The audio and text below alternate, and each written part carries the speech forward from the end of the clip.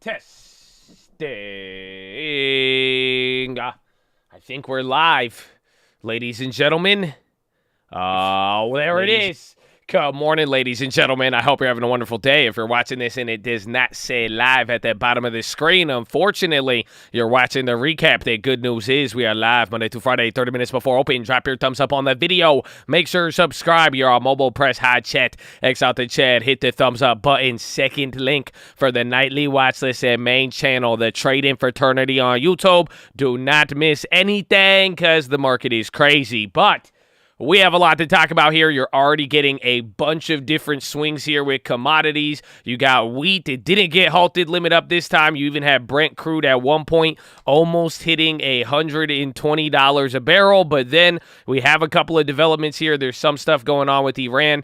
People are talking about oil reserves being released, but that is still not the main piece of news. We are going to get more potential peace convoys. Again, the news from yesterday, we're going to get something like that, but you've been getting commodities going crazy, and if you haven't been familiar, this is the biggest commodity move since 1974. It's bigger than '08. It's bigger than the 70s. So we got a lot to talk about. We're going to be getting Jerome Powell here today, also about 30 minutes after market. He had some effect there, but you got the futures looking pretty good right now. Things were able to bounce a little bit, so we will see what happens. And good morning.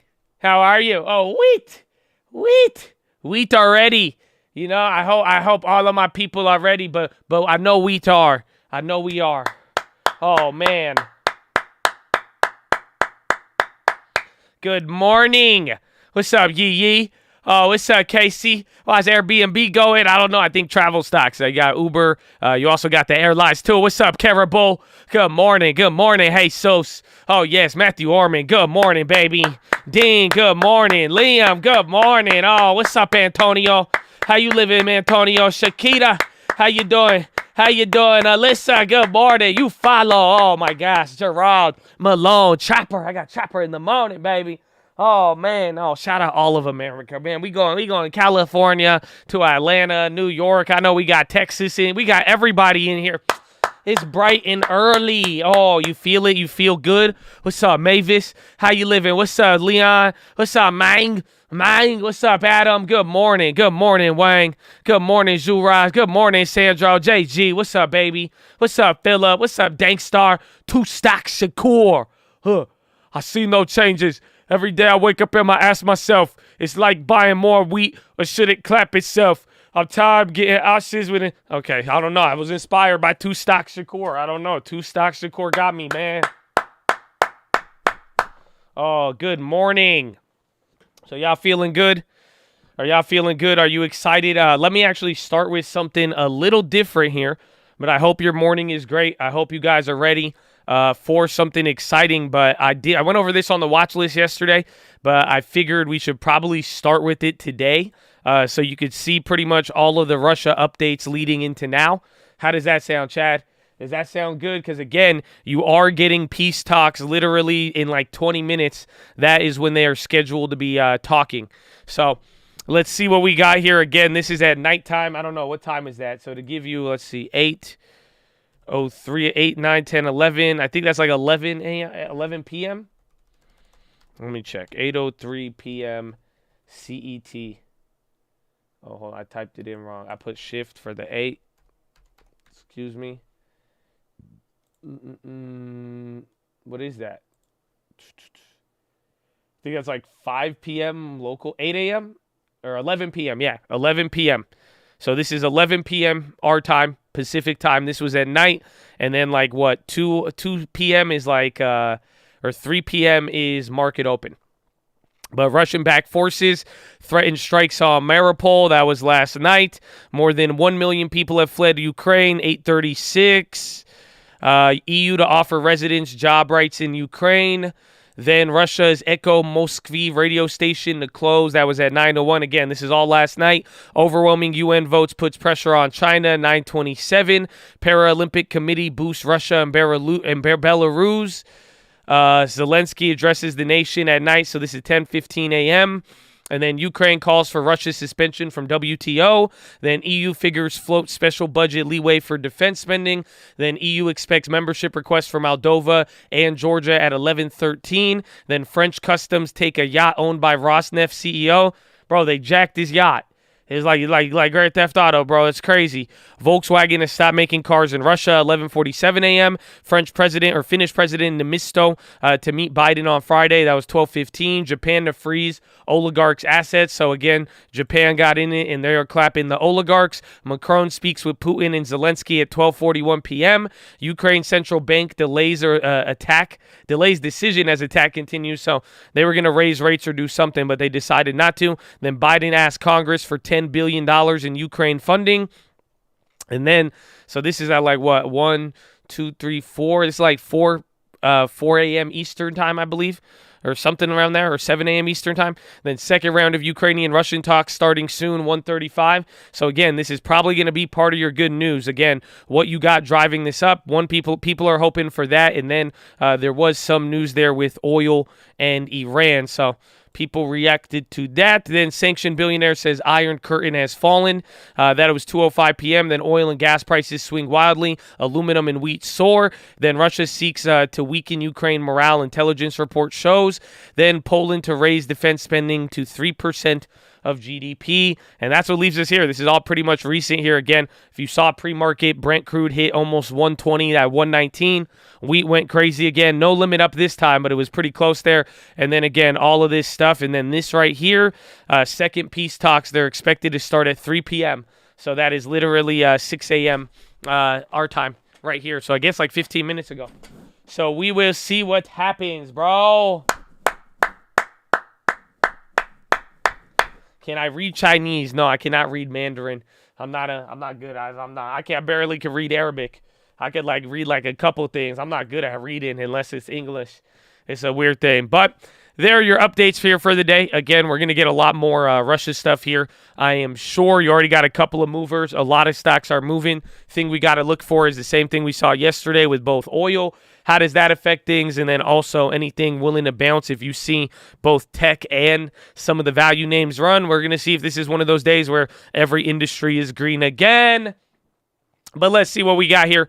Oil pair gains after soaring to the highest since 2008. Brent at one point touched almost 120, while WTI scaled 116. Wheat also rocketed past 11 a bushel. Zinc hit 4,000 a ton, and aluminum notched another record. Investors have poured more than $500 million into commodity ETFs this week, taking total assets to a record, and the Bloomberg commodity spot is set for the best week in decades since 1973. U.S. futures slip while European stocks reverse early gains. To trade in the red, utilities led declines. Treasuries edged up after sharp losses yesterday, though the 10-year remained below 2% levels. Seen before Russia's action, the dollar ticked up with gold. Ukraine and Russia will hold a second round of talks today, though Russian forces fired missiles at Kyiv overnight and stepped up their campaign to take cities in the coastal south. Japan slapped new sanctions on Russian officials and announced export controls on Belarus. The EU will offer residence and job rights to displaced Ukrainians. The U.S. accused the Kremlin of a media crackdown to prevent Russians from getting independent information. Uninvestable, MSCI and FTSE Russell will dump Russian stocks from equity indexes, spurring Japan's GPIF to weigh the effect of the portfolio. Moody's and Fitch cut Russia to junk. European stocks with exposure to Russia have lost more than $100 billion since the war risk surged. Moscow Stock Exchange will stay shut, and the LSE froze dozens of depository receipts of Russian companies. The SEC is probing NFT creators. We covered that on the watch list. Hedge funds, global flagship fund, Tiger Global, they said that they lost 10% last month, extending losses for 2022 to 23%. Goldman is said to be cutting ties with Isilet Management, whose communications are under scrutiny for block trading practices. Jerome Powell's vow to contain inflation with higher interest is supporting widening real yield differentials between U.S. and global peers that may boost the dollar. Market risk adversary said that real yields have entered a sustained upward trend and expects the dollar index to climb another 1.5% to 99 this year. Dealers and investors are rushing to stockpile the safest assets as collateral, gumming the financial plumbing of the biggest bond markets. Treasury traders failed to follow through with repo agreements by the most in almost 2 years. UK investors have been forced to use a safeguard high-powered repo facility repeatedly as liquidity and short-dated gilt dries up, and bond buyers have been paying the highest premium since the sovereign debt crisis to own cash bonds over equivalent swaps. And then 2-year yields, upper yield boundary may have formed for 2-year treasuries with the 1.6 area holding. Even after Powell's comments, the threshold wasn't breached. Similar message comes from the 2-year future contract, which held above an early February low. This might not be the start of a major bull run at short end of the curve, but it does suggest more shorts are heading to the sidelines. Today, 7:30 ECB minutes, 8:30 initial jobless claims, 9:45 February services, composite PMIs, 10 a.m. January factory orders and durable goods, 10 a.m. again. Jerome Powell testifies before Senate, 10:45 Nancy Pelosi holds weekly press conference, 12 p.m. Fed Barkin speaks, 2 p.m. Biden holds cabinet meeting, 6 p.m. Fed Williams, and then Biden's FCC nominee shown to be considered by Senate Powell. Watchlist. What's up, man? Welcome, Watchlist. Earnings include Best Buy, Kroger, Broadcom, Costco, TD Bank, Marvel, and Brown Forman. Not too bad. What do we got? Goldman raised its S&P dividend forecast to 67 a share, implying a 10% year-on-year growth versus previous forecast to 8. Dividends have tended to outperform equity shares when inflation is elevated, the bank added. Energy sector, and specifically companies Exxon and Chevron, is expected to be the biggest contributor to growth. Ex-Nissan director Greg Kelly was found guilty of helping Carlos Ghosn underreport his pay. More Ukraine reactions. India may soon allow rupee-ruble trade to bypass sanctions. The Business Standard reported Japan's GPIF is weighing MSCI and FTSE Russell decisions to cut Russia's stocks. Kazakhstan is mulling a plan to send cargoes via Lativa after some ports blocked Russian ships. Malaysia stood pat on rates. Crude's rally has room to run with Russian oil supply in dire straits and the market's ability to boost short-term production limited. ANZ estimates Russian output may already be down 1 million barrels a day and raised short-term outlook to 125 a barrel. It noted, however, that high prices will eventually stimulate supply, which could lead to an easing of prices once geopolitical risks subside. Trafigura opened a cargo of so-called Russian crude at the lowest level in almost 17 months on a Japanese pricing agency's platform. According to RIM website, while it's also rare for deals to be completed on that platform, it could be used to give guidance on pricing in the market. What else do we got? Elon Musk challenged the United Auto Workers to hold a vote at Tesla's California factory on whether to unionize. Musk claimed employees already received the auto industry's highest compensation. Tesla won final approval from Germany for its first plant in Europe. Snowflake sank post-market after saying revenue growth will slow. Coupang's losses widen. Best Buy's profit margin and long-term outlook are in focus before the bell. Broadcom may be after hours as its benefits support strong chip demand. And Costco, and Marvel also report casino licenses for 6 operators in Macau, including Wynn and MGM. They may be extended for 6 months until year-end, local media reported. Temporary extension rather than long-term renewal adds to uncertainty, as it suggests authorities want more time to make regulatory changes. Peloton ex-CEO sells $50 million in stock to MSD Partners. Lufthansa says pandemic rebound slowed as war sends oil surging. Alcoa halts business with Russia as Ukraine invasion advances. Goldman set to cut ties with block trading funds. Citigroup hires senior healthcare bankers from TD. Intel cut to overweight or underweight at Morgan Stanley. Price target 47. ARK Fund sells Trimble, Splunk, and Walt Disney. Buys Nextdoor and C. Chevron price target raised to 160 from 140 at Cohen. Again, super yacht was seized in France. They seized the Russian tycoon Alisher Usmov's 512-foot yacht worth $594 million. They stole it. More Fallout. Russia athletes, along with those from Belarus, will be banned from participating in the Beijing Paralympics, AP said. It was no Super Bowl, but people still turned in. Some 38 million people watched Biden's State of the Union, AP reported. Numbers surpassed Donald Trump's last State of the Union in 2020, but fell short of the 45 million he drew in 2018. James Earl Jones is leaving his name in lights above the Court Theater in New York. Tiger Woods landed an $8 million PGA prize without even playing. Good for you, Tiger. On this day in history, the Star-Spangled Banner became the official national anthem in 1931. Lawyer Francis Scott Key composed the lyrics in 1814 after witnessing the British bombardment of Fort McHenry in Maryland. He was in awe at the fort's flag survived the attack. The patriotic words soon circulated and were set to a tune of a popular English drinking song. What? Oh, say, can you see by the dawn's early? That's an old drinking song. I guess it kind of makes sense. Shaved thy belly with a rusty razor shave. No? Okay. I was a pirate in another life. That's why I had that ship idea. Nobody was with me, man. It's okay. It happens. It happens. It happens. Got a couple pre-market movers here as well. Snow shares are down 22% pre-market after projecting product sales and growth would slow from its previous triple-digit percentage pace in the fiscal year. Samsara, they jump 15 Wednesday post-market session after the maker GPS tracking devices and other technology beat estimates. Vive cut their price target. Stock is down. Anaplan shares are up 6 in a post-market trading after forecasting revenue that topped estimates. Pure Storage gains 8.7. They beat.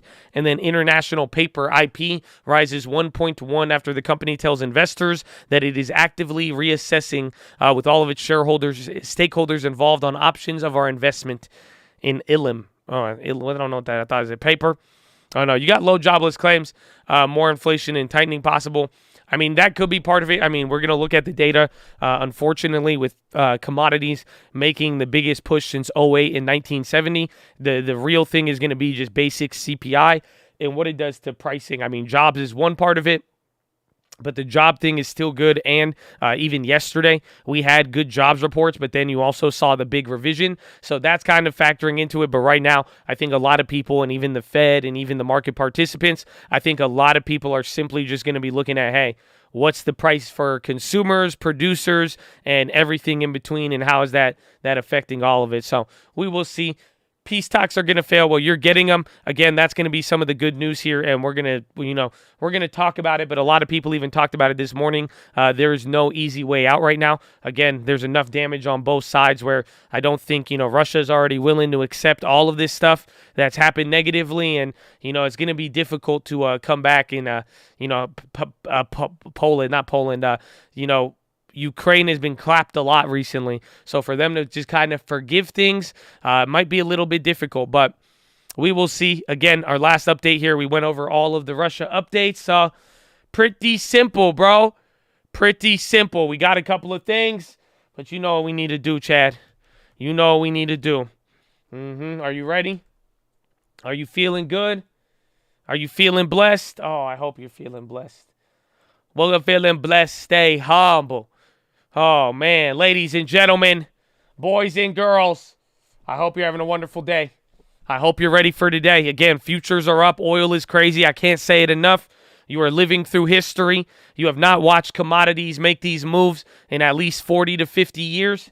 But before we do anything, before we try to chase a dollar, before we try to enrich ourselves, we must pay homage to the people who have sacrificed more than most of us ever have and ever will.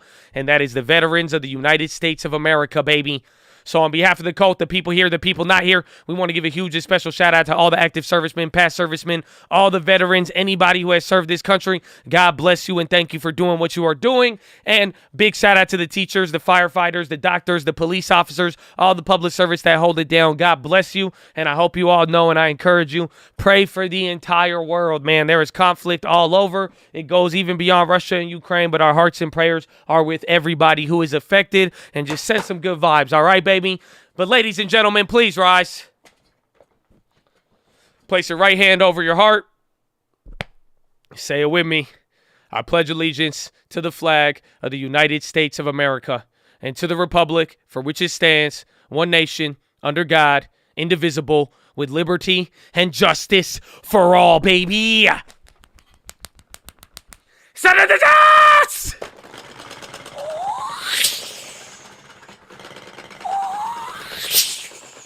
Oh, it's game time, baby. Oh, nah.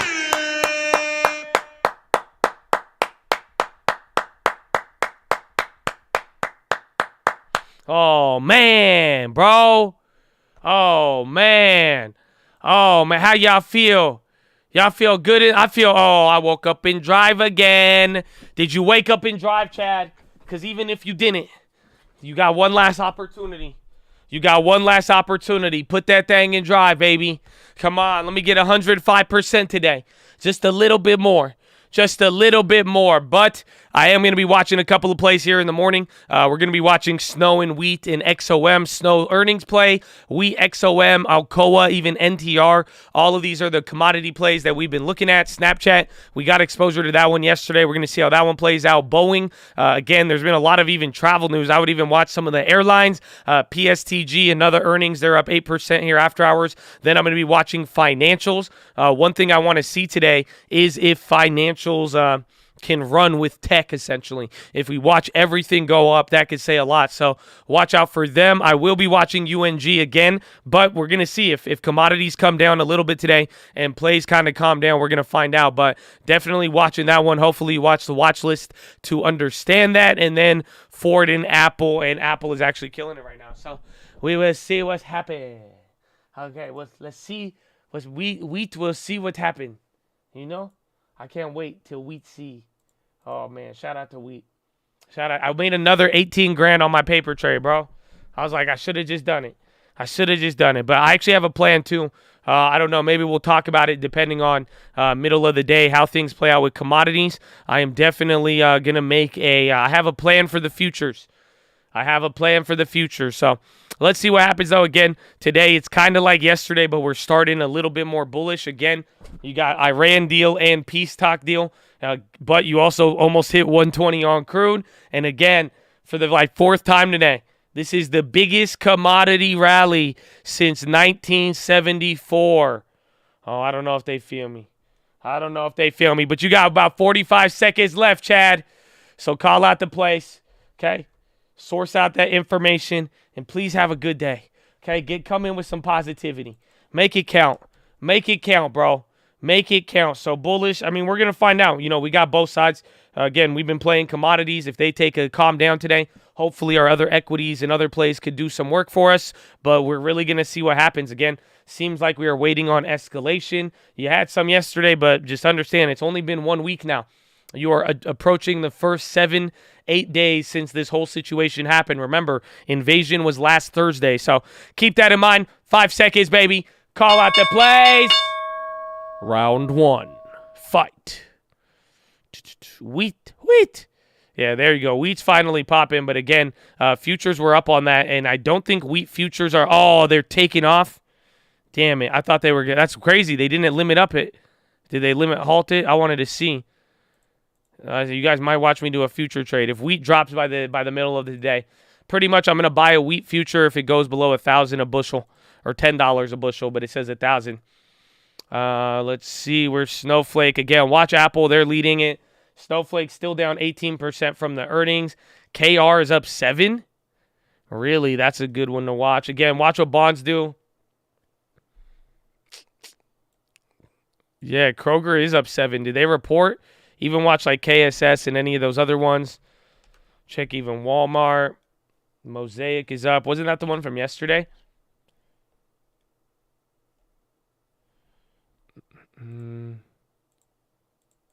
Yeah, Kroger is rocketing. I think even what's it called was up too. Walgreens. That's Walmart. Walmart's doing good. Wheat went up and then came down. We're going to watch the futures too. Snowflake, it's actually up only. It's down 14. I thought it said 4. I was like, that's crazy, man.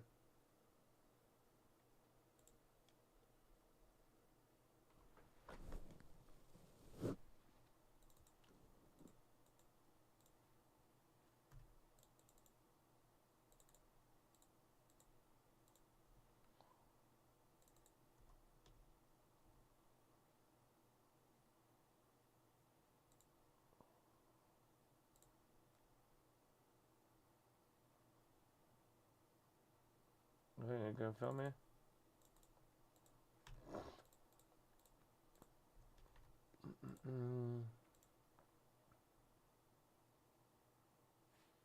Is this even going through? MO? Snowflake, biggest drop on record.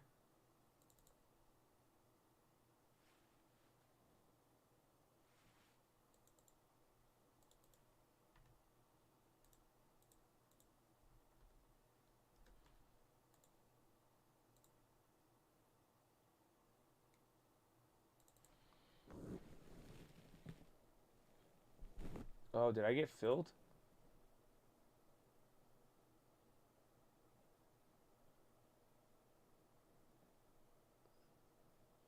Oh, shit. I got filled on both. All right. I got filled on both. Kept them small, but now went a little bit bigger. Probably spent like 70, 80 bucks. Tesla pop candle.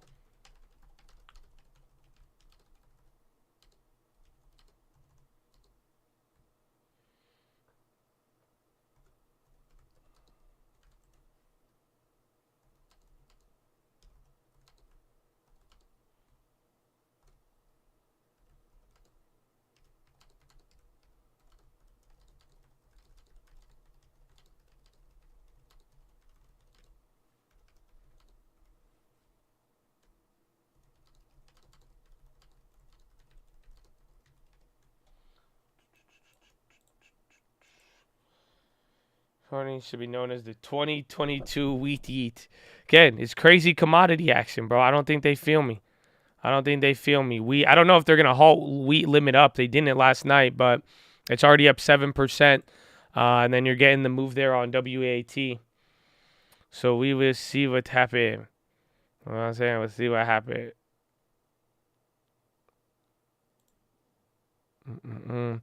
But don't trade it. Not a recommendation. No, not 1874, 1974. I grabbed KR. I grabbed the Kroger's. Again, they're moving pretty big. They're kind of, I'm pretty sure it's a multi-year high breakout point for them. Yeah. Again, I'm not too sure why they're up there, but there were some cheap plays despite the move. So I grabbed 2 on the next week, kept it small, and don't trade it. Not a recommendation. We will see what happens. SPY's coming down a little bit. Crowd, Spelunk, Snow still holding up. Let me check the wheat. Where's even Alcoa? Alcoa's even going up too. Ford knocked. Oh, wow. Oh, I put KRR. My bad.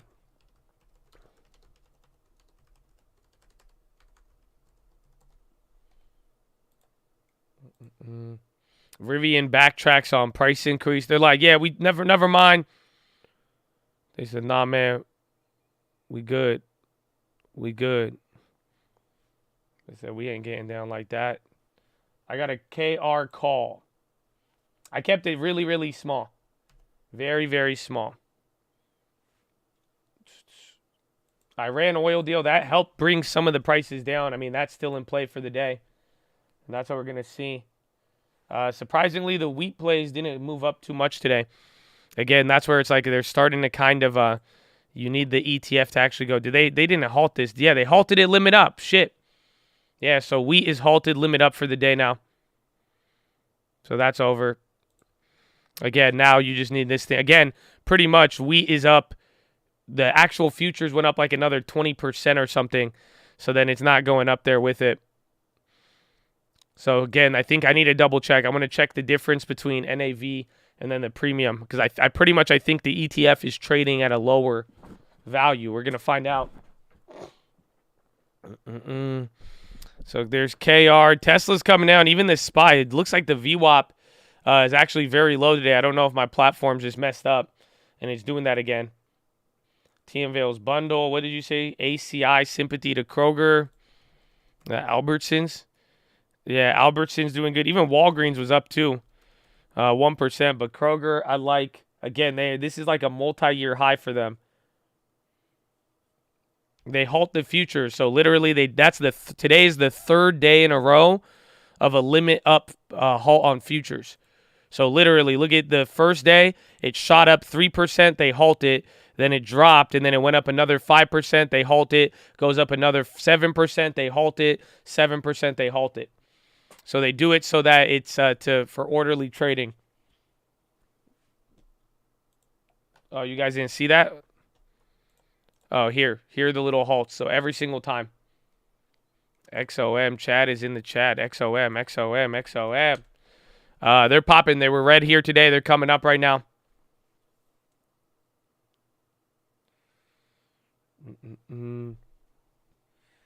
KR is on fire. It is. It's doing good. We'll see. Let him run. D-Walk on the high. Bank lows.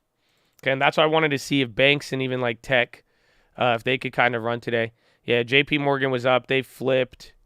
So that's one thing from the morning. Boeing's already red. How about travel? Just went all in on wheat. Well, get ready. There's going to be a lot of moves. Again, I'm going to buy futures off the first dip.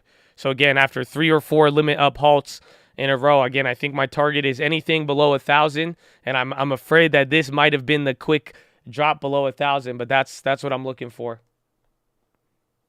And that's going to be my double dip point there. Airbnb, you hold up, man. I'm so proud of you. So proud of you. Futures, there's 2. There's XW and ZW for wheat. XW is the mini, so they're smaller. ZW is bigger. Snapped today. This was the play from yesterday. And again, this was part of like the open interest strategy. I've just been trying to like follow some certain trades that I've been seeing that caught my eye. There's been 2 big trades on very inactive option chains. And Snapchat was one of them yesterday. Those plays are still down, though, from yesterday. Again, Snap was down a lot. How is the house flip going? I am pending. So we accepted an offer, and I'm just waiting. We're waiting to close it. I'm either going to close tomorrow or Monday, God willing. Y'all crack me up. You're excited about wheat. It's only up $1 in 4 days. Yeah, go look up the last time that happened. You'll be surprised. Again, wheat is probably one of the most abundant things in the world. That's like the value of poop going up. Does that make sense? It's like, I don't know, what is there an abundance of? That's like I don't even know how to explain it. It's a pretty wild one. Pretty wild one. Costco has earnings today. They're already moving up.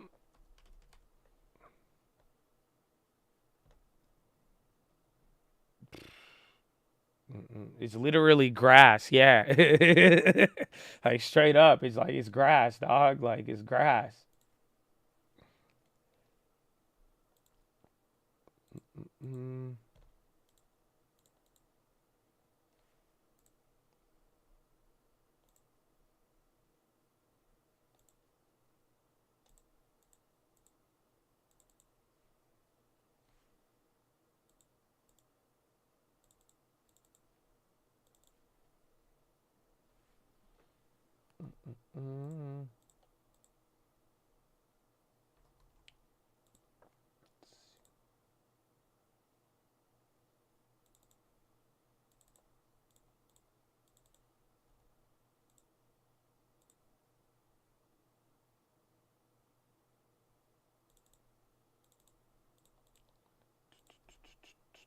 Hold on.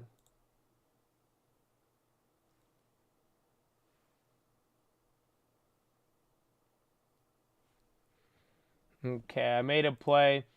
It's up right now, but I'm down to take it. Let's see if it works. Let's see if it works today. It's already up.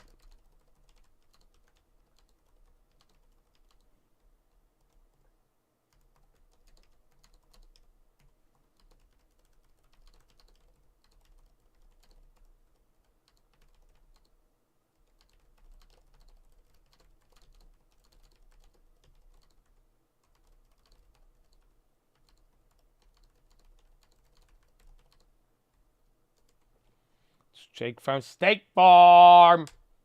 Welcome, my friend. Welcome. Check BA.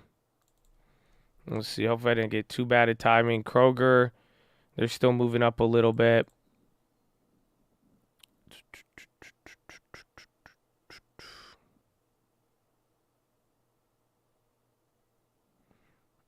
Let's see.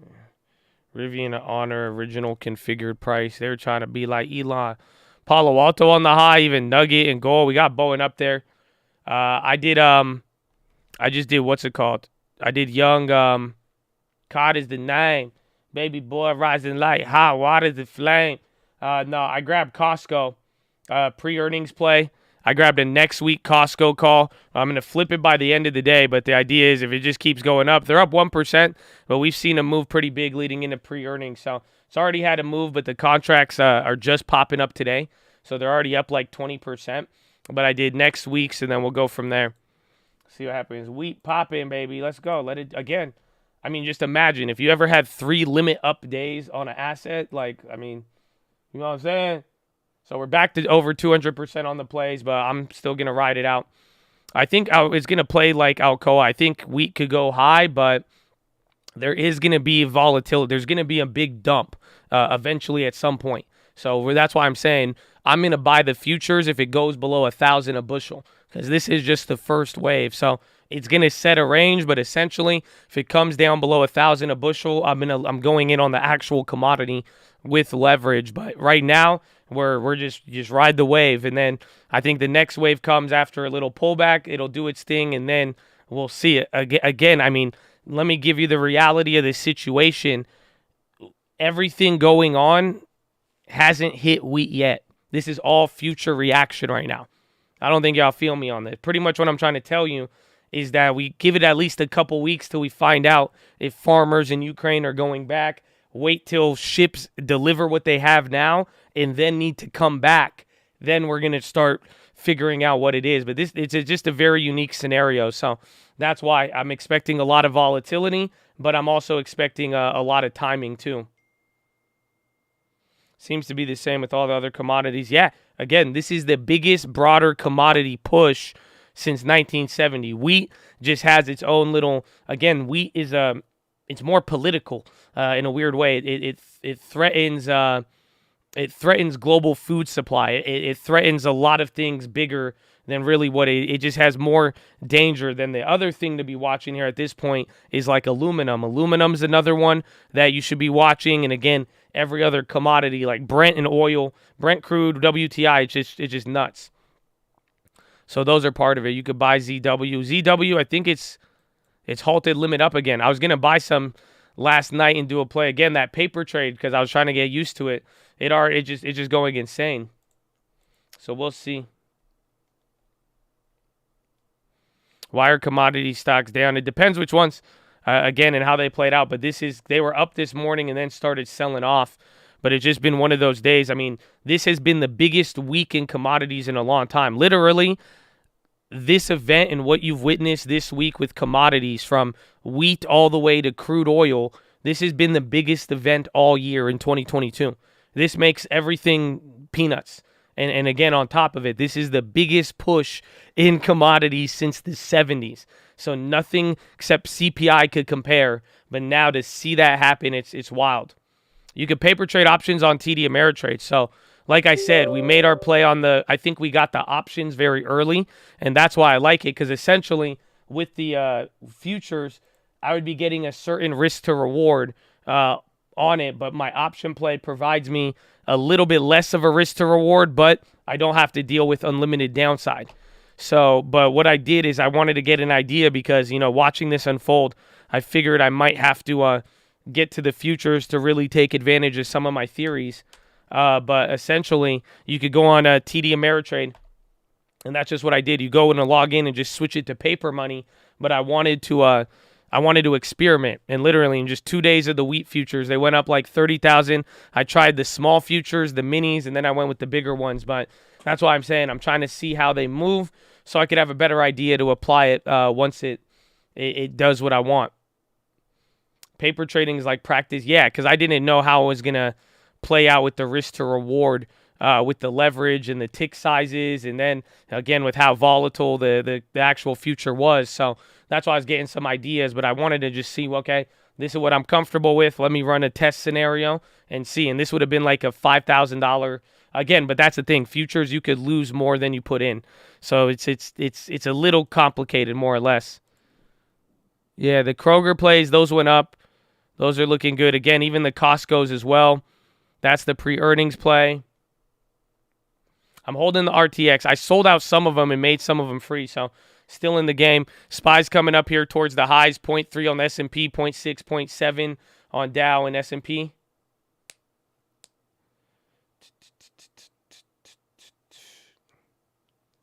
Corn is part of it too. Corn, all of them, every single commodity, anything that grows from the ground or is a basic metal material, it has been on fire over the last week and month. And then not to mention how it stacks up on a historical scale. Kroger.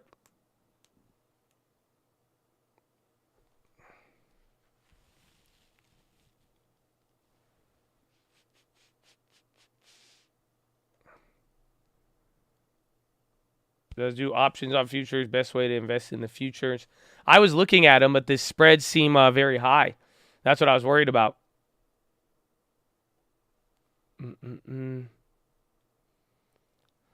Airbnb, should we trade cord? You could go for any of them. Again, the one I really like this situation with wheat, and that's just one I'm going to focus on. Otherwise, I would have went with aluminum, but I couldn't find any. We just made a Costco play not too long ago, probably like 10, 15 minutes.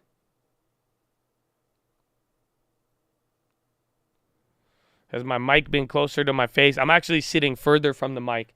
I had chest day yesterday, so I got to lean back and make sure the chest is to the sun. Because, you know, my chest wants to, like, you know, it wants to get in there.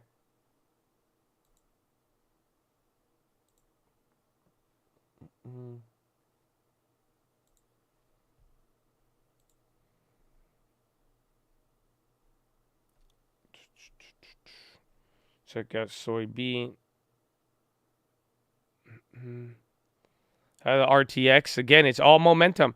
And then if you get another pop off the same news, they're gonna come right back. That's the problem with everything going on. That's been how everything's playing out.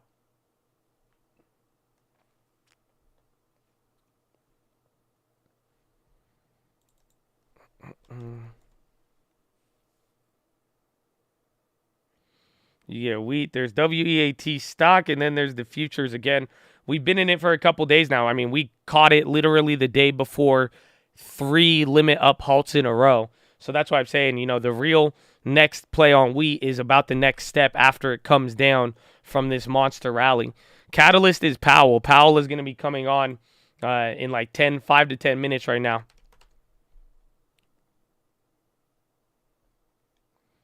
Lean hog future. Again, every commodity. It's wild. It is wild. SPY's coming down there. You just had a pretty big cheek lay. That was like 2 points in 1 minute. I don't know what the hell is going on with the VWAP. It gets wild out here. Yo, SPY dropping pretty quick. I don't know if we have any updates. Again, we were going to hear some level of, what's it called? There was like the peace talks in the morning gave us some good news. But we are up 1/3%. NASDAQ did just flip red. Thoughts on Rivian? I mean, what do you want? Do you want it? I mean, if you could trade it all day, I'm sure we're going to see whether or not it comes to life. But for the long term, I mean, you have so many discounts on such quality names right now. Just go take something quality first, and then if Rivian's still cheap, then you could buy it. But otherwise, just go for quality right now. That's it. Yeah, Ukraine lost the key city yesterday, Khrushchev, and then people are worried about, what's it called? Was it Oksana? I don't know what it is. Something's about to get clapped. Rivian. I think Amazon backed out of the Rivian, or they changed something with it.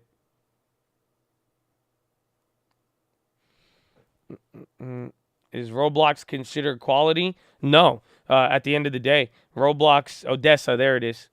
But Roblox is considered growth. That's a long duration company. It's a growth name. Quality is literally something that you know about and has made consistent revenue and profit, consistent profitability with margins for at least 5 to 10 years, if not a decade, is what I would say. Kroger, the Costco's are up too, but yeah, Kroger is still running.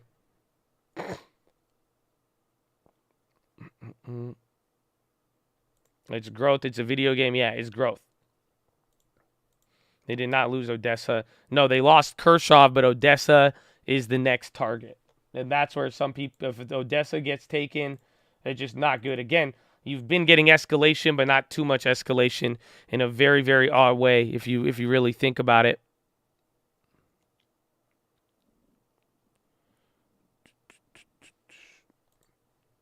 $3M, they're decent, but that's value in the sense that it's been around, they're doing a lot, but they've underperformed. They're out of favor, but good dividend, still a little risk. Again, to give you some insight, I mean, if you want to think about the last 3 long-term plays, Airbnb was one of them, and that's a growth name, but I still like them. But other than that, I grabbed JP Morgan, and then the play before that was Abivai. So, and just think about the environment that you're in right now. But to give you an idea, go with names you really know about. Go with some real quality, and you won't be disappointed. The Costco play was an earnings play for next week, just calls. And then the KRs are up almost 100%. So hopefully we can ride those out. It would be nice.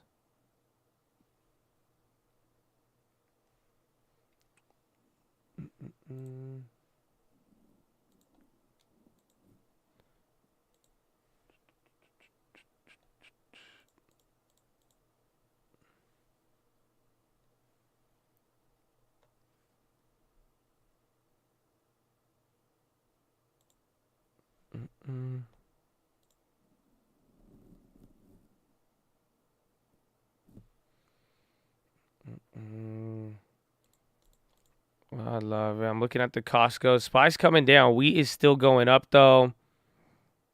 Very interesting one. BA acting weird. Yeah, they came down. Again, they announced some stuff with Russia yesterday. Russia didn't clap them, but it's kind of doing its thing. Powell on the mic. Is he?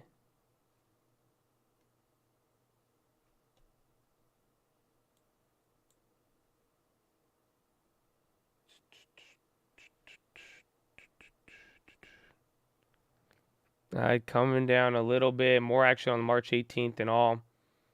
Yeah, I just went for the timing and price. That is the key. Is KR play wheat related? I don't know. I don't think so. I think there was something with grocers this morning that led to a lot of them going up. Yeah, they had upbeat earnings outlook, and I think that's it. It was just good earnings, good post-earnings continuation.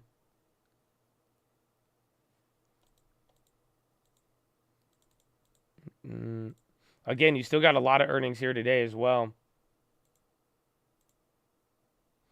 But Powell's not live yet. He's about to be.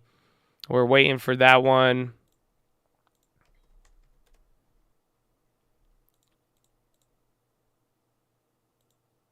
Again, these are still running.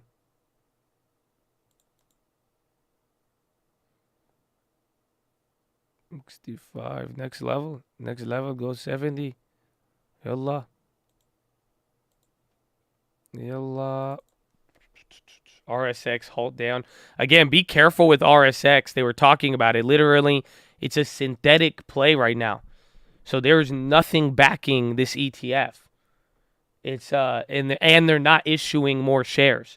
So like sometimes with ETFs, they will issue more shares, as that's the whole idea of an ETF. Like they add liquidity to it. It's people breaking it down. They reinvest money, all of that. But literally, Van Eck right now, this is a synthetic play on. There's Russia. There's no value backing it at all. So this is literally just fixed supply of stock, people buying it, but what it's back to, even for the computers, there's nothing. It's pretty wild. It's like trading SHIB. No, because SHIB adds shares. They don't even add shares. It's a very weird concept. I don't even. Again, what's the point? Imagine if you short it or buy it. You just have to think about it. There's not. Again, what is the value based off of? Pretty wild concept.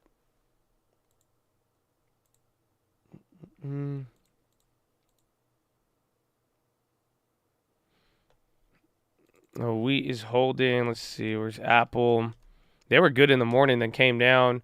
Ford, Uber, Lucid, they're all getting clapped. And RSX is unhalted. Made it after eating at the Shiba. Real.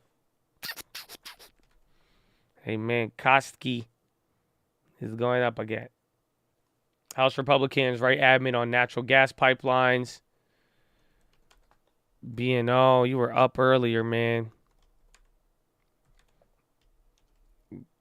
Kellogg's on the high. Miss any plays? I made a Kroger play and a Costco pre-earnings play, and then we talked about the plan for wheat futures, how we plan to play it. Again, I'm holding the wheat options still for October, but then the next plan is first $1,000 dip we buy it, and again, pretty much the wheat play. It's like I put in $2,000, and now it's like $6,000. I made like $4,000 off of it, And this is what I was trying to compare here is like the futures. This is what I'm saying. It's like I did 5 times the size. So if you've lowered this by 5, pretty much I made what, like 8 grand? Or no, 6 grand off of one contract with similar leverage or more leverage. Each contract would cost 5 grand essentially, or something like that. So this is what I was saying, where the option play has allowed me to get the same leverage as a future without the unlimited downside or without the future stuff. But now that's why I'm saying if it does come back now and the premiums, depending on what they do, or if we get a dip here, I'm going to use that to take advantage. Again, this is a paper trade account, but that's why we're playing with it. That's why we're playing around. We're getting some strategy, man. You're getting some strategy. Yeah, value plays are holding up nice still, too. Again, even the long term. Shout out JPM.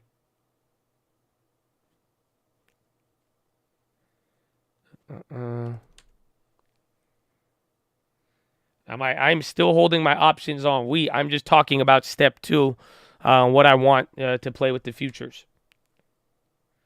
Corn could go. All of them could go. All of them can go. I think wheat is very unique, and I think wheat is going to be a highlight of it, because if anything could go up, and they're all affected by the same thing, and they all have the same stuff. I just think wheat is the one that's dangerous. Wheat is the one that shouldn't do it, and wheat is the one that it's very interesting here, and it's going to be more of a political tool, more or less. So, but everything else, corn, again, aluminum is my second favorite, but you can't really trade aluminum futures. But corn, soybeans, everything else is still in play, but they're all going to play out a little different.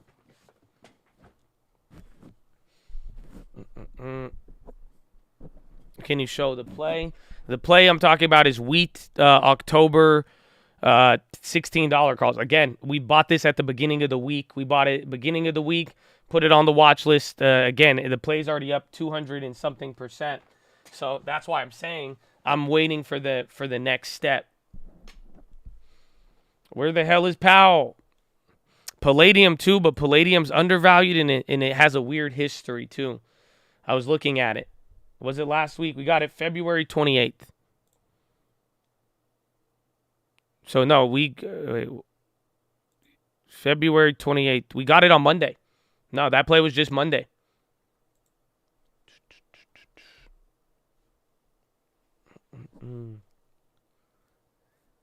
Earnings. I think they already had the earnings. That's why they're up here today.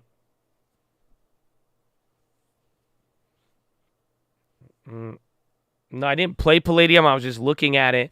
And that's what I was just thinking. I was like, at the end of the day, you could go after a bunch of different things, and they're all doing stuff, but I think we found something here with wheat, and I think it's just about playing it, and that's why I'm just focusing on that, finding the next step. Again, I understand the options are going to be one level, but that's why I'm even venturing into the futures to make the most of it.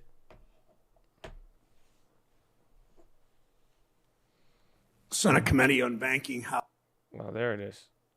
Why isn't there no video? Thank you, Chair Powell. Members have the option to appear either in person or virtually. I want to start by acknowledging that as we sit here this morning, Ukrainians are showing such courage and resolve, fighting Russian invaders in their homelands. Ukrainian Tesco on the high. Indiscriminate Tractor Supply. Refuge in subway tunnels, something Europe hasn't seen since the siege of London 7 decades ago. I express my support for the brave men and women in Ukraine fighting for democracy. I know my colleagues on this committee of both parties join me in that. It's a Russian attack on democracy. It's only the latest terrible escalation of what has become one of the main goals of the Russian Federation, to attack and undermine democratic norms at home and abroad. The world is looking at us right now. We're the leader of the free world. It's oldest democracy. It's vital. We live by our values, both abroad and at home. It means a commitment to the rule of law, a commitment to democratic participation, a commitment to independent institutions that allow our society to function, like the Federal Reserve. We created the Fed 109 years ago, I guess, an independent agency, as an independent agency outside of any political party's control, to be staffed with economic experts, not political cronies. It's one of many American institutions that sets our country apart. from autocratic regimes. It's vital we reaffirm our commitment to the Fed's role, showing the world what a functioning democracy looks like. Let's show up and do our jobs like Chair Powell comes here perhaps 14 times a year, it seems to him. That's the best way to achieve a strong, growing economy that lifts up the whole country. This time last year, our country and our economy were at a place of deep uncertainty. 4 million Americans out of a job, frontline workers just beginning to get vaccinated. We were in the midst of a public health crisis, an economic crisis that needed all of us, policymakers, business owners, workers, union and non-union alike, to come together and tackle the challenge of this pandemic economy. It's what we did. We passed the American Rescue Plan. We got shots into arms, money in people's pockets, workers back on the job, kids back in school. Against the odds, 2021 became a year of, as the chair I'm sure will say, unprecedented economic growth for our country and job creation, wage gains, GDP for the first time in 2 decades. Think about this. First time in 2 decades, our economy grew faster than China's economy. Think about that. We averaged 500,000 new jobs per month last year. We saw the fastest drop ever in the unemployment rate. Wages rose for workers, especially low-wage workers who began to have a little more power in a tight labor market. American entrepreneurs started a record-setting 5 million new businesses. This translated into American families' household balance sheets healthier in 21 than before the pandemic. It's because of the actions that Democrats took in this Congress, expanding the child tax credit, rental assistance, housing assistance. The American Rescue Plan helped get most Americans vaccinated, made a booster shot available to everyone. 65% of the population is fully vaccinated, more than 75% of all adults. Case counts, hospitalizations are dropping. We're one step closer to normal life beyond the pandemic. Americans no longer have to live in fear. We've come a long way, but the fight isn't over. It's taken a terrible toll on Americans after 2 years of stress, of massive disruptions in our lives and our economy. People are simply exhausted. They're fearful that inflation will make it harder and harder for them to keep up with the cost of living. The pandemic economy has caused inflation. Families feel it at the gas station. They feel it when they're making rent payments. They feel it when they check out at the grocery store. We must acknowledge that Russia's invasion of Ukraine will affect the global economy. We learned over the past 2 years how fragile our global supply chains are. Some have said for years we should make more things in America and rely less on China. Elites in Washington, in lobbying for trade laws, change in trade law and tax law, elites in Washington dismiss those concerns. For decades now, they're starting to wake up. We help prevent long-term inflation by bringing supply chains home. In the process, we rebuild our own industrial base. The House and Senate have both passed bills investing in domestic manufacturing and research and development. We need to put a comprehensive bill on the president's desk. We need to bring manufacturing, research, and development back to this country. We're building the capacity to move goods faster and more cheaply with the bipartisan infrastructure bill. While most Americans report mixed feelings about the economy over the past year, they may have gotten a raise and a tax cut and have more in savings while also being concerned, rightly, about rising costs. There's one group that did better than ever last year: America's large corporations. Corporations made record profits in 2021. They gave their executives and their shareholders a bigger slice of the profits than ever. They've reacted with barely controlled glee at the opportunity to raise prices during this pandemic economy. We can never forget raising prices as a choice. There's no law saying if the cost of an input goes up or transportation costs increase, companies have to raise prices. They have options. They could cut costs elsewhere by making executive bonuses or stock buybacks just a little bit smaller. Of course they don't. There's not enough competition in the economy, especially drug companies, meat packers, oil companies, shippers. From the meatpacking industry, the oil cartels, corporations don't face the fair, capitalist free market competition we need to keep prices low and wages high. And when you combine current inflation with the expenses that have been rising for decades, drug costs, child care, housing, it's little wonder that many middle-class families in Nevada and Massachusetts and South Carolina and Alabama and Pennsylvania and Ohio don't feel stable. It will take all of us to lower these long-term costs, fight inflation, create an economy where hard work pays off for everyone, no matter who you are, where you live, what kind of work you do. All workers should be able to find a good paying job that allows them to raise a family, keep up with the cost of living, join the middle class. The Federal Reserve has the responsibility, as you know, Mr. Chair, to tackle inflation, to ensure we have a resilient labor market, a safe and stable banking system, an efficient and reliable payment system, and empowered local communities where consumers and workers and small banks and small businesses thrive.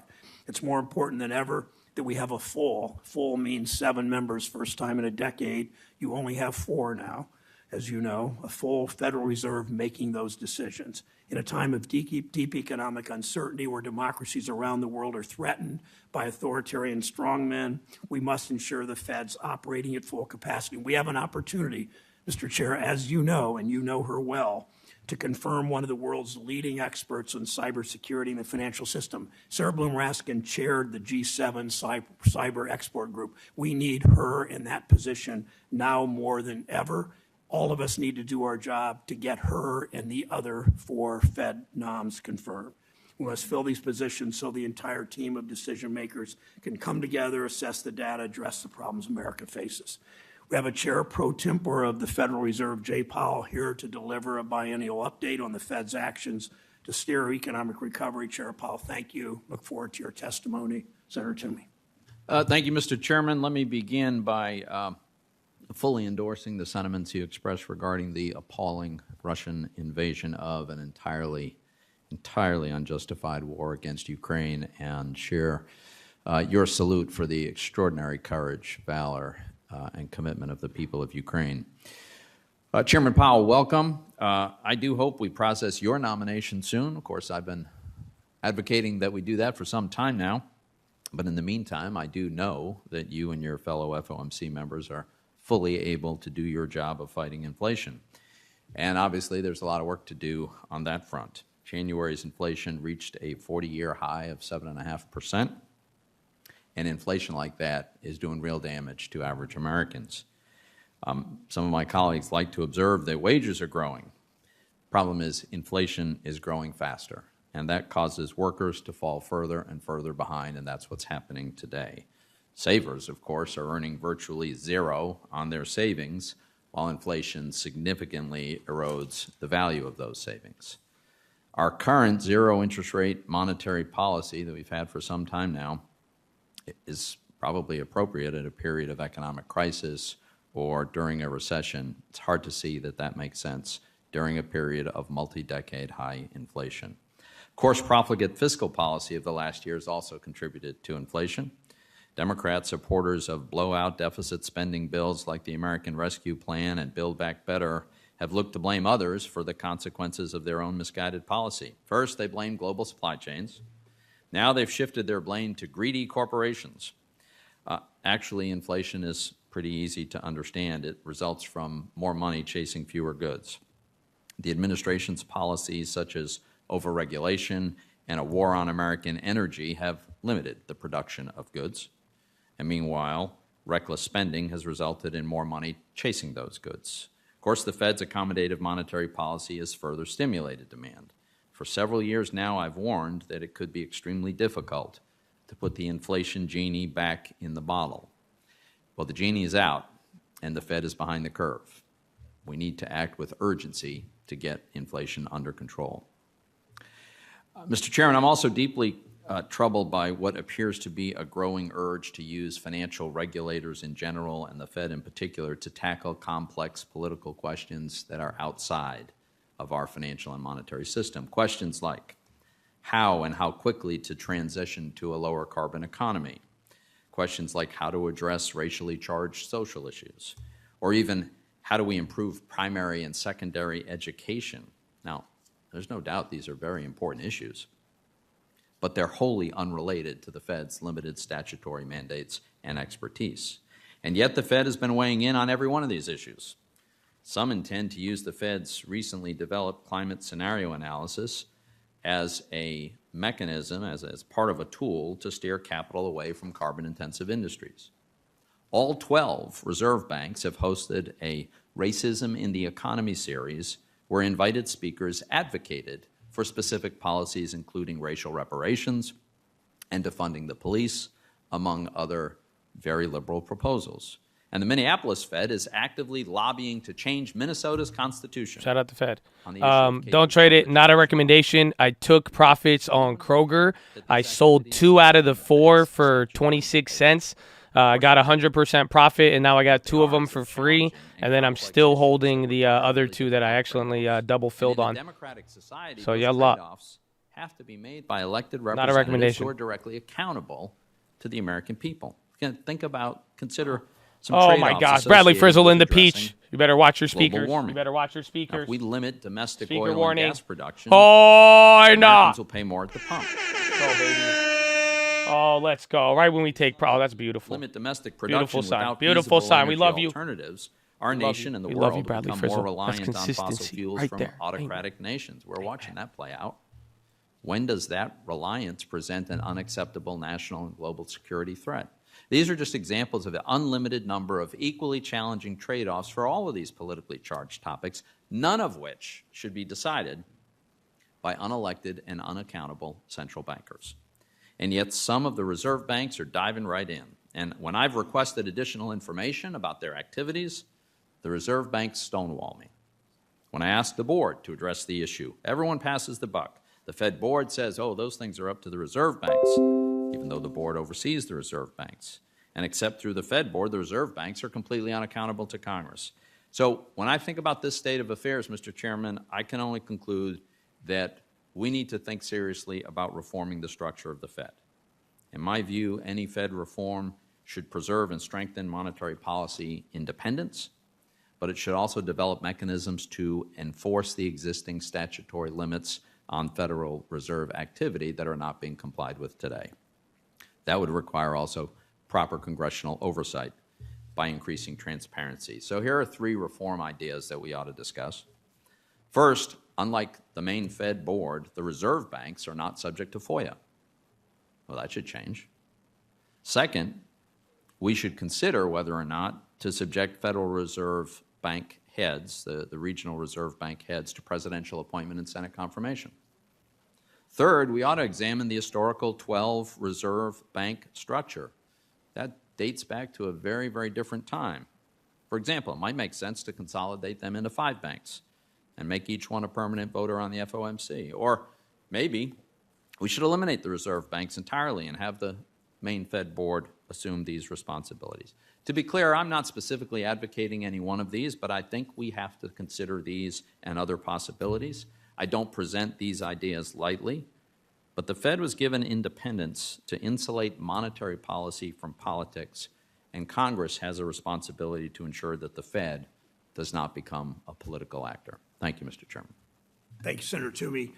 Mr. Powell, we welcome you to the committee again as Chair Pro Tempore of the Federal Reserve. Please begin your testimony. Thank you. Okay, don't trade it. Not a recommendation. Chairman Shout out, Brown, Powell. I ranking sold member the Toomey, other and other members 60s, of the committee, so I have please 2 of them present for the free at Federal Reserve 59, semi-annual but I bought the monetary policy 60s for like 8 cents. I sold them out at Before I 20 begin, cents let me right there. briefly address So we got Russia's more attack profits on on that, and Ukraine. then riding the rest for The free. conflict is causing tremendous recommendation. hardship for the Ukrainian people. The implications for the U.S. economy are highly uncertain, and we will be monitoring the situation closely.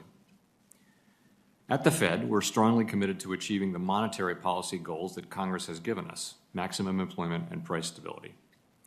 We pursue these goals based solely on data and objective analysis, and we're committed to doing so in a clear and transparent manner so that the American people and their representatives in Congress understand our policy actions and can hold us accountable. I will review the current economic situation before turning to monetary policy. Economic activity expanded at a robust 5.5% pace last year, reflecting progress on vaccinations and the reopening of the economy, fiscal and monetary support, and the healthy financial positions of households and businesses. The rapid spread of the Omicron variant led to some slowing in economic activity early this year, but with cases having declined sharply since mid-January, the slowdown seems to have been brief. The labor market is extremely tight. Payroll employment rose by 6.7 million in 2021, and job gains were robust in January. The unemployment rate declined substantially over the past year and stood at 4% in January, reaching the median of FOMC participants' estimates of its longer-run normal level. The improvements in labor market conditions have been widespread, including for workers at the lower end of the wage distribution, as well as for African Americans and Hispanics. Labor demand is very strong, and while labor force participation has ticked up, labor supply remains subdued. As a result, employers are having difficulties filling job openings, an unprecedented number of workers are quitting to take new jobs, and wages are rising at their fastest pace in many years. Inflation increased sharply last year and is now running well above our longer-run objective of 2%. Demand is strong, and bottlenecks and supply constraints are limiting how quickly production can respond. These supply disruptions have been larger and longer lasting than anticipated, exacerbated by waves of the virus, and price increases are now spreading to a broader range of goods and services. We understand that high inflation imposes significant hardship, especially on those least able to meet the higher costs of essentials, like food, housing, and transportation. We know that the best thing we can do to support a strong labor market is to promote a long expansion, and that is only possible in an environment of price stability. The committee will continue to monitor incoming economic data and will adjust the stance of monetary policy as appropriate to manage risks that could impede the attainment of its goals. The committee's assessments will take into account a wide range of information, including labor market conditions, inflation pressures and inflation expectations, and financial and international developments. We continue to expect inflation to decline over the course of the year as supply constraints ease and demand moderates because of the waning effects of fiscal support and the removal of monetary policy accommodation. But we are attentive to the risks of potential further upward pressure on inflation expectations and inflation itself from a number of factors.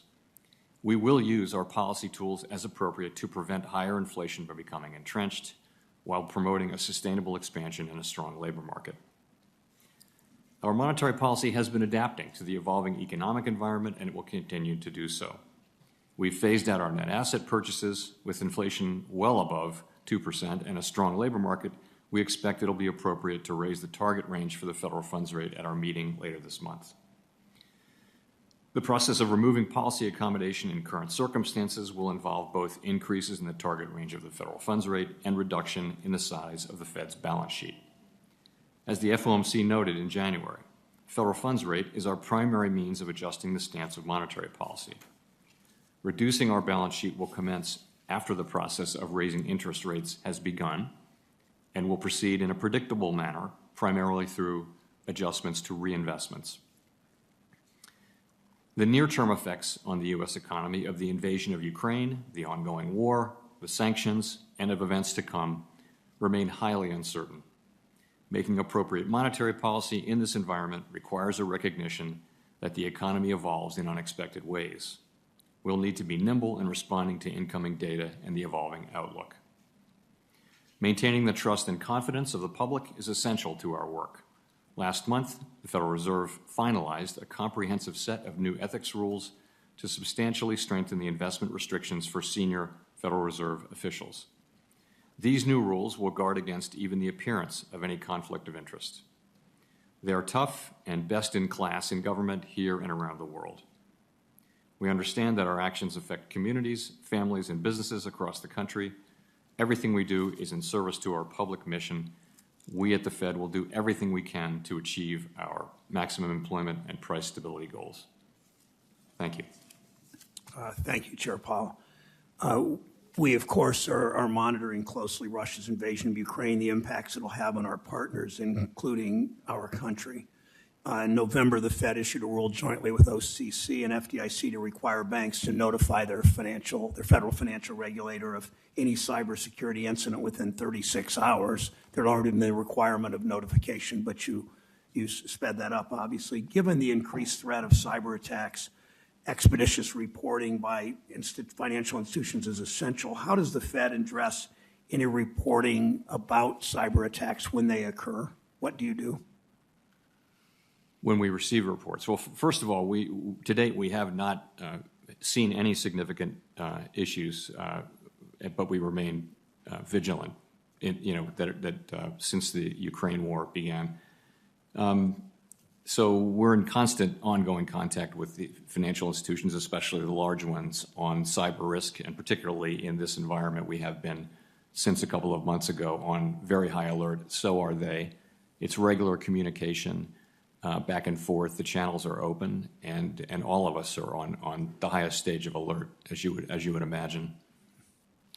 I think it's important. I know that your focus is always on financial institutions. It's important for us to be able to repel cyber attacks, to protect against them, that throughout our economy, businesses are reporting cyber attacks on them. And your job is obviously with financial institutions. I'm hopeful that you will make those comments increasingly public so that other businesses understand, while you don't have jurisdiction, that other businesses understand the importance of that. We know the impact of Russia's invasion could go beyond cyber attacks on financial institutions. It's possible because of his actions.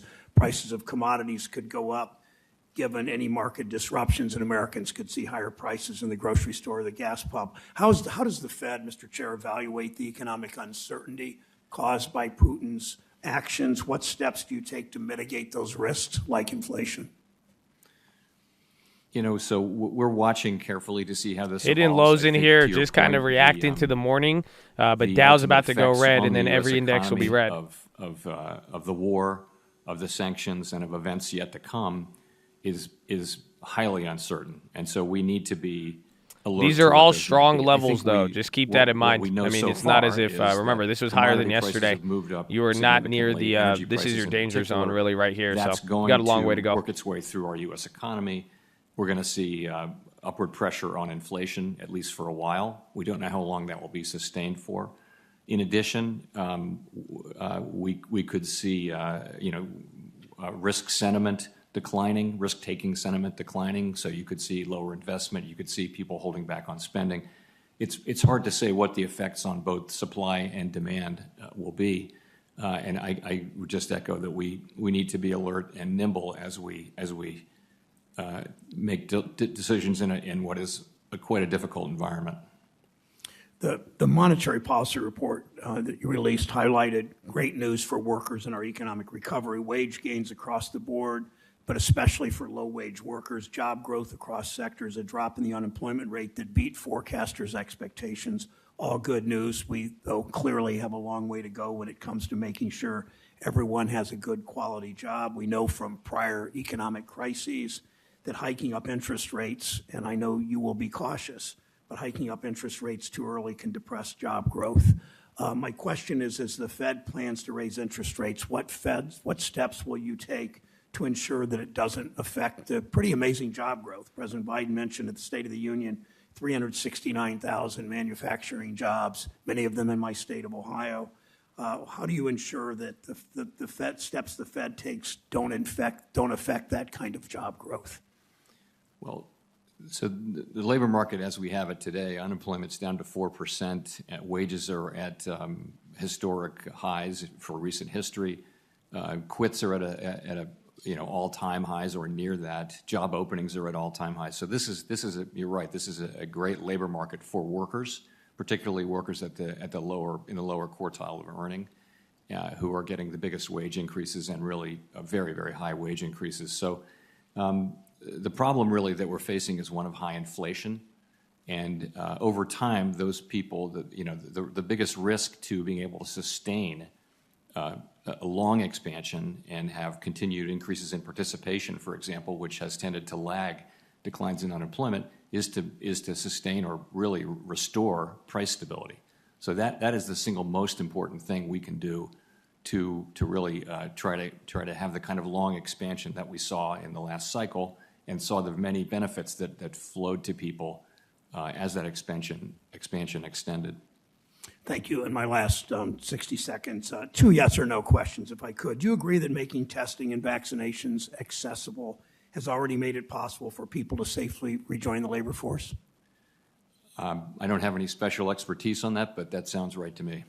Do you agree that making child care affordable would make it possible for parents to return to work and increase the labor supply? As we've, I think, discussed, there's good research that supports that proposition as well. Okay, thank you. Senator Toomey. Thank you, Mr. Chairman. Chairman Powell, so that we get this on the record here, a couple of just quick, simple questions here. Monetary policy is decided by the FOMC of the Fed, correct? Yes. And there are 12 seats on the FOMC, of which 9 are currently filled, correct? Actually, there are as many as 19 participants, but you're right, there can be 12 voters. Right now, so we have right now 16 of the 19 seats filled, or 9 of the 12 voters. Okay, so the FOMC is today, right now, fully capable of determining monetary policy, and the Fed as a whole is fully capable of implementing that policy right now. Is that correct? Yes, we will do our jobs. Okay. I was glad to hear your emphasis on the importance of price stability. Here's my concern. You know, it's a little bit easier to raise interest rates, to normalize, to fight inflation at a time when the economy is booming. What I'm a little bit worried about, and I fully acknowledge nobody knows how this is going to play out, but I think it's fair to say that this war has changed the risk profile a little bit with respect to inflation, as you just alluded to. There's certainly some upward pressure on energy and maybe beyond. And all else being equal, it probably increases the risk that we'll be looking at downward revisions in growth. Nothing certain about that, but the risk is higher. And so I wonder if you could share with us your thoughts on the importance of fighting inflation if we find ourselves in a situation where growth is less robust than what we're hoping for now. So I would agree on both the supply and demand side. There's a lot of uncertainty. The oil prices are higher. That typically does weigh on spending to some extent. But at the same time, we have households and businesses that are in such strong financial shape where it's not clear what those effects are going to be. So as I mentioned yesterday, I do think that it's going to be appropriate for us to continue to proceed along the lines that we had in mind before the Ukraine invasion happened, and that was to raise interest rates at the March meeting and to continue through the course of the year based on incoming data and the evolving outlook to engage in a series of rates. I would say in this very sensitive time at the moment, I think it's appropriate for us to be careful in the way we conduct policy simply because things are so uncertain and we don't want to add to that uncertainty, but that's where it leaves me. I just hope that that the actual practice going forward at the Fed is consistent with what I think you were alluding to earlier, and that is the need for price stability as a precondition for maximizing the well-being of American workers. If we're in a world where we don't have price stability, they don't have job security, they don't have income security. It's just so important. I sure hope that we exceed all of our expectations about growth this year, but I don't know that.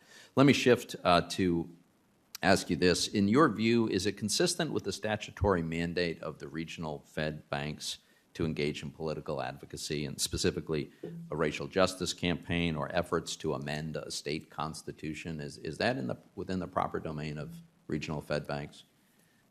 So, as we've discussed, the reserve banks have generally had and exercised a degree of freedom of oversight from the Board of Governors, in their research activities, in their policy thinking activities. And that has always been thought to be a benefit, including by me, because it avoids the kind of groupthink you could get if you had one economic staff in one building and that's where all the governors were. So it's been a feature rather than a bug of the system for a long time. I would echo, though, I strongly share the view that everything we do in the system needs to be clearly linked in ways that people understand to our mandate, and that is one of the very most important underpinnings of our independence. If we're not doing that, then the case for our independence immediately becomes weaker. So, and I don't think anybody can make the case that amending a state constitution with respect to how a state pays for primary and secondary education has anything to do with that mandate. Let me ask you the last question. The Fed has embraced the idea of requiring climate scenario analyses for banks, and the justification is this is an important way for banks to understand the nature of the risk that they face. Whatever one thinks of that, Is it your view that among the Fed's responsibilities is to determine the pace at which the American economy transitions to a lower carbon economy? No. Okay, thank you, Mr. Chairman. Thank you. Senator Tester of Montana is recognized. Yeah, thank you, Mr. Chairman and Ranking Member, and I want to thank Chairman Powell for being here today. I appreciate the work that you do, as always. Look, I think inflation's on everybody's minds and how you deal with it. And as you pointed out the last time you were in front of this committee, it's not only a demand problem, it's a supply problem. You can help deal with the demand, but the supplies issue are a little different thing. Being in the business of agriculture, personally, I can see that consolidation in the marketplace is a big deal. I'm talking particularly the meat industry right now, where you have four packers that control 84% of this country's meat supply. Competition is critically important if capitalism is going to work. I don't need to tell you that. You know that better than anybody. But it doesn't seem like there's a lot of competition in a number of different areas. But I'll just focus on meat packing. So no, I won't. Let me back up. Let's talk about consolidation generally, and if that helps drive prices up or down. And then if you could, if in fact you think it does drive prices up, would inserting more competition in the marketplace help consumers? So, first of all, we're not responsible for competition policy, and a lot of these questions, individual industries can have, competition issues, and those are appropriate subjects for the folks who wield those tools. That's not us. At the aggregate level, the connection between concentration, for example, and inflation is really not clear. Some of the industries that had a lot of consolidation were the very ones that drove low inflation over the last 25 years. Retail and wholesale consolidated a whole bunch, and a whole bunch of technology went in. That's where that was very high productivity and very low inflation. So it's not obvious. But again, industry by industry, there will be cases in which there are competition issues, and those are certainly an appropriate subject for antitrust scrutiny. As we look at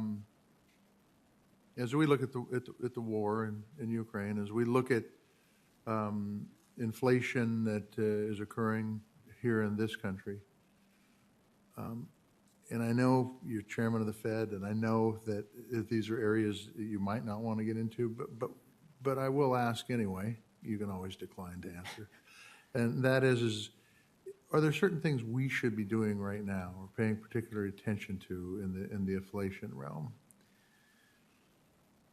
In particular, I'm sorry, in the sense of? In the sense from a congressional standpoint, are things we should be paying particularly attention to try to free up? Now, so I don't want you to answer the question for you, but I think trucking's a big issue in this country right now. I think being able to get products in and out of this country is a big issue right now from a shipping standpoint.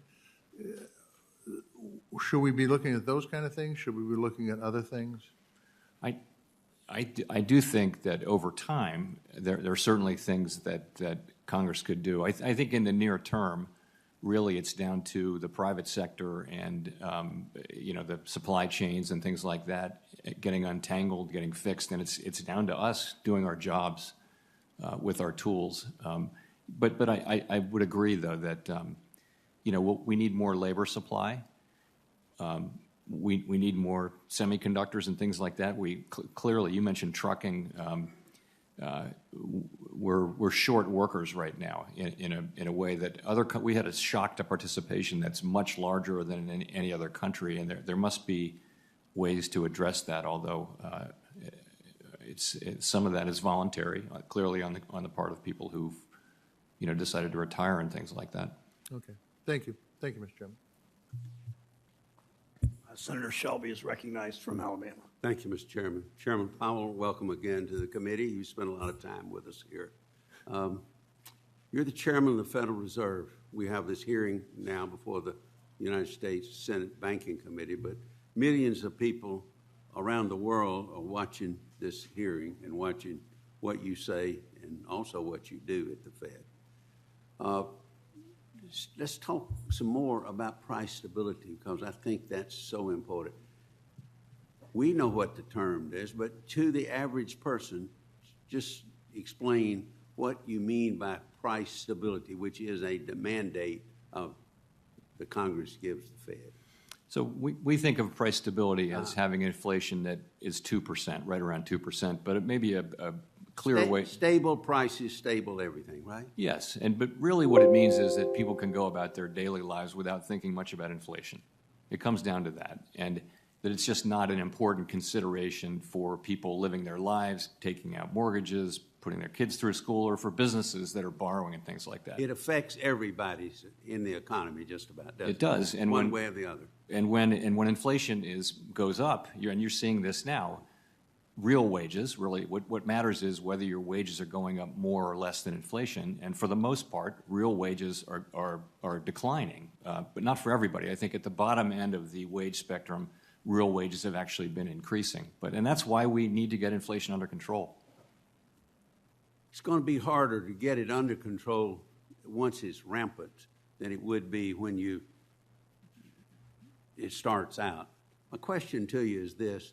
We know you have a lot of great, gifted economists at the Federal Reserve that furnish you data on every trend on prices and price that would tend, dealing with inflation, price stability in the world, and how it affects us here, everybody.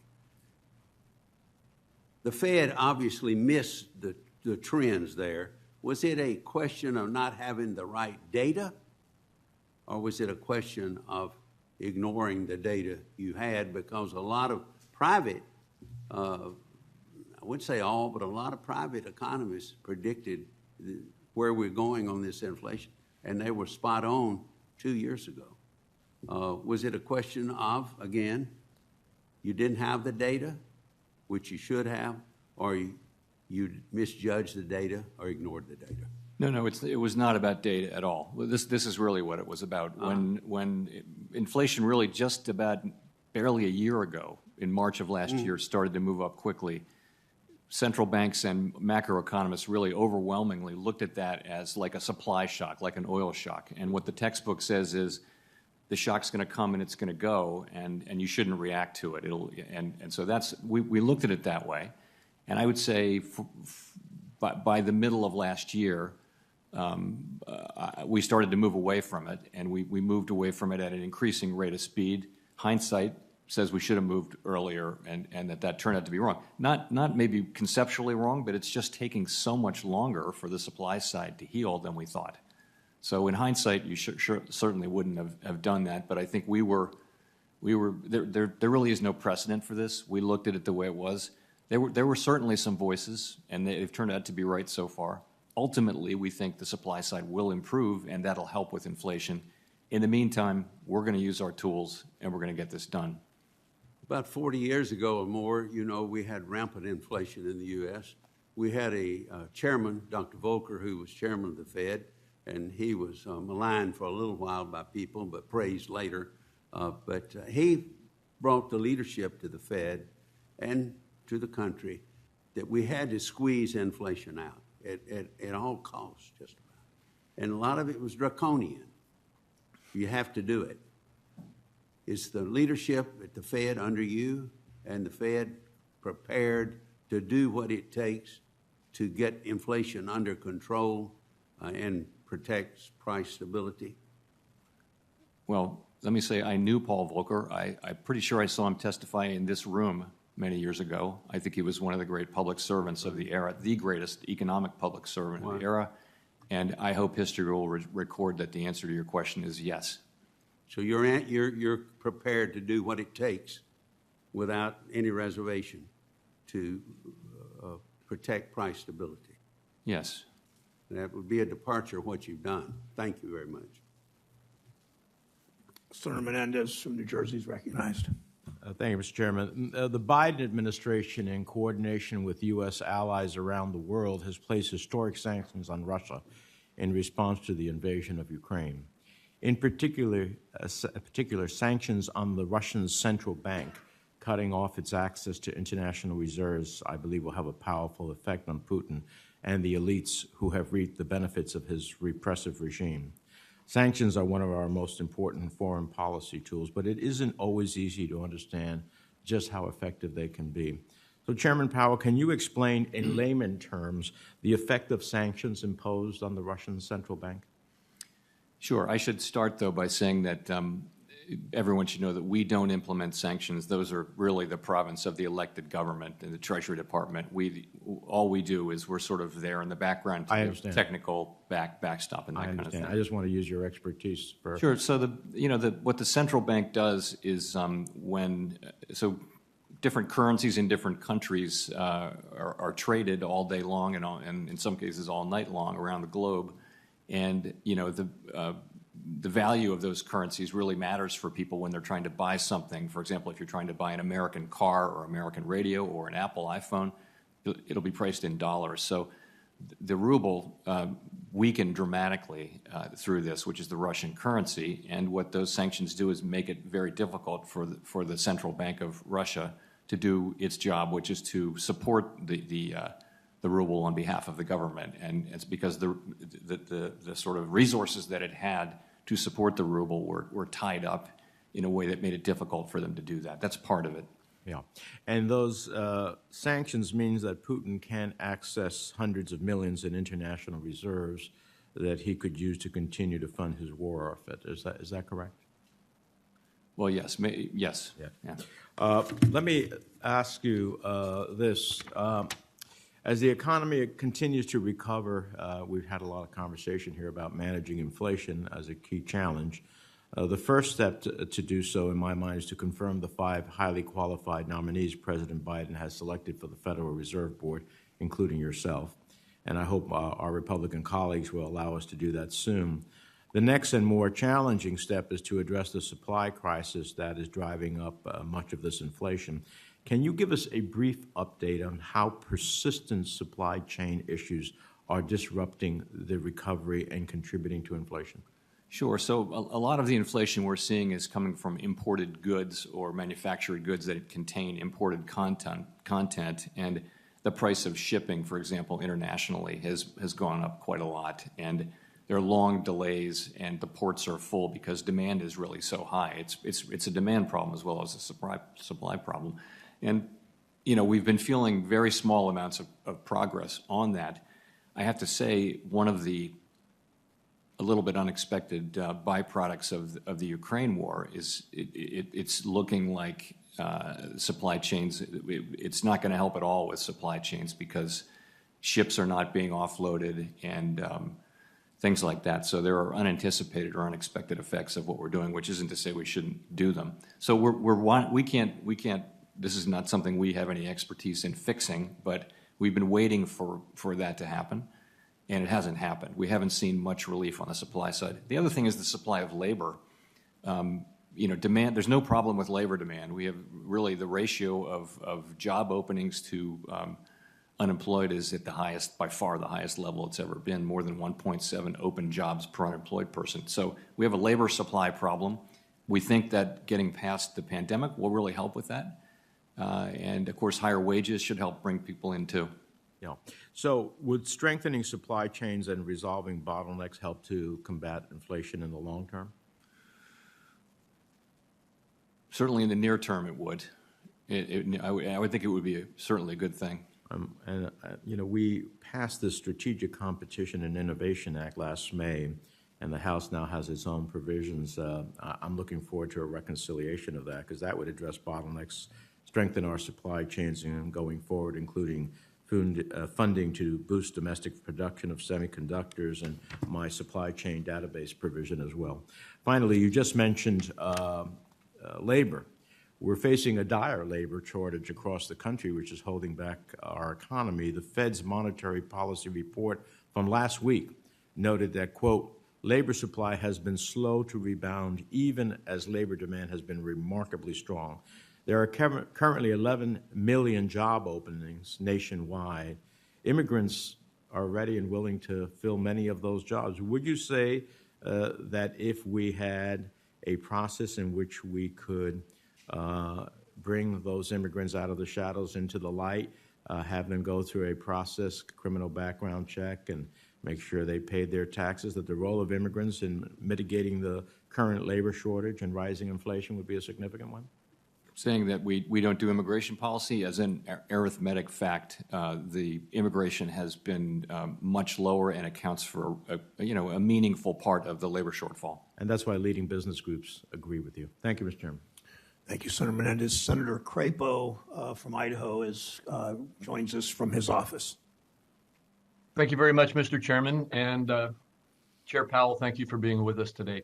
I wanted to start first by following up on some of the line of questioning that Senator Toomey raised. Just a couple of quick questions in terms of the ability to manage the Fed and its ability to operate right now. It is correct that you were recently named by the Federal Reserve Board as the chairman pro tem, pending the handling of your nomination. Is that correct? Yes. And in that capacity, you have the full ability to chair the board while we wait for the handling of your nomination. Is that correct? Yes, it is. I want to make it very clear. I hope that we handle your nomination soon, and I intend to vote in support of it.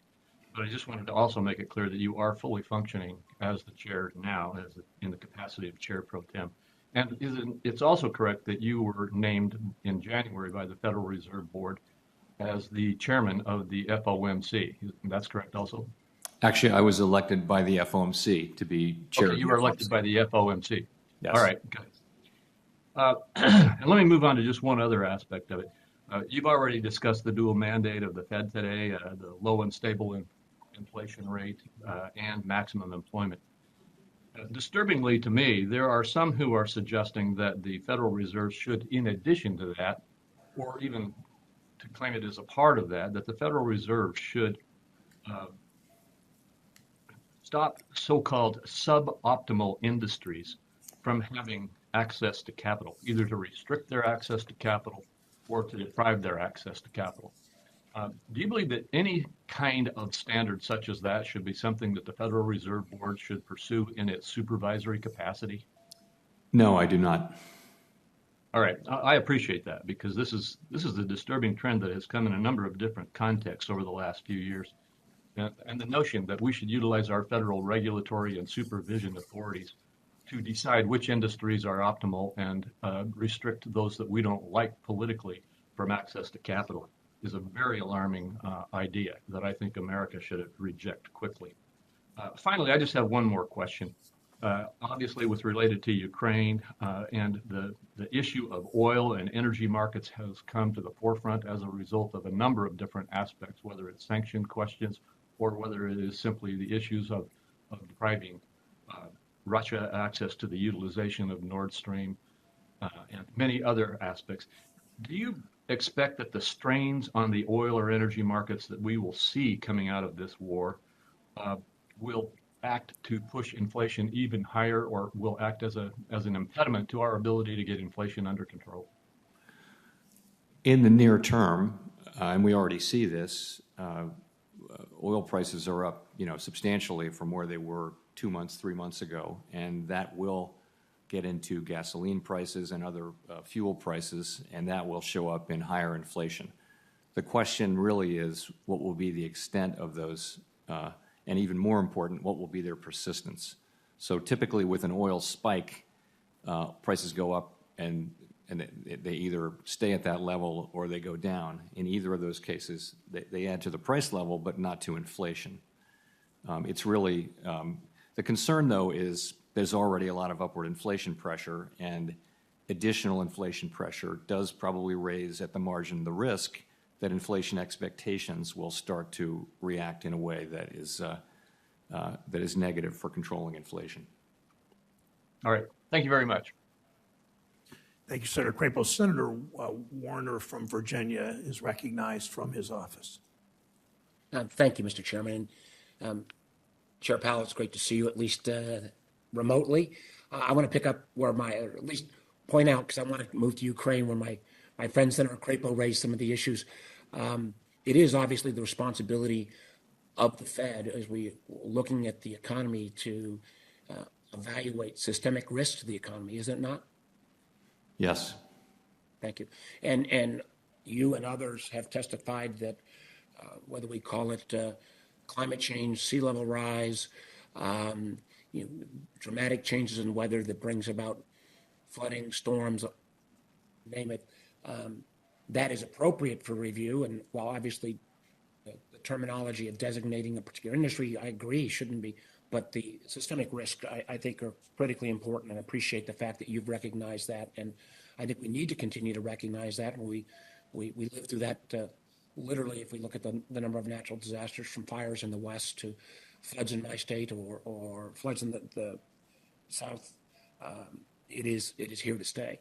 I want to talk about Chair of the Intel Committee, and very, very concerned about what's happening in Ukraine. Very proud of the fact that the administration has worked in concert with our European allies rather than acting solo. And I was 11 days ago in Munich, and if you would have told me 11 days later that the Europeans would have used SWIFT, shut down Nord Stream 2, Germany would have changed its complete position on funding arms, Sweden, Finland, we would have sanctioned Putin. I think all terribly important to have a Western response to this aggression. On the SWIFT issue, I think it's good. I do think we need to get our European allies as well to sanction some of the smaller banks as we have. I think we also need to look at non-SWIFT abilities of transfer. And I am concerned that the chairman and Senator Warren and Senator Reid and I are very concerned about some of the leakage that could be taking place through cryptocurrencies. I think there is a great deal of value in ultimately digital-based currencies. But the concern I have is that crypto exchanges, DeFi, I mean, there's a stat I got the other day that I thought was very impressive.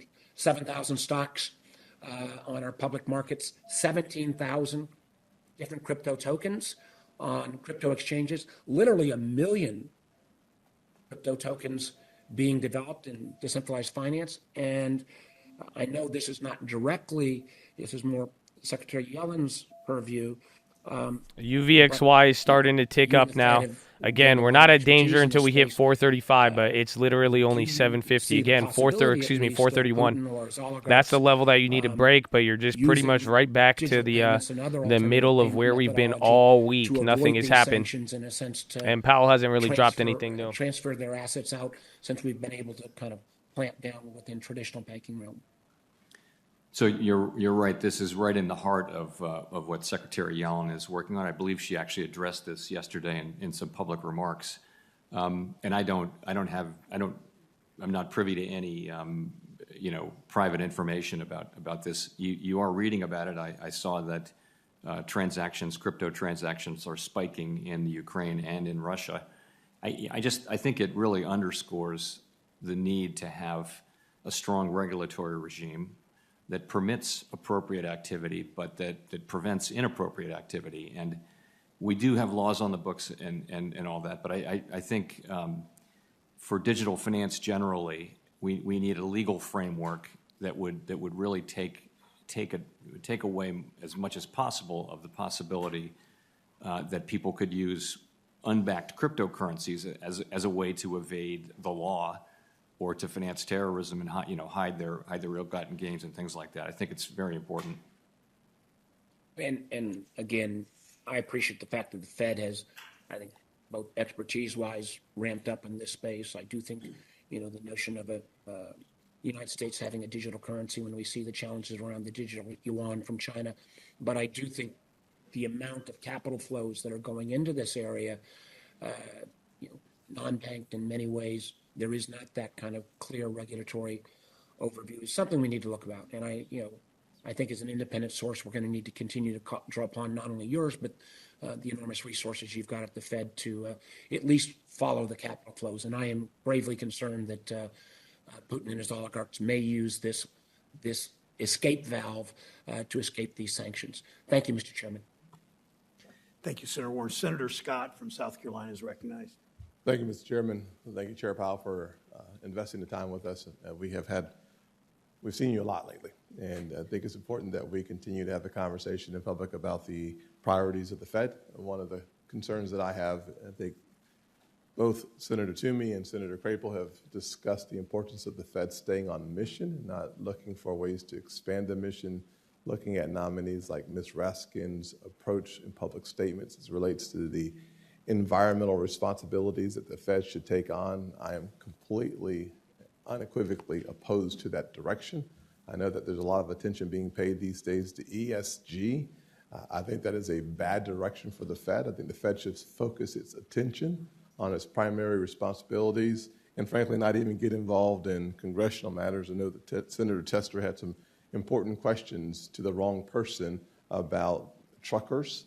I think if we were going to have a long, serious debate about your opinion on what Congress should do to help truckers, we would start back in the Obama administration and look at the hours of service that curtailed the number of available truckers that we have and the amount of time that they could spend on the roads. So there's a lot of things that the Fed shouldn't do. The one thing that we want you to continue to do is to focus on the impact that our everyday folks like in Abbeville, South Carolina, or in Anderson, South Carolina, are feeling the pressure from the inflationary effects of this economy. And we can't tie that to Russia or conflict. We can just tie that to bad decisions by Democrats and the Biden administration when on day one you cut off the Keystone XL pipeline, which could have pumped 800,000 barrels a day, and we are dependent on Russian oil at 600,000 barrels a day. The inflationary impact that South Carolinians have felt since December of 2020, where prices were $1.99 and now they're $3.40. I think about the seniors who are trapped in too much month and too little money. And I think to myself that too many folks on fixed incomes throughout this country, and specifically in South Carolina, are having to make decisions about rationing medicine, rationing food, rationing energy, whether it's in your car or at your home. This is a crisis. I love to hear that our wages are up 4 or 5%, but inflation's up 7.5%. So the net effect is that the invisible tax that we refer to here in Washington as inflation is eroding and degrading the spending power of everyday Americans, and they are not gullible. They know exactly what has changed, and anytime you put fuel on a fire, you should expect it to get hotter, and our economy reflects that same direction. And those are concerns that I have, and I know that yesterday you spoke at length about how the Fed policymakers are working to game out a variety of policy scenarios to grapple with the uncertain economic risks posed by the ongoing geopolitical turmoil while simultaneously working to curb still rising prices. And I think that is an important and incredible balance that you'll be in charge of. And I'm frankly didn't vote for you the first time. I'm voting for you this time because I think that you've proven that you have kept your eye on the ball, and it's necessary for folks in my state and around this country. I would love for you to spend my 90 seconds left.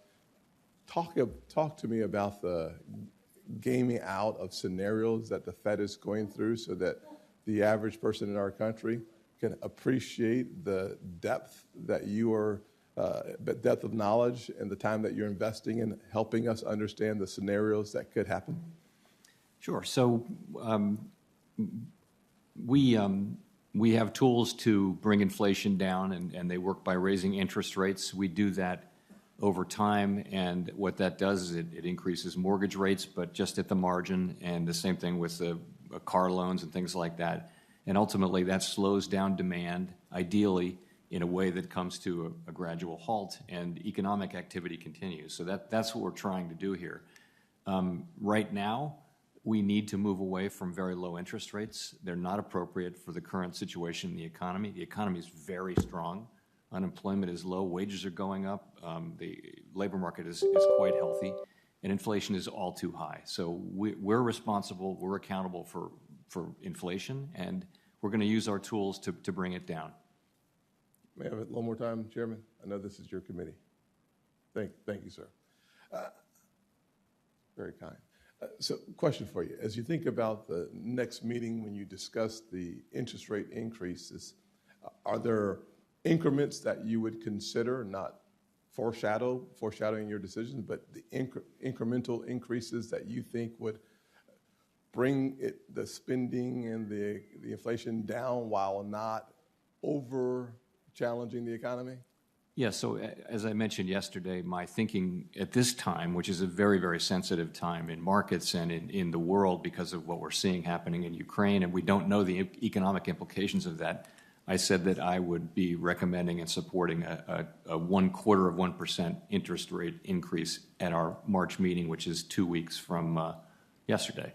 So, but I also said that if we don't see inflation behaving as we expect it to behave, which is to peak and begin to come down, if we see inflation behaving in ways not consistent with that, then we're prepared to raise by more than that amount in a meeting or meetings. Very good. I will simply say, for, as I call them, the kitchen table economists all across the country, typically moms making hard decisions on rationing, the amount of resources that they have and the priorities that they have. I think it's really important for us to make as clear as possible and as simple as possible their understanding and appreciation for what's happening when you're trying to run a very strong and heavy load at home and you have a full-time job. I think what we can do to talk in a way that makes it easy for us to digest at home, we are doing our public, the average person in our country, a lot of good to understand what we're trying to explain. Thank you. Senator Warren from Massachusetts is recognized. Thank you, Mr. Chairman. Right now, our country is trying to enforce strong sanctions against Russia, weather the political economic fallout of the Ukraine crisis, and address the pandemic-related inflation and corporate price gouging that's hurting American families. Much is at stake for our country. But Republicans on this committee refuse to show up and vote on 5 nominees to the Fed. They refuse to do their job. This is shameful and it is risky. Any Republican talking today about the risks facing our economy should be willing to show up and vote on Fed nominees. So let's talk about one of those risks, Mr. Chairman. As Russia has invaded Ukraine, the centerpiece of the U.S. response is economic sanctions. The U.S. and its allies have rolled out some of the strongest economic sanctions in history, severely restricting Russia's access to the global financial system by sanctioning the biggest banks and companies, by kicking Russian banks out of SWIFT, the international payments messaging system, and by freezing the Russian central bank's foreign reserves. Now, these sanctions are powerful, but Russia can dodge some of this pain by using the same cryptocurrency tools that are currently used by drug traffickers, cyber criminals, and tax cheats. I'll pick one example here. We've all become familiar with ransomware, where a cyber criminal infects someone's computer system, locks it up, then demands payment in order to unlock the system. And how do they get paid? Through unregulated cryptocurrencies like Bitcoin. Chair Powell, do you know who cybersecurity experts say is the world leader in ransomware attacks and in getting paid through cryptocurrencies that allow them to obscure and hide their trails? I could guess, but You want to make a guess here? Based on what we're talking about today, it's Russia. You know, if you listen to our own national security agencies, the answer is Russia. And that's why when President Biden held an international summit last year to fight ransomware, Russia, the biggest source of the problem, was intentionally not invited. According to one estimate by the blockchain analysis company Chainalysis, Russia-linked actors collected nearly 3/4 of all ransomware revenue in the world last year. And hundreds of millions of crypto dollars are collected in Moscow each quarter. As much as half of those come from illicit crypto wallet addresses. Russia is the world's expert on moving money outside legal channels. So, Chair Powell, obviously, you do not administer sanctions, but you are an expert on the international financial system. So I just want to take a look at this. Are other countries currently using cryptocurrencies to evade sanctions? I'm thinking here of North Korea, Iran, Venezuela. Honestly, it's not something we're responsible for. I have read it. I've read publicly that those things have happened, though, yes. Well, the Treasury Department, the Department of Justice, the United Nations, and the IMF all say that the answer is yes. crypto takes the sting out of sanctions. And in fact, the Treasury Department warned last year that crypto could undermine our sanctions regime. Theoretically, the crypto industry is supposed to enforce sanctions as well. So let me ask, Chair Powell, is the crypto industry enforcing sanctions right now? So what I've read, again, this is really for the Treasury Department, but I've read the same things you have and that you had in your letter, which is some reluctance expressed on the part of the crypto industry to do that. All right. They are supposed to, but the problem is they haven't been doing a very good job. Just read the Treasury Department's sanctions review or the UN reports on sanctions compliance. We know that many crypto exchanges and wallets are not collecting information about the identities of their customers, are not screening their platforms for illicit activity, and are not reporting sanctions violations. Heck, this is how North Korea has been able to move money around and finance its illegal missile programs. Here's the thing. The whole point of crypto is that it allows someone to conduct financial transactions without having to go through the traditional banking system or traditional financial intermediaries. Right now, millions of transactions are taking place that are completely unregulated with no one verifying who gets what. And that means that while sanctions can make it very difficult for Russian companies, political leaders, and billionaires to move money around in the traditional financial system, there is another shadow, unregulated world that they can turn to. Crypto poses a variety of threats to financial stability, to investor protection, to our environment. But crypto is also providing a new way for countries to sanction-proof themselves. Cracking down on crypto is a critical piece of holding Russia accountable for its aggression. We can't fool around any longer.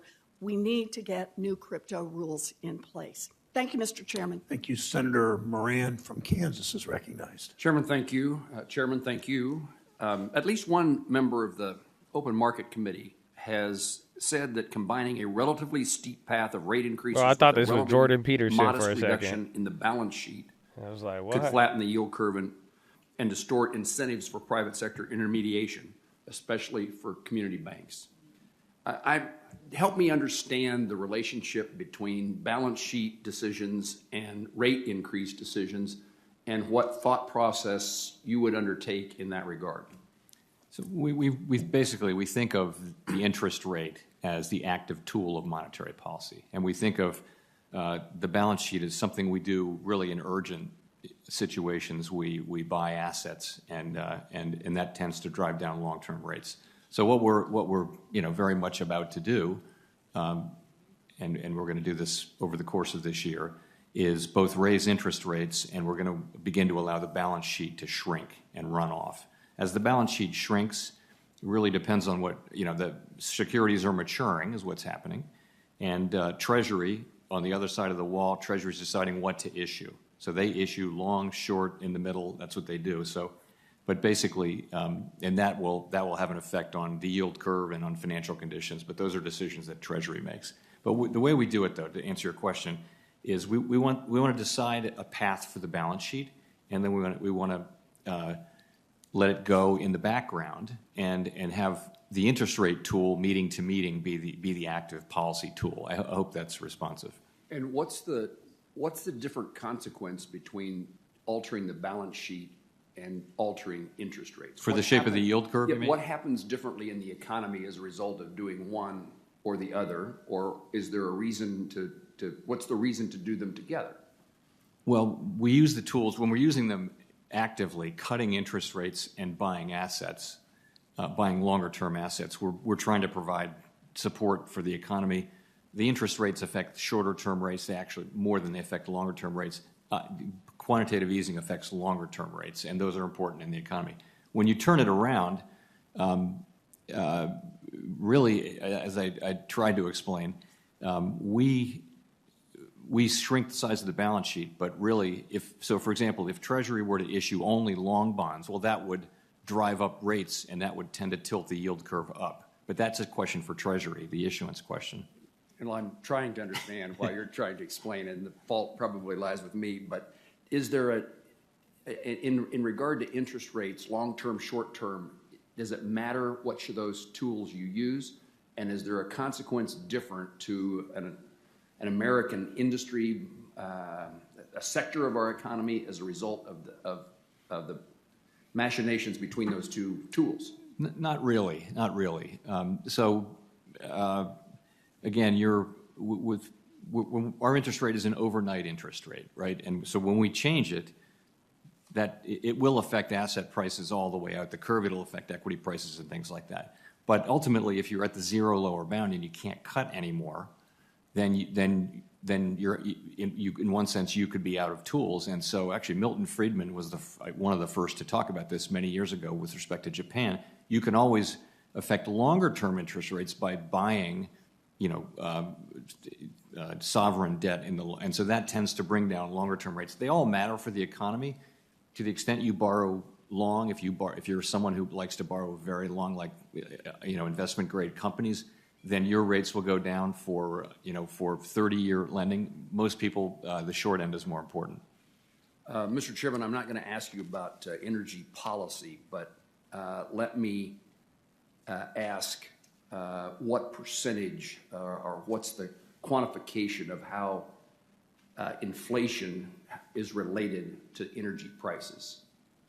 So energy inflation is when we talk about core inflation, we exclude inflation from energy and food prices because those are quite volatile. So right now, I guess if you look at the way we look at it, core PCE is about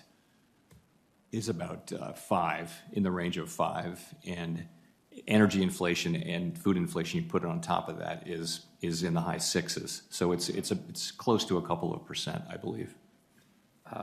And just in my last 14 seconds, highlight, I always worry about farmers and ranchers, small towns, community banks, lenders to those farmers and ranchers.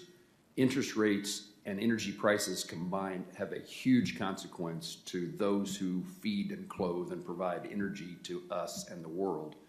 And decisions that you make have perhaps an exacerbated consequence to somebody who borrows significant amounts of money to put seed in the ground at a time in which fertilizer costs, diesel fuel is extremely high. Every input a farmer faces today is here. While commodity prices have risen, they've not risen sufficiently to overcome the cost of production. So we're very much aware of that. Some of this shock is going to be very tough for agricultural companies, and that's something we'll be monitoring. We don't have the tools to deal with that very well, but that's clearly a risk. Mr. Chairman, thank you. Thank you. Senator Smith from Minnesota is recognized. Thank you, Mr. Chair. Thank you so much, Chair Powell. It's wonderful to see you again. And I really appreciate the questions that Senator Moran is asking about kind of how this actually works, the mechanics of the economics of this, because the impacts of interest rates, the interest rates are the tool that the Fed has to address inflation. But in a world where the causes of inflation are so complex, it can have a tool with other impacts that you don't necessarily anticipate, or you can anticipate it, but you can't control for that. So I want to come back to that because I'm very much thinking about this in the context of workforce and what we need to do about workforce. You laid out in the beginning of your testimony that the American economy is really strong. We've seen, millions and millions of Americans go back to work, fastest economic growth since 1984. Unemployment rate is very low. The economy is in good shape, notwithstanding the fact that we've got real challenges around rising prices for American families. In Minnesota, the biggest economic challenge that I hear people talk about is the workforce challenge, that there just are not enough people to do the work that we have. It's interesting, the U.S. Chamber noted that women are participating in the labor force at the lowest rate since the 1970s. And this is having significant impacts on our ability. I can't vouch for the U.S. Chamber's numbers, but it reflects what I have heard, which is that there is a very big discrepancy between the number of men that have come back to the workforce and the number of women the number of women that have come back. So why is this happening? It's complicated, of course. There's a lot of early retirements, but there's a real issue with childcare and women being able to, women and men, but women in particular, being able to come back to the workforce. And so, Chair Powell, can you sort of help me understand this? So if we were to invest as a country, if we were to invest in making childcare more affordable, more accessible, what impact would that have on the overall economic conditions of this country and this workforce challenge that we have? And I want to try to understand the interplay between that and inflation and how this all comes together. You know, it would of course depend on the design of the program and how well executed it was and that kind of thing. But there is research. So labor economists have, including one of our own Reserve Bank presidents, have written and done research on this and looked at other countries, try to control for other factors, but look to see whether child care that can be afforded or is free contributes to labor force participation among women and have come back with positive results on that. So. And, you know, that does make sense. So it's intuitive, I think, but that's what the research tends to show. Right. And so public investment, if we decided, which I think we should, but if we were to decide to make a public investment in making childcare more affordable, that wouldn't contribute to inflation, would it? I mean, I think if to the extent it got people back in the workforce and got them working, it would help over time. It would help relieve the labor shortage and things like that. So there would be positive. That's effects. The way it seems to me too. That if one of the contributors, if you have more people working, you're going to be addressing the workforce challenges. And of course, I think it's a good thing that wages are going up, and I think that that's part of what's happening in the economy is the relative power of employers versus workers is shifted so that workers have more power and they're shifting jobs if they can get better salaries, get better wages in other places, and that might be contributing to rising wages, but it's generally, I think, a good thing. What is the impact if the Fed, assuming the Fed does what it's planning on doing and raising interest rates, what impact does that have on the workforce shortage, if any? I mean, what's that interplay look like? Well, we can't, again, our tools don't really go very much to supply.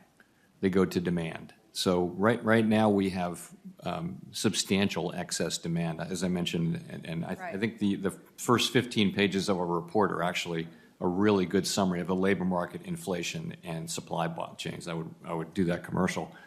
But you have more than 1.7 job openings per unemployed person. And that's an overheated labor market. And, the level of quits is at its all-time high, the level of job openings. So there seems to me there's a lot that we could do to gradually bring demand back down to where demand and supply are more, in sync and, without risking damage to of the kind you're talking about. So raising interest rates would cause companies to cut back. They're not going to have as many job openings. Yes, I mean, it slows economic activity across the economy gradually because higher borrowing costs, people, mortgage rates will go up, the rates for car loans, all of those rates that affect consumers' buying decisions, and they, with a lag, it will tend to slow down job creation. In addition, it has effects through wealth effects because housing prices won't go up as much and equity prices won't go up as much, and so people will spend less. And what we hope to achieve is bringing the economy to a level where demand and supply are in sync. Thank you, Mr. Chair. I know that. Yeah, I'm just thinking about what President Biden said on at the State of the Union, which is that as we grapple with this problem, what we want to do is we want to lower costs, not lower wages. And so I think this is just part of the dynamic that we're all trying to figure out here. Thank you so much for being with us, Chair Powell. Thanks, Senator Smith. Senator Daines of Montana is recognized. Chairman, thank you. Chairman Powell, good to have you back here. Everybody's talking about inflation as we're sitting here today. It's raging in my home state of Montana. The 40-year high of 7.5% in January. Core inflation rose 6%. And we recognize it's both above estimates and both well above the Federal Reserve's 2% target. As we take a look at what's going on in Europe and Russia as it relates to energy prices, energy independence, national security, we're seeing it's all interconnected. As many countries in Europe continue to decommission nuclear power plants and stop investing in traditional energy, they've become now more dependent on adversaries like Russia for energy, and now we're seeing the cost of energy is skyrocketing. Sadly, I think this is a sneak peek at the path that America is headed down if President Biden and frankly our colleagues across the aisle continue to undermine made in America energy.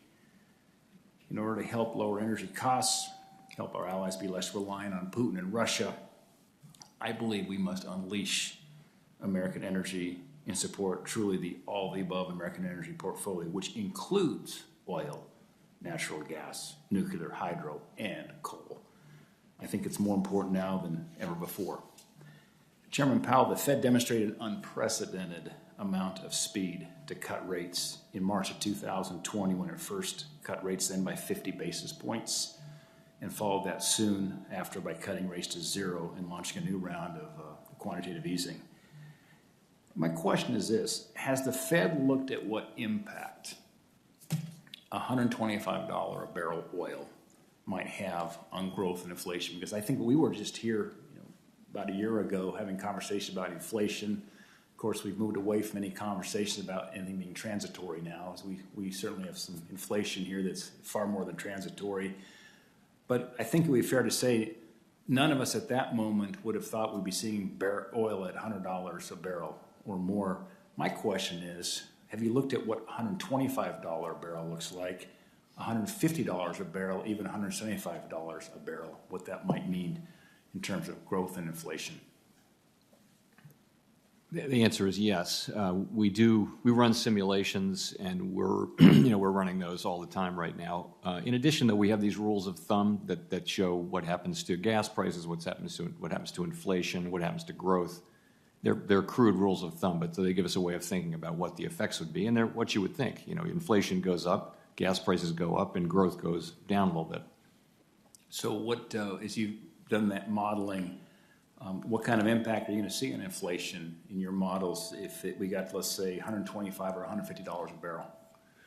Well, it would be compared to, if you go back, let's say that that's $50 above where oil was during the fourth quarter last year. I want to say it was in the $75, $80 range, something like that. So, for every $10, and the thing that matters more than anything is how long does it persist for? Mm-hmm. You can have an oil spike, mm-hmm. and if it just comes and goes, prices will go up, but it won't actually affect ongoing inflation. That's really the key thing. But I think I want to say $10 of oil, and I hope I don't get this wrong, is like 0.2, something like that of inflation. Of inflation. Yeah. How about on economic growth? What's your sense? It's more like 1/10. Okay.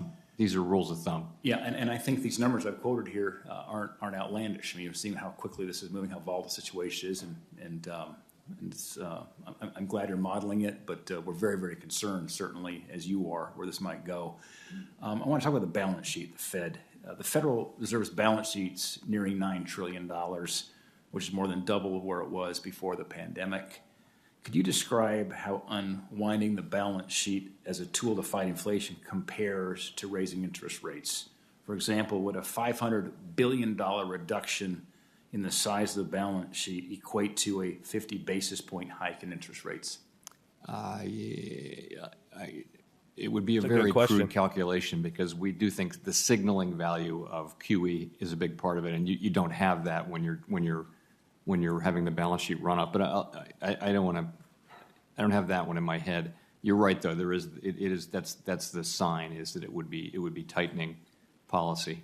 We really think of getting the balance sheet on running in the background and shrinking. 4 minutes till Euro close. We bounced there from the bottom at 433, 434. Do you think we could be on the cusp of a wage price spiral, and what factors are you using to make the determination?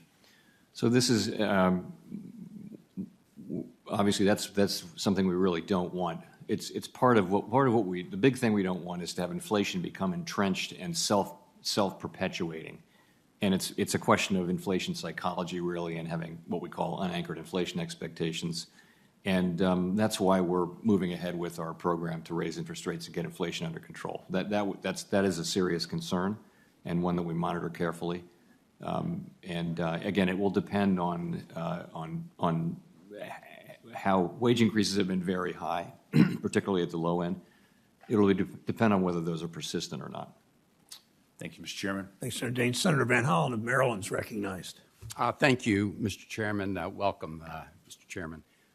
I was listening to your testimony, and as you pointed out that you've got a lot of job openings, a lot of vacancies, and you pointed out that there were some common sense measures we could take to address those, including more affordable child care, so more people could ensure that their kids are in a safe and secure and affordable place while they're at work, and in response to Senator Menendez, allowing people to come out of the shadows in our economy with some immigration reform. And I think those are both common sense measures, as you said, that we should take.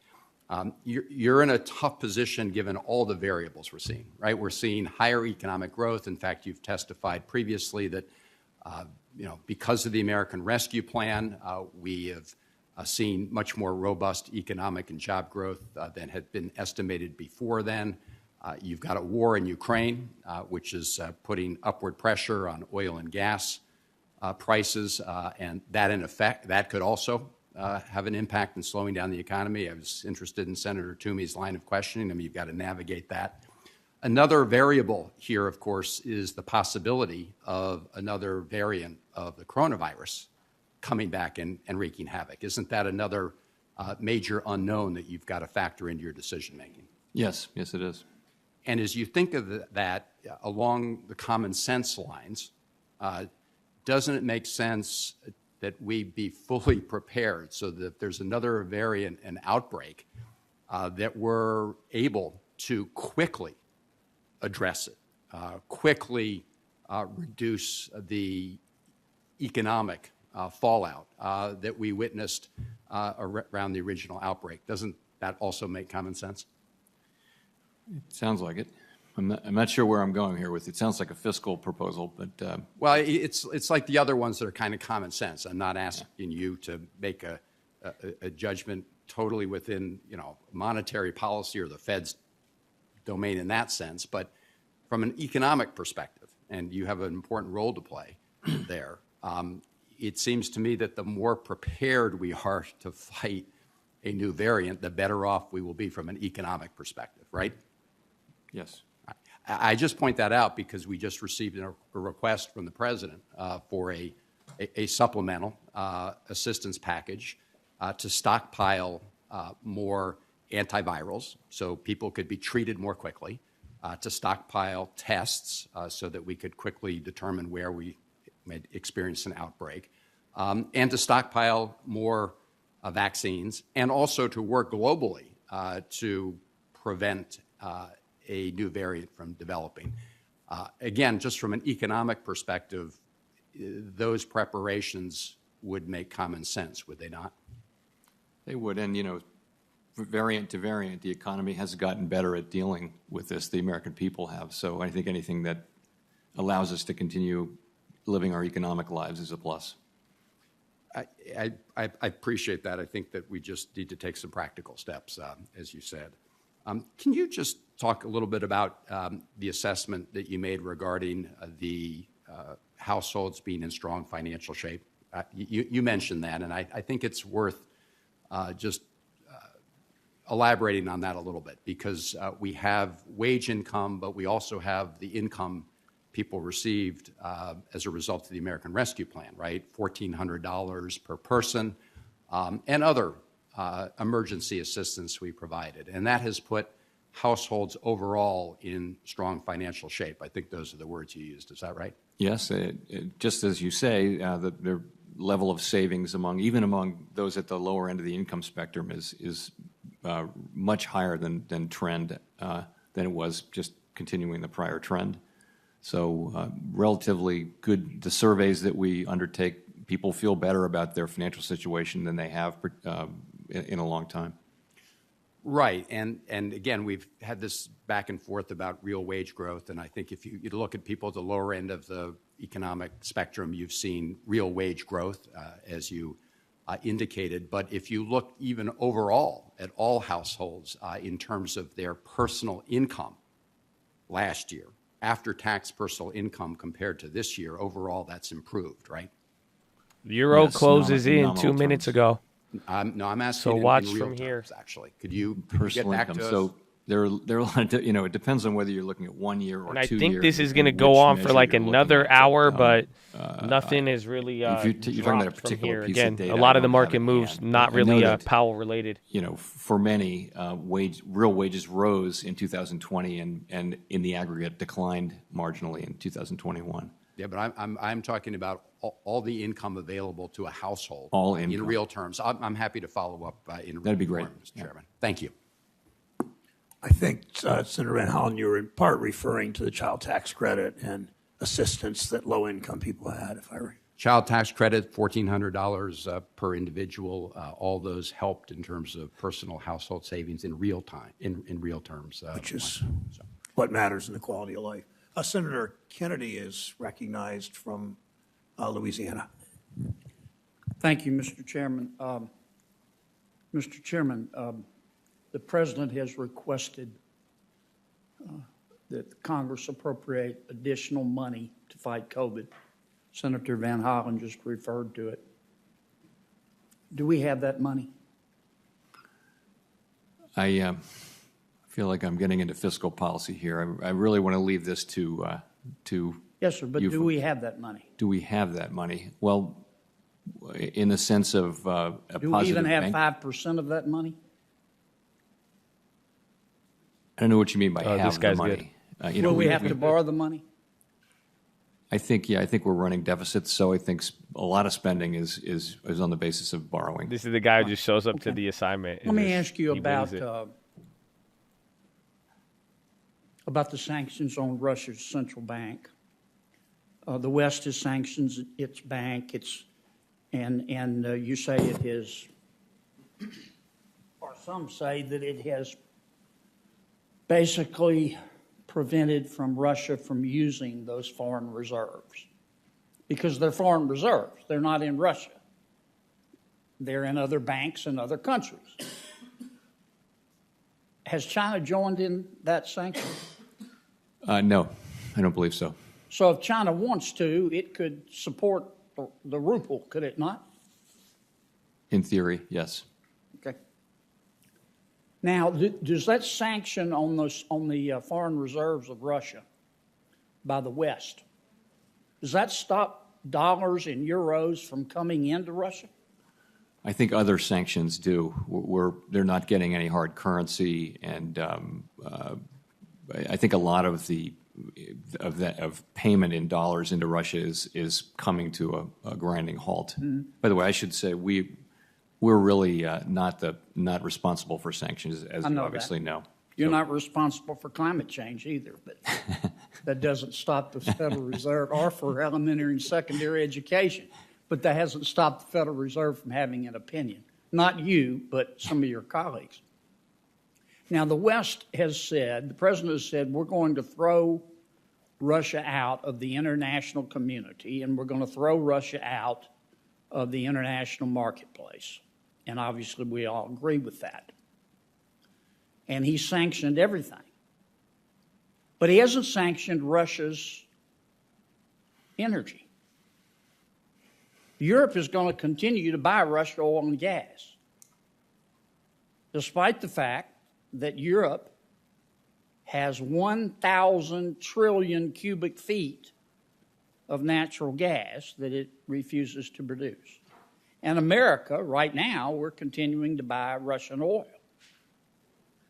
So how are we going to throw Russia out of the international community and global markets if we don't attack their oil?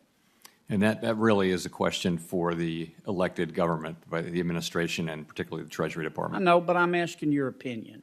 because you're a smart man. I appreciate that very much, but my opinion is that it's not something I would have an opinion on as Fed chair. It's just we don't do energy policy, we don't do sanctions. We're technical support. We're not the policymaker. So it would be like the Secretary of the Treasury coming in and talking about monetary policy. Okay, let me take you back to the spring of 2020. Governments shut down the private sector in virtually every country. Markets are panicking. Everybody's looking at you to calm things down. You did. You did. And one of the things you did, aside from the currency swap line that you established, well played. You said we meaning the Federal Reserve, are going to provide capital to American businesses. Okay? And you did. And you kept us going. And I thank you for that.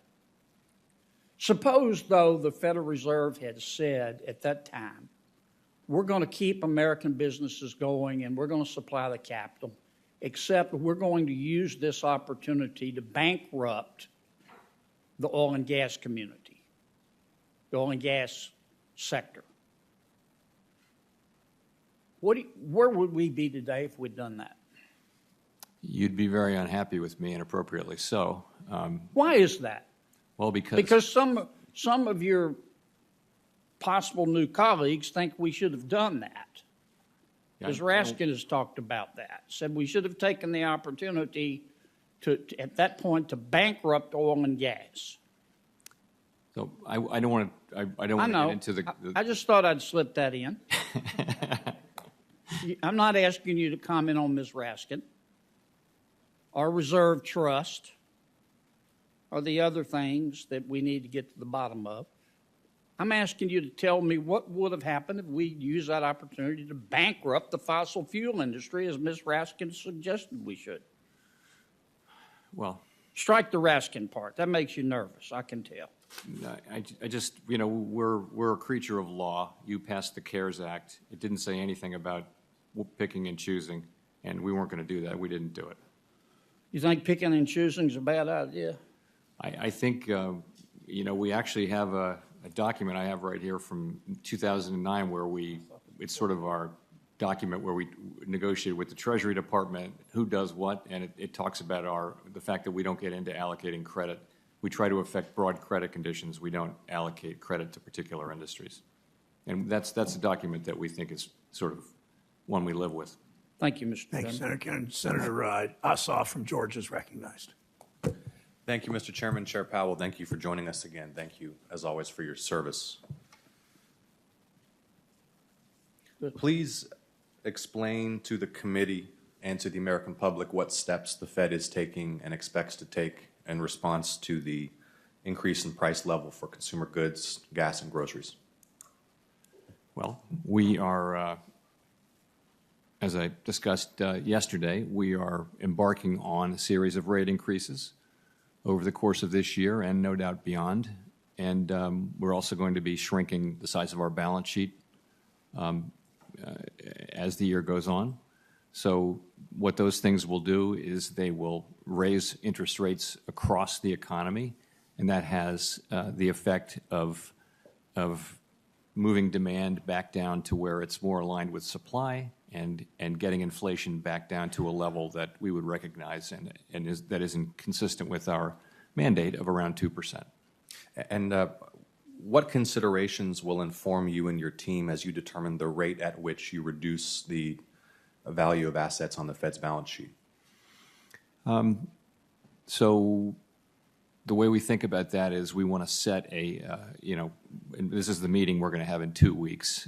We're going to set a pace at which runoff will happen, subject to caps, so that if there's more runoff, basically when securities mature, we can just not reinvest that money. We can just give that money back to the Treasury Department, and that's what we do, up to a certain limit. We like to have caps so that it doesn't so that it's not volatile and it doesn't affect markets so essentially it's what we think we can do in ways that won't interfere with market function and that will get us back expeditiously to a balance sheet which is the one we need, which is just the right size to implement monetary policy, consisting of demand for our liabilities plus a buffer. Ample reserves, we call it. We're seeing right now the impact of geopolitical events on markets, a likely impact on the price level, potentially on unemployment, and therefore on your mandate. I'd like to request that you consider providing this committee with a members-only briefing that would cover two subjects. The first is how the Federal Intelligence Coordination Office that connects you and your team with the intelligence community performs in ensuring that you and your team are up to date on the latest intelligence that could provide a forewarning of geopolitical events that impact your mandate and financial markets and the U.S. economy.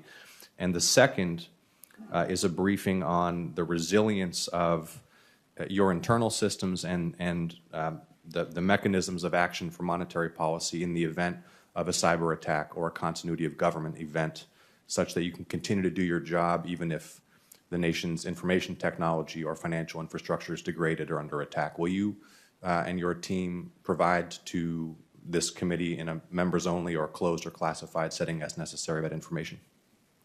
Sure. The second one, for sure. I'm not sure there's a lot to really. Well, we can talk about this offline in terms of what there is to talk about. But we're delighted to come up if you want to have us up for a briefing. If the chair and the ranking member want us to come up, we'll come up anytime. Okay, we will coordinate that with committee leadership and look forward to making that happen. How do you consider the labor participation rate when you think about what it means to fulfill your mandate with respect to employment? So it's one of the key measures. There are many, many measures that go into determining what is maximum employment. Ultimately, maximum employment is one way to think about it, the highest level that's consistent with price stability. And so at a certain point, labor supply has not increased, and at the pace that everyone expected it to increase at. It's still below, meaningfully below where it ought to be, even based on its trend. Very hard to understand why that is. There's a great discussion of it in the monetary policy report. So we have to, essentially what we do is we make a forecast, and that forecast now amounts to relatively modest additional improvement in labor force participation. We factor that into how tight the labor market will be. That will give us a view on unemployment, on wages, and things like that. And so that's how we do it. And that's the reason it's fairly modest improvements is that's what we've seen so far. The chairman's a stickler for time, so I'm just going to get this last question in here. Will you please provide to my office the research that the Fed has conducted or third-party academic research that you consider credible with respect to the distributional effects of monetary policy over the last 15 years, the quantitative easing programs, the massive increase in the money supply from central banks across the world, how that's impacted the Gini coefficient and other distributional and inequality measures? Be delighted to. Thank you. Thank you, Mr. Chairman. Senator Haggerty from Tennessee is recognized. Thank you, Mr. Chairman, Ranking Member. I appreciate your getting us together today again. And Mr. Chairman, I appreciate your being here.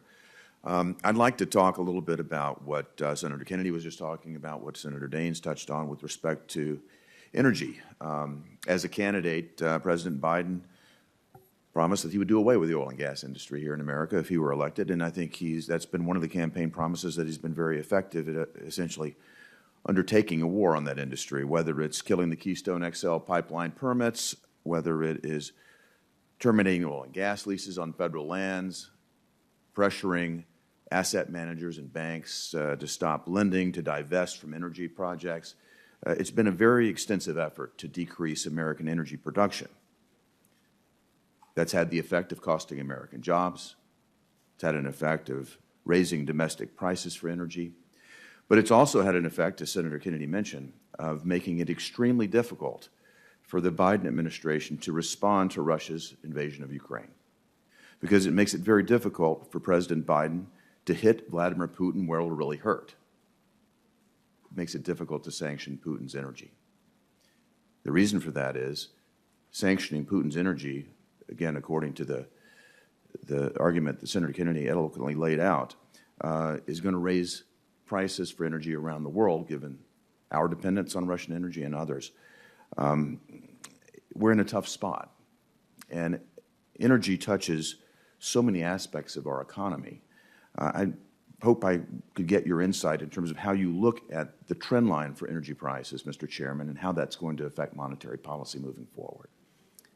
Well, I mean, in the near term, clearly energy prices have gone up, and they may go up further. It depends upon events to come, and that's going to push up inflation.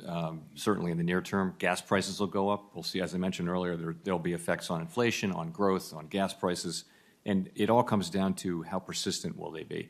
If if it's a spike that comes back down, or that it looks like it's coming back down, then that's one thing. If it's persistent, then that's a different thing, and we're much more concerned at the latter, and also, frankly, the effect that just another oil price shock would have on general inflation expectations. We'll be watching that very carefully. I wake up every morning and check futures prices. I'm sure you've got many variables that you watch, and I would look forward to your insight in terms of what you think are the most informative variables as you think about monetary policy in the long run. I'd like to turn to the Fed's accountability right now. And again, this touches on inflation.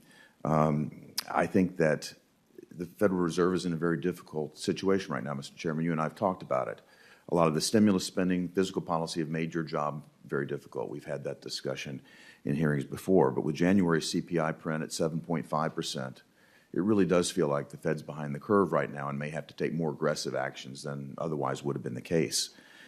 And I saw that the most recent monetary policy report omitted the section on monetary policy rules. I just wanted to say, and I know those rules aren't intended to be prescriptive there, but they're to consult for contextualization. But it was concerning that they were missing. And again, I think those rules would have indicated that we're behind the curve, that there's more to be done on inflation. And it brought me to think about, how does the Fed think about accountability? How do you think about holding the Fed accountable for managing inflation? So we'll bring them back for the July thing. Honestly, we sometimes do and sometimes don't. And I would, by the way, I'd recommend look at the Cleveland Fed has really all of the rules, and there's a range of rules, but clearly the median rule is so. But in terms of accountability, it starts with transparency from us in explaining to you. You are the mechanism through which we get our transparency. We deliver transparency, and we get our democratic accountability by explaining ourselves in understandable terms to you, and by you holding us accountable. And in our system of government, it runs through this committee and the Senate and the House as well. And so we try to be very transparent. We try to be engaged with members and explain and hear your concerns and all those kind of things. Ultimately, it's the bottom line. We both came from the business world. It's what you deliver, and we need to deliver price stability. We're not currently doing that, and we're very highly motivated to get the economy back to a place where we have inflation under control, but also a strong economy and a strong labor market. I couldn't agree with you more. Accountability and frankly, credibility are so important for the Fed. I know the ranking members talked a good deal about mission creep at the Fed, politicization of the Fed. I'll just underscore and associate myself with his remarks there as well in terms of my concern there, because it does get very deep to the credibility of an organization that we're all so dependent upon to be credible, to be transparent, as you described, and to accurately telegraph where we're headed as a nation and as the most significant economy in the world. Thank you, Mr. Chairman. Thanks, Senator Hagerty. Senator Cortez Masto, who waited patiently in person, is now, for her turn, is now recognized from her office. Thank you, Mr. Chair, and thank you, Chairman Powell, for being here. Let me listen until I had to run over to the Natural Resources Committee. But one question I have for you, and I appreciate your candor always. Clearly, the focus is price stability, but we are having challenges right now.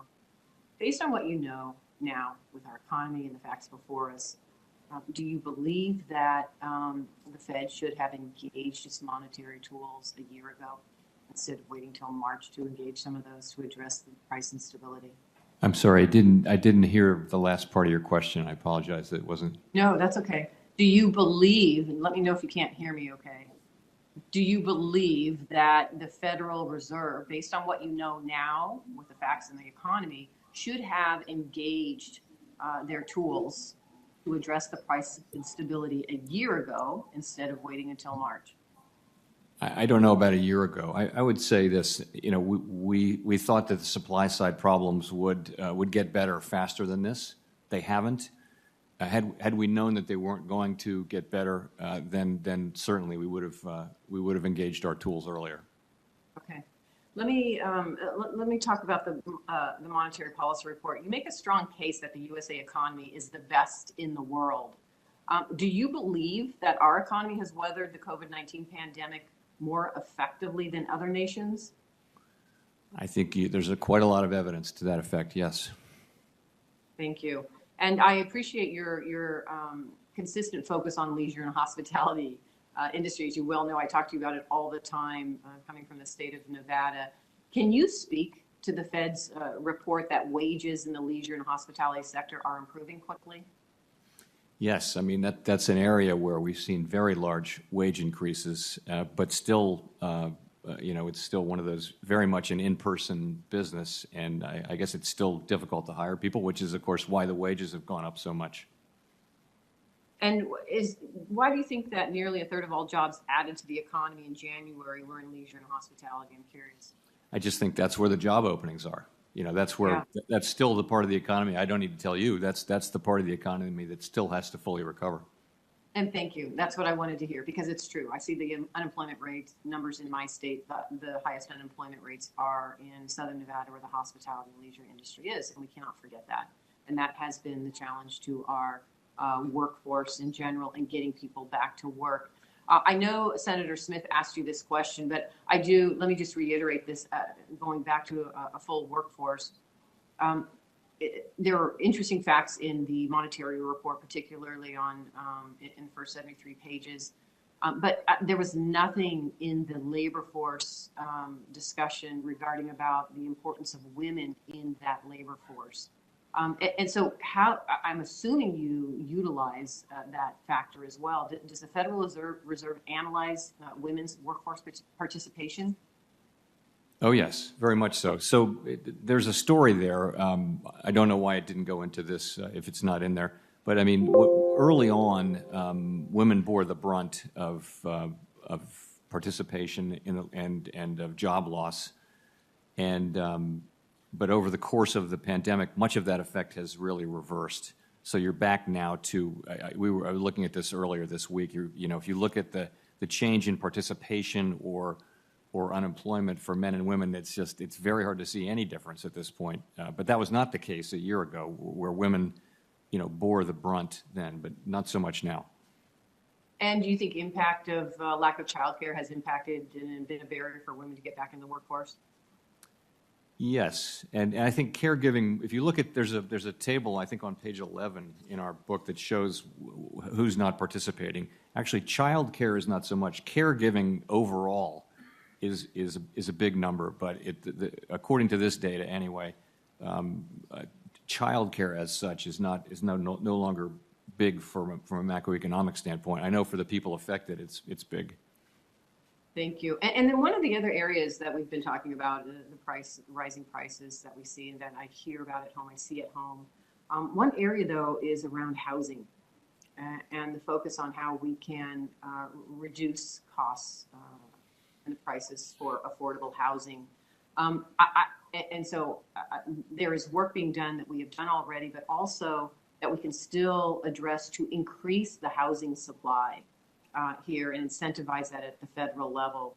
I'm just curious, would you believe that investments increasing the supply of housing effective in the inflation that we see in the housing market and inflation overall? So if you're getting into fiscal policy to support affordable housing, that's certainly a worthy and important issue, but really not our doing. No, just the fact of the supply and demand. If what we're seeing is more of a demand for housing, that's dope and all, supply, but and if we are to incentivize that increase in the supply of housing, that should lower costs. That should help address the inflationary. I think if you create more supply, then you'll get prices going down, pretty much in anything. Yeah, I appreciate that. Chairman Powell, thank you again. Thank you for all we do for the committee. Thanks, Senator Cortez Masto. Senator Tillis from North Carolina is recognized. Thank you, Mr. Chairman. Chair Powell, thank you for being here, and thank you again for your long track record of being very accessible when we call, you answer the phone, and I appreciate that. I wanted to talk briefly. Senator Smith talked about child care, and in response, I'm paraphrasing, you said it depends on how it would be designed and executed. And then you just made a point in response to Senator Cortez Masto that not so much child care, but dependent care. It could be a parent that you're taking care of. It could be a disabled spouse. It could be any number of other instances. I think if we stop talking, well, let me back up and say, do you think that a universal child care flood the zone, even for non-working persons, would be helpful to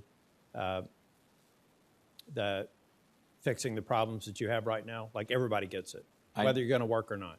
I don't really think, that's really not for me to say. That's a real legislative question to me. But it's sort of a flooding. I know you can't answer it because there are pending proposals there, but it just seems to me that if we wanted to really stop talking past each other and start talking about policies that make sense, that free people up who have marketable skills or who could go to school and get marketable skills and focus on that segment of the population, that's probably an area where we could get some consensus that would have a positive economic impact on productivity, potentially even revenue, more people working, more businesses prospered. So that's something I think our members should look at versus the some of the positions we've had here where we haven't made any progress, and I think we should. We filed a bill this week, Senator Tester and I have been working on, and I appreciate the chair's support for what we're trying to do for the library transition. Could you speak to the importance, with all the other things going on here, some members may not be dialed into it and not necessarily think it's important. Could you speak to the importance of getting the library transition legislation passed, which I understand that you all are in support of in its final form? Yes, so it's very important because there will be some remaining contracts that are not covered by fallback language, and this really is to plug that hole. Very important from a financial stability standpoint. It's good that we're down to this last so-called hard tail, but this is important legislation. Thank you for that. I hope that we can get it moved forward. In any research or reports that you're getting, economic research or reports, how well, and I know it would vary sector to sector, but how well are small businesses doing right now? Startups of small businesses, I guess every startup is a small business, are really high and have been right through the pandemic. Didn't see that coming, but that's been the case. I think, I remember, seeing that small businesses at the beginning of the pandemic didn't have the resources. We were very, very worried about losing a lot of small businesses through no fault of their own at the beginning of the pandemic, but that really didn't happen. So some of that likely paycheck protection, other stimulative measures probably had an impact on that. Some of them just figured out how to weather the storm. Yes, and I just think the overall economy, for what Congress did and what we did, I think the economy recovered so much quicker than we were afraid. In North Carolina, we're approaching about $90 billion in agriculture product every year. I talked with a farmers group yesterday that are struggling with access to labor and increased cost. Do you think the way that they fix their problems are businesses that are struggling with the cost of inputs up, inflate it? They can pass some of that to the consumer, not all of it. But is it your general sense or intuition that most of these small businesses are flush with cash and margins? I mean, it depends on the sector, yeah. I would think. Some of them, but it depends on, I think the agricultural businesses are paying big fertilizer costs, and we hear a lot of stress in that sector. So would it just, I know you're not an economist, but intuitively, do you think just looking certain sectors in the eye and saying cut costs is even a viable option given where we are with inflationary pressures? I think businesses are always minimizing their costs. But if we're talking about the president's speech, well, I think there's a general consensus that any business that's not trying to cut costs so they can increase their margins or pay their employees more, then they're not competent business people. Could you at least agree with that? I absolutely agree with that. Yeah. So to suggest that they're not cutting costs right now would suggest that maybe they're not competent. I don't expect you to respond to that, but that's what I infer from the statements from the president. Thank you, Mr. Chair. Thanks, sir. Thank you, Senator Hill. Senator Warnock from Georgia is recognized. Thank you so very much, Mr. Chairman, and thank you, Chair Powell, for being here again today. Every day I hear from Georgians who are feeling the pinch of rising costs in their wallets. Wages grew last year, but this growth has not kept pace with rising costs for housing, for gas, for groceries. Georgia families are swimming upstream, and while supply chain disruptions contribute to the problem, they are not the sole cause. 3 global shipping alliances control delivery from the majority of imported goods. 2 companies account for 70% of America's diaper market. And just 4 meat processors control more than 80% of the beef industry.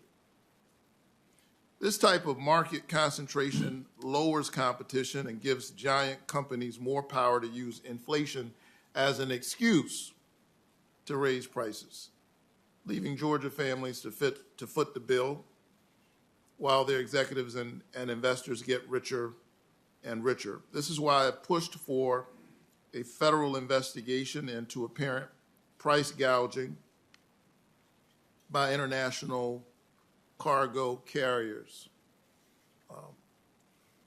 carriers that have seen as much as 2,000% increase in profit in the midst of a pandemic. Chairman Powell, yes or no, do you agree that more market competition is generally good for the economy and for consumers? I do. And that too much market concentration poses a risk that consumers can feel and are feeling, in fact, right now with rising prices? I think that's an appropriate, concentration is an appropriate subject for the competition authorities. But does market concentration pose a risk for rising prices, yes or no? Yes, I wouldn't want to be heard to say, though, that I think that's the main source of inflation, but it certainly is. So do you believe there is a role for the Federal Reserve to promote market competition to help ease inflationary pressures?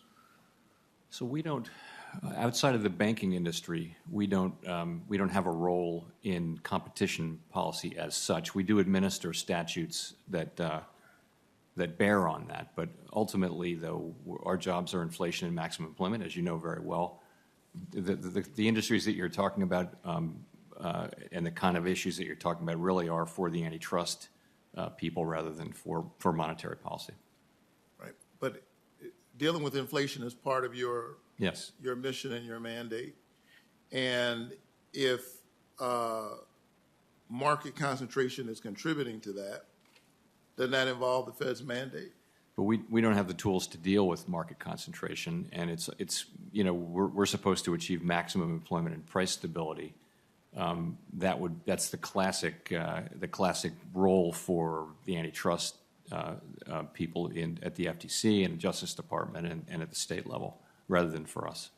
Will you commit to a study on how market concentration has affected the price of consumer goods during the pandemic and share that study with Congress and antitrust enforcers? So I think I can do better than that, which is we actually have a good amount of research from inside the Fed and from outside the Fed that bears on these questions, and we'll be happy to share that with you right away. All right. Thank you so much. I look forward to working with you to address the root causes of rising costs for Georgia families, for American families in general. All right. Mr. Chairman, I've got 50 seconds left, but I'm going to defy Baptist preacher gravity. That's the end of my question. Thank you, Senator Warnock. Senator, follow that advice, Senator Rounds from South Dakota. Thank you, Mr. Chairman. Mr. Chairman, first of all, thanks for what you do. Appreciate it and appreciate your openness with us. I want to go back and kind of simplify a couple of things if we can a little bit, just in terms of the issues surrounding inflation. I think it's fair to say that if you divide it, one way you could divide it is into 2 parts, one being the supply side, pressure on inflation, and the second side being the demand side. I think the last time that you were here before this committee, we talked about the fact that the Fed really had the ability to impact the demand side. fair to say that that's where most of your capabilities are today, or Yes, did you very much so. Yeah. in order to do that, and I know that the question is trying to get inflation down to 2% or so, what would you say is of the total amount? Right now we're running 7.5%. How much of that can the Fed actually impact with their policies? What part of it is demand-driven versus supply-driven in the analysis that you do? That's a really interesting question. I don't have a precise answer for that. I think it's clearly both, and that's why I would say to get back to 2% inflation, we really do think we're going to need help from the supply side in the form of just the bottlenecks and shortages and all that being alleviated as well. When you make a determination as to the tools that are available to you, in particular, primarily raising in the basic interest rates that are available to you right now, how much of that inflation do you think you can impact using the tools that you've got right now? What I'm pointing is it seems to me that if we decided that the tools that you have are available to fix all of inflation, we put you in a really tough spot, and we may very well go way overboard on the amount of interest increases and not be able to actually impact a significant part of the inflation itself. A fair concern to have? Yeah, so I think we need to bear in mind, and we will keep in mind, that some of this is because of very strong demand meeting a limited supply, an inflexible supply. Mm-hmm. Cars is a great example. Ordinarily, if there's demand for cars, a lot of demand, the car makers go, this is great, we'll make more cars, and we'll raise the prices too. If you can't make more cars without more semiconductors, right? You can only make the amount that you're making, and so what happens is it all goes into higher prices. So, we can lower car demand by raising rates, and we'll do that, but ultimately we need more semiconductors so that there can be more cars as well to really get back to 2% inflation. Fuel costs have got up in some cases 40% in the last year, though. You can't really impact. No, we can't. That portion of it. No. Well, I mean, we can impact demand, but really these prices are set at the global level by and large, and so it's really we can't affect it. The section of the monetary policy report on our debt and deficit explains that due to the extreme federal spending, the federal deficit surged by 15% of nominal GDP in 2020, and federal deficits are expected to increase by roughly $5.4 trillion by the end of fiscal year 2030. Federal debt by the public jumped to above 100% of nominal GDP in 2020, the highest debt to GDP ratio since 1947, and it remained there in 2021. If the Fed is slated to raise interest rates potentially more than 5 times this year, the interest on the federal debt will also rise, further ballooning the national debt. What effect does a ballooning national debt have on the economy, and how does the Fed factor that into its forecasting of that portion of the challenge? It doesn't have our unsustainable fiscal path doesn't really have a bearing on we work in business cycle limit. That's sort of the time frame we can think about things given our tools and what they do. We are on an unsustainable fiscal path, meaning that the debt is growing faster than the economy. That, by definition, is unsustainable in the long run. We need to get back to that, but the time to do that is when the economy is strong, and that's really all I can say. That's all I can say about it. Okay. One last question. That's this week the Fed announced a proposed plan to improve the process for financial institutions looking to get access to Fed master account. Seems unique that it would happen right now with everything else going on with regard to nominations here before us.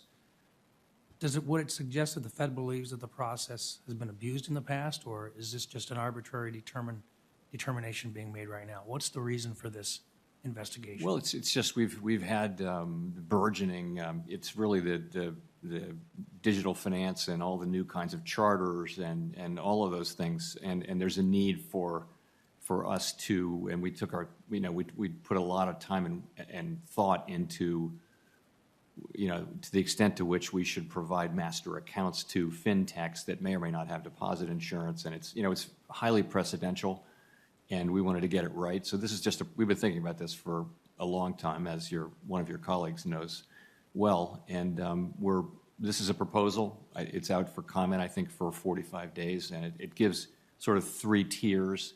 And, you know, we want to get public feedback on that, but I think it's taken us a while to get to this. There's no magic to the timing, but it's just a reflection of what's going on in the world of you know, digital finance. Very good. Mr. Chairman, thank you. Senator Thank you, Mr. Senator Chairman. Reed from Rhode Island is recognized. Thank you, Mr. Chairman.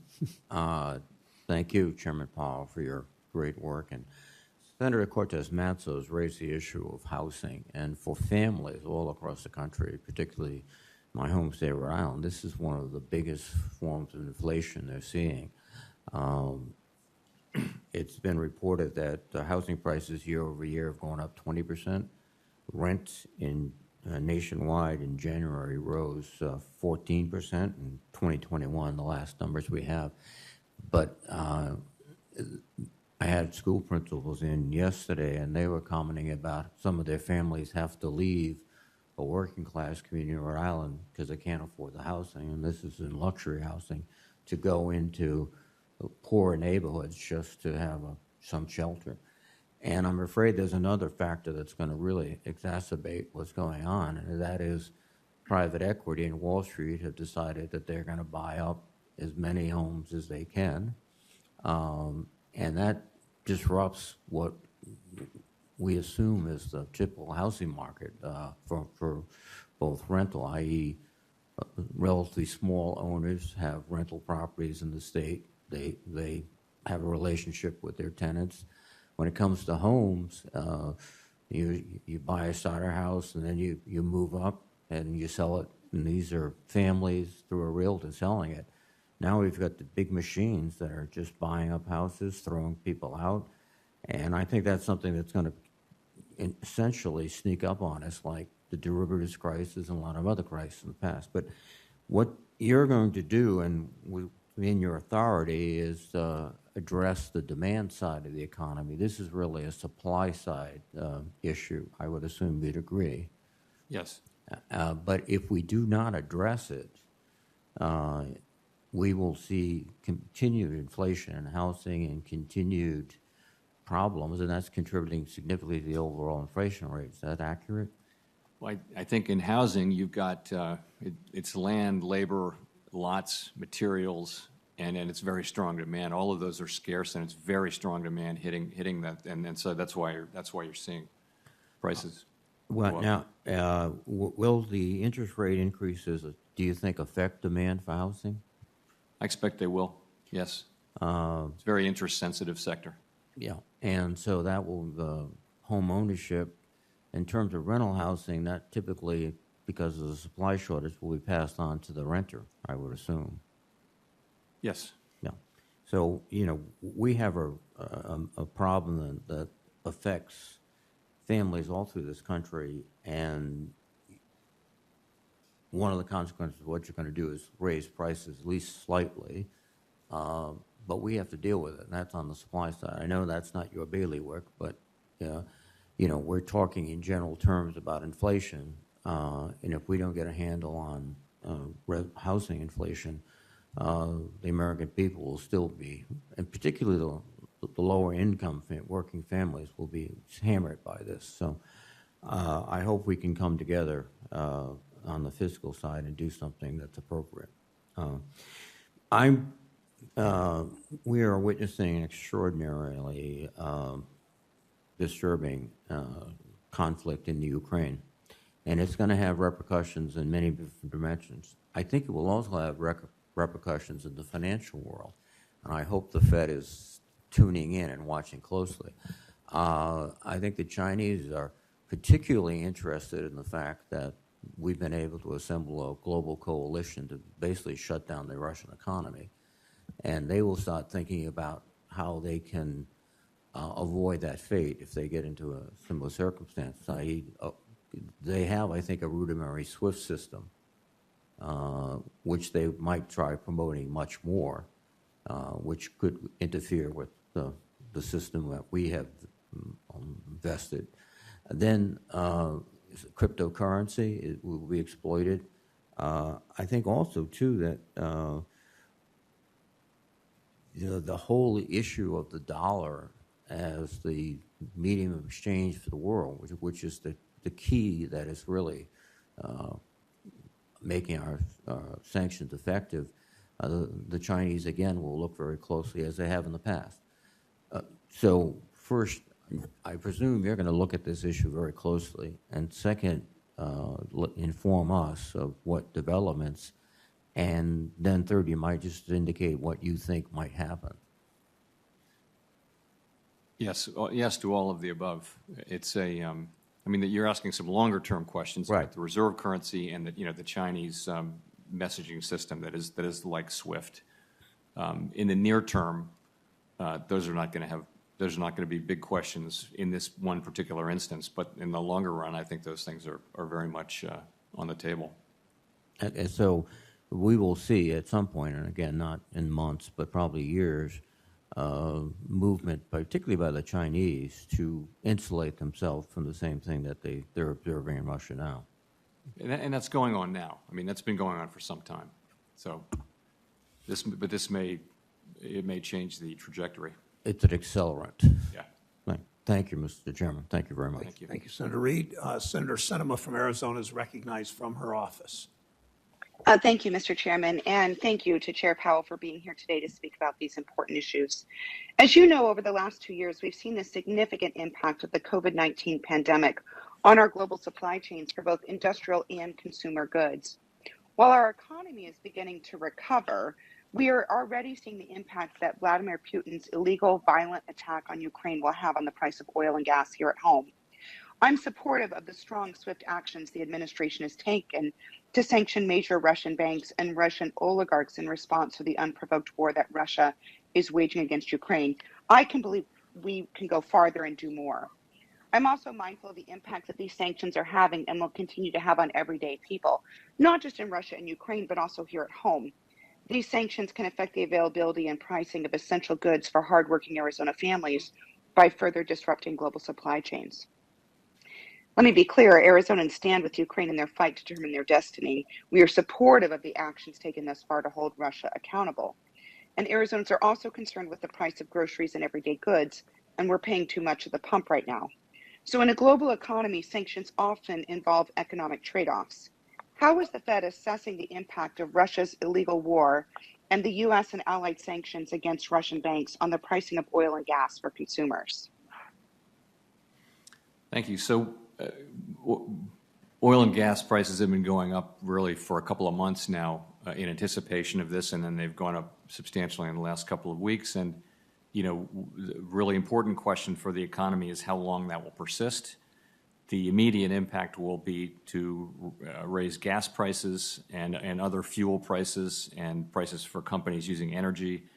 So inflation will move up. People will feel that, certainly at the gas pump. And also, crudely, a little bit, you would expect at least a little bit of lower economic activity due to higher energy prices. But again, it's both the magnitude of that full, and that will really depend on events that haven't happened yet. How big will those increases be? And secondly, how long do they persist? If they are brief and go away, or if just the price of oil stays at a certain level for a while, then the effect on inflation will be temporary. So we'll be watching all of those things, and we run simulations and that sort of thing. That's one of the things we don't trade like it. to do. And Don't so be to make disappointed either, ourselves, because I'm gonna get back in with the futures, and I didn't sell all of them, but I sold 30 of the 100 wheats, and I made them free. So I bought in for $2,000. I sold out 30 at 95 cents. We bought them at a quarter. I got back $2,800, and now I have 70 free wheat plays for October. But took some risk off the table, and now I'm just going to really, I'm pushing wheat. But still holding, and then again, PLL is popping right now, but the next play on wheat is going to be the futures. I promise you this play is not done, and it has nothing to do with just WAT. We're going to go beyond this, but I'm really liking it, but get ready. So even if you missed out on this, don't feel bad, because this is probably going to be a 2-month process, and on the dips with the actual futures, we'll be able to do a lot. So God bless, and not a recommendation.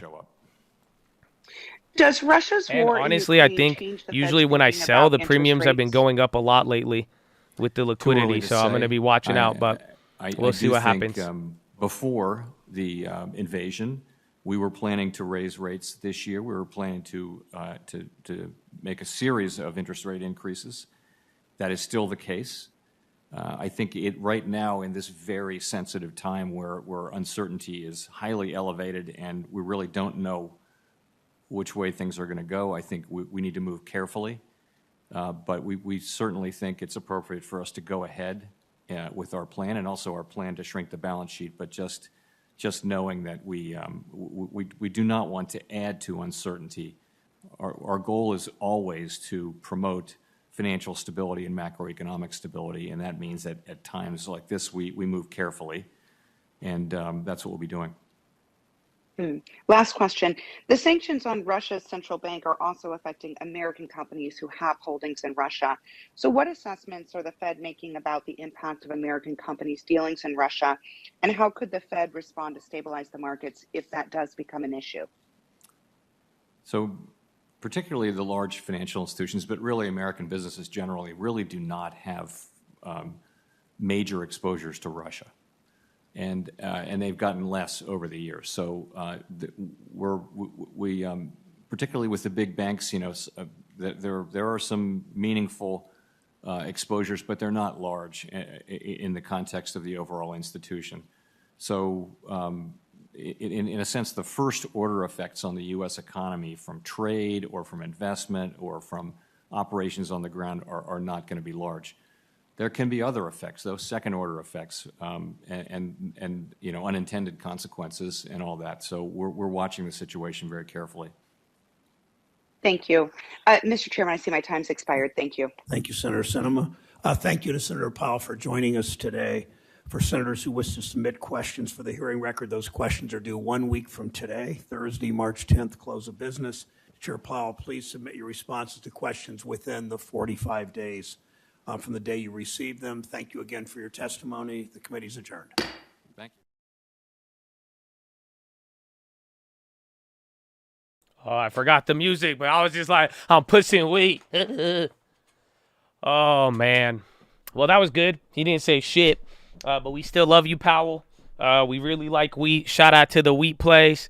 How you guys feeling? It's 9:30 now, so let's go. You know what I'm saying? It's going to be good. It's going to be good, baby. It's going to be good. Eat, sleep, wheat, repeat. Yeah, bro. We're gonna come again. It's going to be about the futures in the next one. So don't even trip. I'm telling you. It's this is not I just think the problem that people have right now is not understanding the timeline. You're stuck in the carpool lane. There's no easy exit from here on out. I mean, this is probably something you're going to see very, very volatile in the next, like I'm saying, like 60 days. And then at the end of the day, I mean, you got it first. So, we were very early. Again, the open interest on those plays were 0 at the time. Like literally all those were dead. But then, like I'm saying, next step is going to be futures. And then there's a couple of other plays, but we're just going to have to deal with the market here. So, I'll run it up today. There's a couple of updates there with Russia. I mean, Powell, he brought up a couple of things, but nothing too crazy. Again, yesterday you probably got more questions answered and all of that. Yeah, oil's a big part of it. Again, oil with all of this. Some people are saying we should get some more oil plays. Again, we still have some, but what I'm looking for is, I want to play the rises and drops. Again, I don't know if you guys just remember how Lockheed Martin played out. Remember how the first oil plays played out. So you guys have experience with this. You know what I'm saying? So it's like what I'm trying to say is just don't forget what these last 30 or 45 days have taught you, right? In this last week, this has been the biggest week in 30 years for the commodities. 30 years, and it's at a 30-year high. But you see how it works. It gasses up, and then it's either going to hold or come down really hard. It does that for a couple days. The premiums chill out, but they still stay elevated, and then it goes into the next one. But that's what I'm saying. Just keep that in mind, and we'll be good to go. Because again, pretty much, and that's why I'm saying, just get time on your plays, and don't. You could go little at a time. You don't even need to do a lot, but just make sure that Just make sure you don't force it, is what I'm trying to say there. And again, we were talking a little bit, I was going over the net asset value in the chat, and pretty much, again, wheat owns wheat futures. So hopefully you guys understand my logic, why I keep looking at the wheat futures and why I'm saying that's the next play, because realistically, there's not many ways to play the rising cost of wheat. You have to think about it, because some people brought up like Kellogg's and General Mills, and they might benefit for a little bit. They probably have contracts that they have for production, and they probably also have inventory.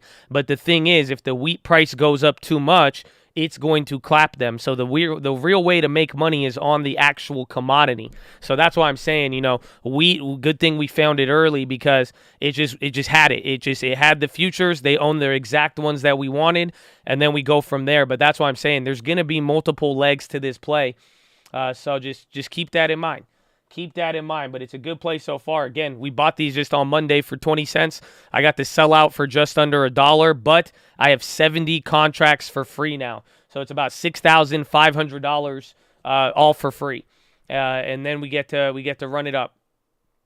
You can't play the futures. And again, I'm telling you, do you understand why I keep telling you about these futures shit? I want you to do something, okay? It's very simple. Go start paper trading if you think you're going to do it. Even if you have the idea, if you're the type to FOMO, like if you're the type to not listen when I say Airbnb at 140, Airbnb at 150, and then it goes up to 190 and then 200, then you're like, all right, word, I'm gonna get into it now. What I'm saying is just start today. Go get your TD Ameritrade account and paper trade the damn futures, so you could at least understand any of the movements that are going to happen. Okay? Or you're going to wait till wheat premiums come down, but this shit's destroyed. This thing went from dead to alive. Like I said, again, all of these options had 0 on the option chain. You could even see it here today. Like, they look a little active, but look at these option chains are all dead. Even the Marches, you only have 300 contracts that are being held, right? Even on October. So this 1,700, this is practically all the Chad. I will tell you that right there. Again, nobody else is buying these. At the end of the day, again, this is the highest open interest on the whole chain for October. But what I'm just trying to say is just get used to this stuff now. We're going to have to wait on it, but you could focus on it. You could go for other commodities as well. Yes, we're early, and it's already making a big move now. So that's why just be careful with the premiums. I'm trying to say you got to be patient with this. We're going to play it, and really I'm just going to be focusing on this. And like I'm saying, we're going to be getting some different opportunities, and that's what I'm saying. Play with the futures a little bit, practice on them, so that when the moment arrives, you will be ready to go. So it's good, man. It's good. Y'all happy about that? That's a good one. I think we've been good with we got killed on growth stocks. We got killed here and there with some of the earnings plays, but I think on where it counts, we've been able to get good protection at the right moment. So let's run it, man. Let's run it. What's wrong with playing the ETF? Nothing. You could go for the shares. You could do whatever, and it's just like the futures if you want. Again, it's just up. You had 3 or 4 limit updates in the last 3 days. You know what I'm saying? So it's just like we took it when nobody wanted it, and now people are going for it. So what I'm just saying is wait till you get one of the massive future drops. Essentially, again, wheat is all of it. It's a commodity. Again, go on Monday's Watchlist, but I can't stress this enough. Wheat is in abundance. This is just a very rare squeeze given the situation, but wheat can die very, very quickly. Again, very, very quickly. So look, it's still halted limit up, but like you could see it on the candles. It'll run up and then it will absolutely just drop in a couple of days. It all depends on the situation, but that's where I'm saying there's going to be these opportunities. Literally, I'm going to buy the futures next time it comes down to 1,000. I need it to come down heavy one more time, and then you're going to really start seeing the volatility, and then it starts to go crazy. So time to trim. I made it free. That's it. I just made it free. We made it free 99, but then I know we got a really good, like I said, usually when I sell, the premiums have gone up lately because the liquidity is so low. So right now, I don't think anybody is playing this chain. So honestly, I wanted to make it free, but I wanted to see what the options were going to do too. But mainly I just said, okay, let's make it free. Let's see what happens. But at the end of the day, it's going to, it's going to go all over the place. But what I'm expecting is if we're up 500% now, what's going to happen? Even if it shoots down with enough time, I'm thinking it'll come back to 100, 200%. And then I could double dip on the futures. And then we go from there. And then we still got a place marker. And best of all, it's free 99, bro. It costs you nothing. Costs you nothing. Gold pop. I have one gold play, but I don't know if I want to hit it. It's kind of sketchy. Let me find it again. Something's happening. Again, this is commodities. What I said yesterday. You're getting distortion. You have to realize how much of the market is commodity, materials, utilities. So you're not really seeing stuff. So this is dangerous. That's what I'm trying to explain, because what's happening, wheat is going up, oil is going up. Even oil, you may look at it right now and it's down, but it's still elevated. And the point is, all of these are going up. The problem is, if all of the commodities keep going higher and higher and higher and higher, and then the market follows with it, because when the market goes down, or even on the down days, the oil stocks are keeping the market, it's like an air brake, more or less. So that's what you got to watch out for. There's no news right now. Again, I think we're getting a little bit moved. That was what, 435? That's actually 2 points almost. Tin aluminum is the good one. I would get it, but there's no real good aluminum futures to go after. Aluminum's the next one that I would say comes next to wheat. But wheat is literally number one. Again, I think you could see it. A lot of besides oil, wheat is the only other thing going nuts like that. Again, back-to-back limit. Not every commodity is halted up, limit up right now in the last couple days.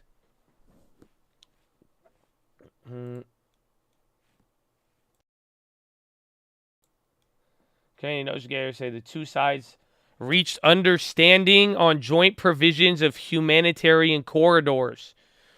Yo, positive news, humanitarian corridors. So that's somewhat peace.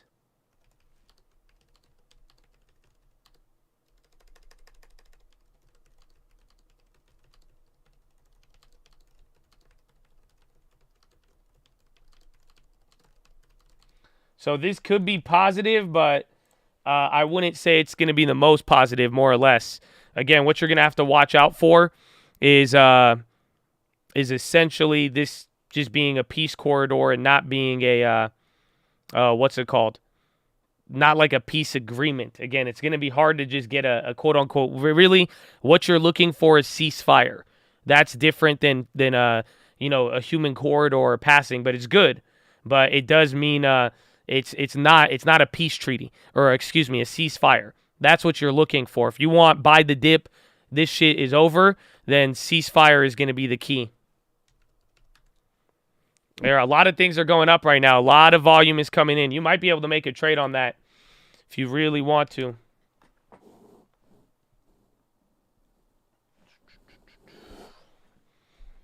Is wheat about to crash? Again, wheat expect volatility, but again, the real life scenario hasn't really came into effect yet for wheat. Again, whether it's shipment, farmers, a lot of stuff, and even then, most sanctions take about 10 days to come into effect. So anything with the Central Bank of Russia, a lot of that, they're still actually not in effect yet, believe it or not.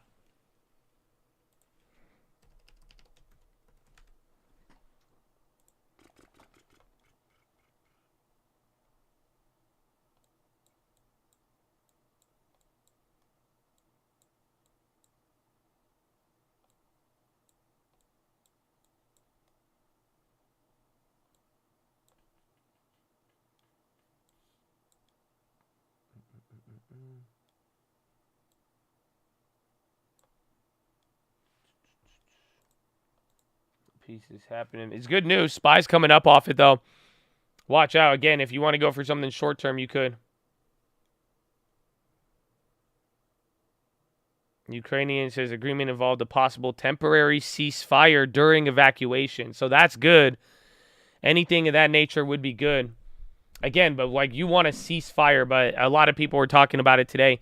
It's not really expected to happen.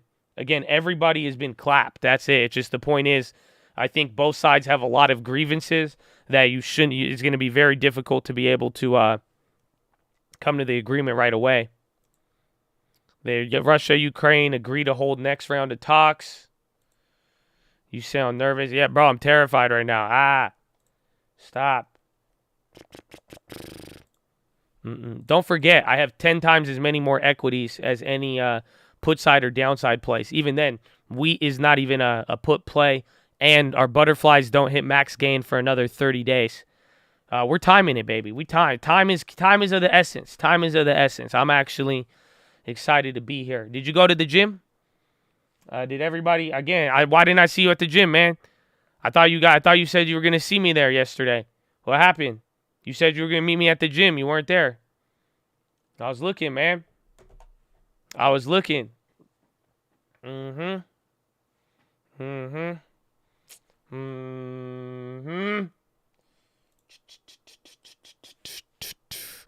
coming up. Let's see. Again, I want to see how high this could go. They said temporary ceasefire, so that's good. But it's I don't know. I want to see how big of an effect this is going to have. It's very, very interesting, to say the least.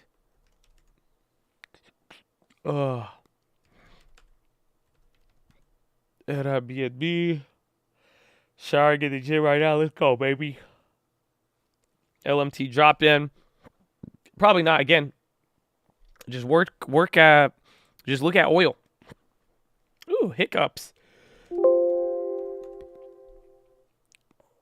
Again, we were at 119 this morning, but a lot of things are very, very high still. So this is why it's like, again, if there was really going to be peace or it was a positive situation, I mean, tell me what would happen. Let's see. I'll give you guys a hint. You'll see something happen if it really was going to be what's it called? If it was going to be any sort of like positive peace news. What would happen? There you go. You get it. Yeah, the commodities would dump, essentially. That's it. The commodities would come down hard. They're not afraid to. Again, you see how they're not afraid to move up when there's a real event? Same thing. Oil would plummet. Again, you would get that destruction that people are looking for. I don't know if you could call it demand destruction or not, but even then, that would be the real key with it. So this is still a good development, though. You saw the effect that it had, and I think people are waiting for it, but we are going to see. But commodities, it starts with commodities. Again, do you guys see it? Because the price of these goods, again, these businesses are engaging in the futures markets. This is what they're doing to secure stuff. This is real life, essentially, is what I'm trying to tell you. That a lot of people, I think, are missing that point, is that it's real life stuff we're talking about, and it would take a real life timeline to see the real life effect. But essentially, whether people really felt a certain way, these businesses are going to position, and these entities, they're going to position hard on the futures, and they will sell them if they do believe a certain thing is going to get better. So that's where, and then vice versa. That's why they're buying them, and then you have to wait at certain periods for them to really, see it come to fruition. But again, like we talked about, it just doesn't seem like an easy off ramp is set up here. If they're able to just meet in the middle of the forest, again, then literally that's where they're meeting. They're meeting in a forest.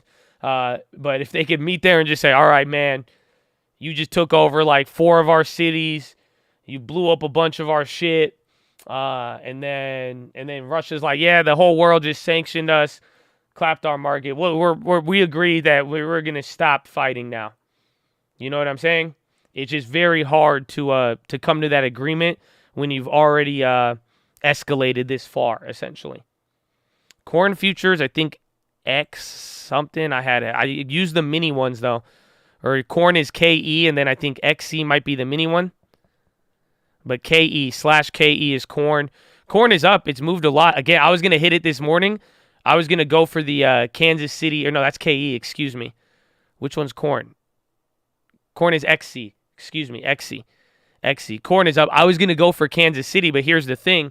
Kansas City wheat doesn't get affected the same way as the European or the other one. That's why KE is a separate type of wheat, but this one wasn't limit up today. I was going to buy it at 2%, but I waited. I'm a little bit more hesitant with the futures, but whoop. So, yeah, it's going to be a wild ride.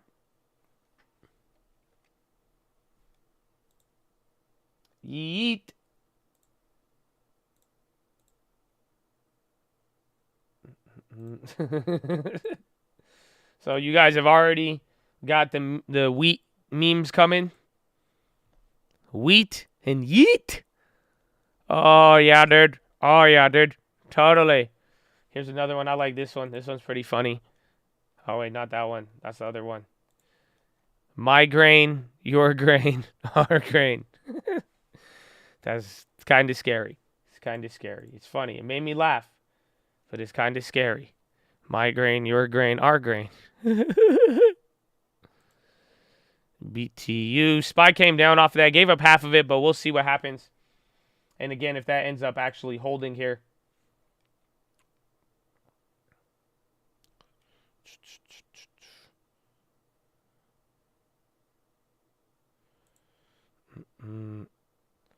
Will Costco impact? Costco energy costs will affect them. But again, like Powell even said, the worry isn't if it goes up and comes down. So right now, if all of commodity prices come down by the end of next week, nothing changes.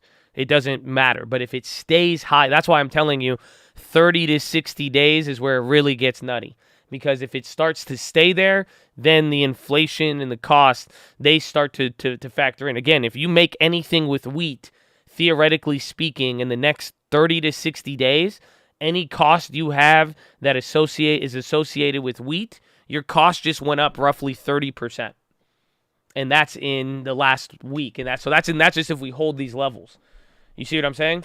So that's what you really got to be watching out for. But if things end up coming down, and it's just a spike, but it doesn't hold up, then nothing. Bro, the wheat plays, look at, like I'm saying, after all that volatility, same price, I freed up some, and now they went up another 20%. I don't know if you guys have noticed. Every play I've gone out of, even if the stock stays the same way, the liquidity is so low that all the plays are shooting up after one or two sell transactions. It's actually wild to think about right here. Again, these are at 105.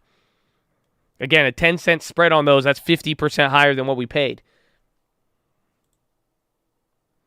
Yeah, people are waiting for the contracts, I think, at the very least. No, I sold 30 out of 100. I made them free. I sold 30 at 95, got my money back plus 50% profit roughly, and then I'm holding 70 of them for free. Everybody in the HCC, a warrior. Yeah, they're going up. Again, a lot of companies look like this, and I like them, but that's why I'm saying I'm trying to find the one where I want to know the one that's going to have the most heat and the one that is going to, get us I want an advantage on it, and that's why I'm thinking. I think we have an advantage on wheat, the ticker, and then I think we're going to get an advantage. Now that everybody's willing to pay a premium for all these contracts, you see what I'm saying? Guess what? If we could come back and take them cheaper or go for the shares or the actual future, we'll be able to do good. But again, you're going to have a lot of volatility with time. Just watch. Everyone feels a certain way today. Wait till this shit drops 10%, 15% before rocketing up, and we're going to see what happens.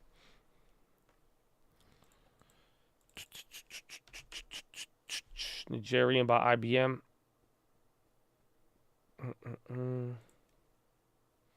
Even if it's going to be 2 months, doesn't that mean it'll be stuck in the boring range after the Fed?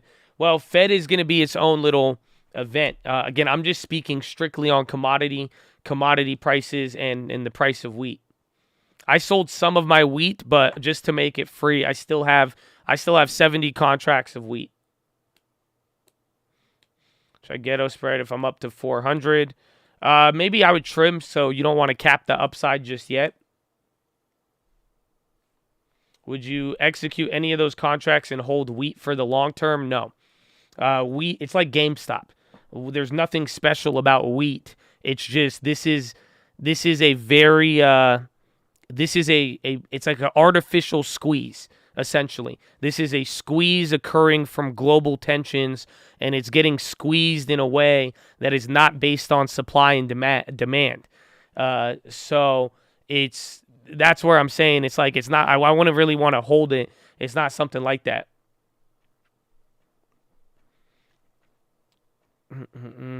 Why did SPY buy? There's a human corridor, or apparently there's a peace agreement to allow a human corridor between Russia and Ukraine.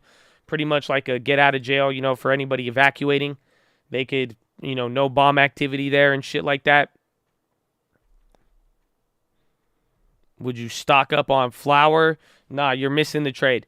Again, we could take advantage. That's what I'm saying. If you really want to take advantage of this moment in history, it's going to be knowing the right assets to play. We got wheat ahead of literally everybody, and that was a right decision, and that's how we got into it. And the next one is going to be playing the commodity. So honestly, I would either paper trade the futures or exercise a lot of patience, and we wait till the ETF could come back to a normal level.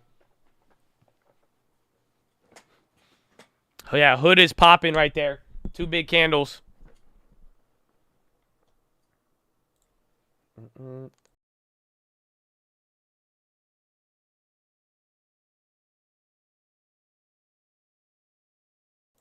What a question. He said, how do they not get that raising wages is literally not cutting costs? I don't know, man. It's electrolytes. You see, because plants crave them. And then if it has what plants crave, it's because it's electrolytes. You know what I'm saying? So I think it's pretty simple. So 11 was my target here for the day, and that's the premium between net asset value and not. Again, here's the fucked up part between wheat and the ETF. They're holding hundreds of millions of dollars of these wheat contracts. That's why we bought them.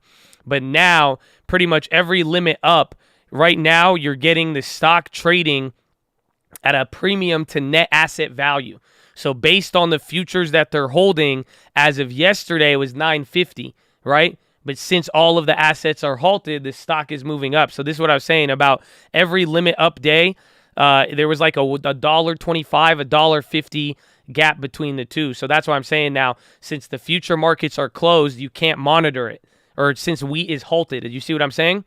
So that's why I'm saying 11 is the tar. Oh my gosh, now it's going nuts. See, that's it. They just wanted us to trim a little bit. That's all. They wanted us to trim a little bit, and I think we opened up some, because, bro, these premiums are going crazy now. Yeah, but this is past the price I even thought. Let's just keep running it, bro. Yallah. But get ready. Part 2 on the way. Don't you worry. You don't ever feel like you missed out on this one. Yeah, bro, they're going 40 cents since I fucking sold out, and the shit was already up 10%, and we made more money on the premium on a 1% move than 50% all day. Fucking scammers, bro. Scammers. It's bullshit. But it's okay. We'll take it. The paper one is halted. So the paper account, when I did the paper futures to test it out, I made $32,000, but I made all of that money by 6 p.m. yesterday. You see what I'm saying? And then guess what? You haven't been able to trade it because limit up. And now while this is closed, this is open while everything is closed. And now the ETF is trying to find out the difference between net asset value and what it's trading at. And that's the game that's being played. And then the premiums, if wheat futures wake up again tomorrow and keep doing the same thing, it's a fucked up loop where they're chasing each other until you get some stability with wheat. Do you think you're responsible in any way? Again, I would blame the guy dropping bombs who makes the wheat. I would not. We had nothing to do with this. Nobody wanted this play. Again, the open interest on this play is 1,000 contracts, and the day when I bought it was 0. I think after we got it, it was at like 700. At one point, I was 30% of this option chain. When you really look at it, so it has nothing to do with that. Again, we were early. That's it. Again, this is where our knowledge and education came into play. The one time every couple of years, as long as we hit it, that's all you're really gonna need. But we just knew about it, and the plays were cheap. Pretty much the option plays were cheaper than the futures, and you were able to get it without unlimited risk. So that's it. I'm up over 500% in 3 days. So I think the premiums are high. You might be able to go for the shares, but I'm waiting. I am gonna double dip. So that's all I'm waiting for here.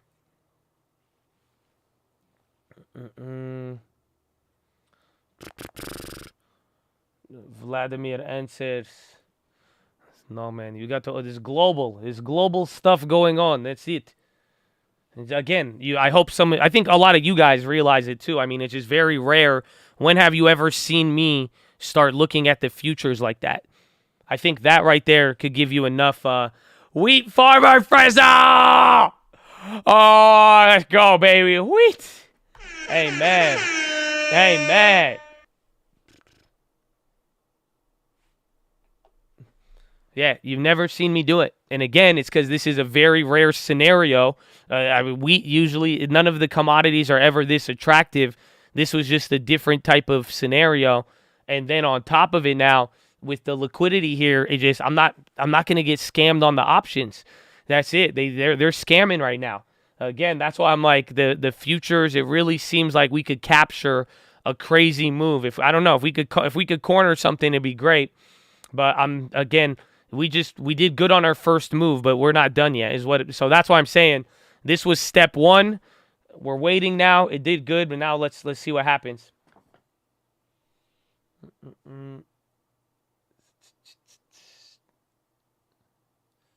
Waiting for the double dip. He's cornering the wheat market. If I can, I don't know. If I could get the right opportunity, we'll see it.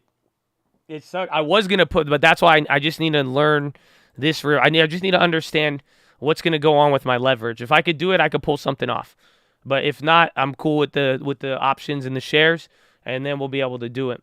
Let's do it with soybean. See, that's the problem. Like, you can't just do this on anything. Like, again, I like aluminum. I like the rest of the commodities. This is the biggest commodity push since the 70s. Again, hopefully you understand why this probably stuck out to us. Again, 70s, 1970s. It's like I show you guys once a month the chart from the 70s and talk about it. And that's why I bring up real estate. Y'all don't fucking hear me. You hear me? You better get real estate. What the fuck? If wheat costs 30% more, what do you think a house... Anyways, who cares? It's fine. But anyways, like I'm saying, it's coming in, but this is just the first move with all of it.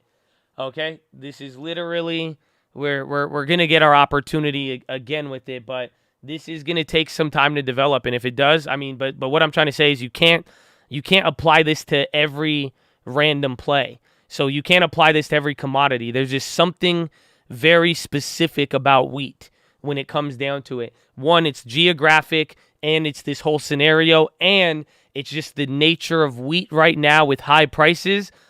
Wheat is the chokehold to food security right now, and it's a political tool, more or less, is what I would tell you.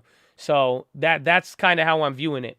But I only sold out 30 of the 100 plays. So we bought these at 20 cents a couple days ago. They're now 120 to 140. So I have 70 of these contracts. So we literally $2,000 into 12,000. But then I sold out 2,000 worth, and now I have about 10K, $9,000 worth. So, but I'm still holding. I wanted to trim a little bit for various reasons and to make it free. But then I'm gonna wait from here and see what happens. Does this increase food prices? Yes. Not today, not tomorrow. But if wheat stays up at this price for the next 30 days, then yes. Then every single piece of food, or a majority of it, just went up by about 30%. And again, this is what we're talking about, the problem with the market in the Fed, because then this starts to hit the CPI. Then this starts to hit you. Then it starts to get a little bit more, it doesn't start looking good.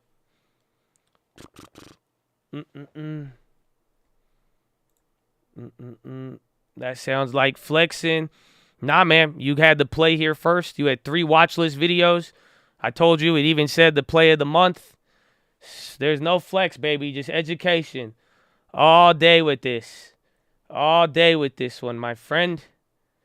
Press briefing Saki this early.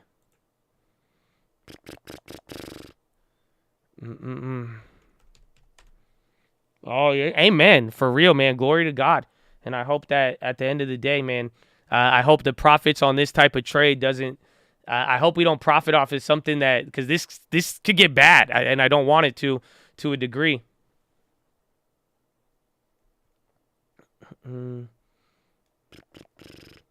Selling puts on wheat. I don't know. Honestly, just listen to me one more time. Like, it's risky, though, but I think some of you have it in your capability. Just go start paper trading futures and understand the tick sizes and understand the leverage on it. And then we could go after wheat again, but I'm just saying at the end of the day, if we are going to get anything on here, we'll go for the futures. No, not, I mean, again, and now even like some people asked about Kellogg's and all of that, but at one point, these will get hit by the price of wheat. The point we're trying to play is the actual price of the commodity, and that is the big game that the big boys are going for right now. Again, any big companies, any shippers, any producers, they're the ones engaging on these futures. It tells you everything if you click. I know if it tells you that, but I want you to I just want to get a feel for it. That's why I did this. I understand how it works, but I just said, let me see how this would play out if I put X. I want to know how it's going to look when I do the trade. You see what I'm saying? And that's why I just want you to get used to it. You could do this on Thinkorswim, see what sort of margin requirement, let it fluctuate a little bit, but you're going to have time. I'm telling you this now. Prepare for this now. If you could get ahead of the game here and understand some of this, it could be good. It is very easy to get fucked. It really is. But otherwise, we're going to be very patient, and then we're going to try to get back in on these premiums. You could go, there's 1 to 5, there's mini futures too. There's XE and ZW.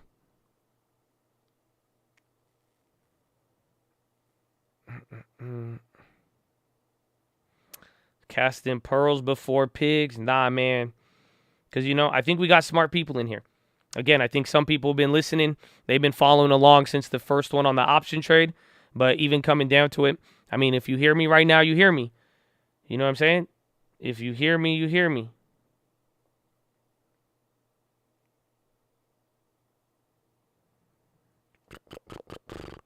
So it's very simple. You know what I'm saying? If you hear me, you hear me. Do you hear me? Then keep hearing me.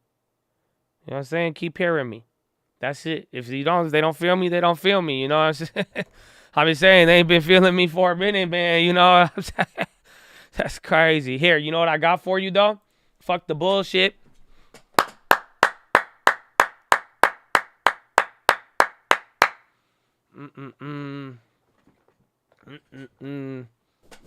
I got something for you. It's called the positive message. How does that sound, Chad?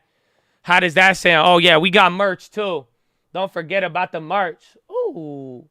Ooh. Uh-huh. Come on, ladies and gentlemen. Let me hit you with, I got a story. I got a positive story for you. So listen, market's coming up a little bit. We're still near pretty much right where we opened on the day. You got some positive peace talks a little bit. Kind of. We got the press secretary coming on here, Miss Sake. So let's do it. Let's get it popping, man. If you hear my voice, just hit the like button. Okay, if you learned something about wheat, hit the like button. Come on, man. If you hear me, just hit the like. If you're alive, hit the like button. If you just got love in your heart, hit the like button. I just need to know who's hearing me right now. Come on, baby. So if you can hear my voice, just check in. It's like attendance. Hit the thumbs up button. I can't do it without you, Chad. Last time you ran it up 1,000. It's okay. I just can't do it without you, Chad, okay? Again, we work together here. We work together. I need your help, Chad. Just hit the thumbs up button. Hit the thumbs up button.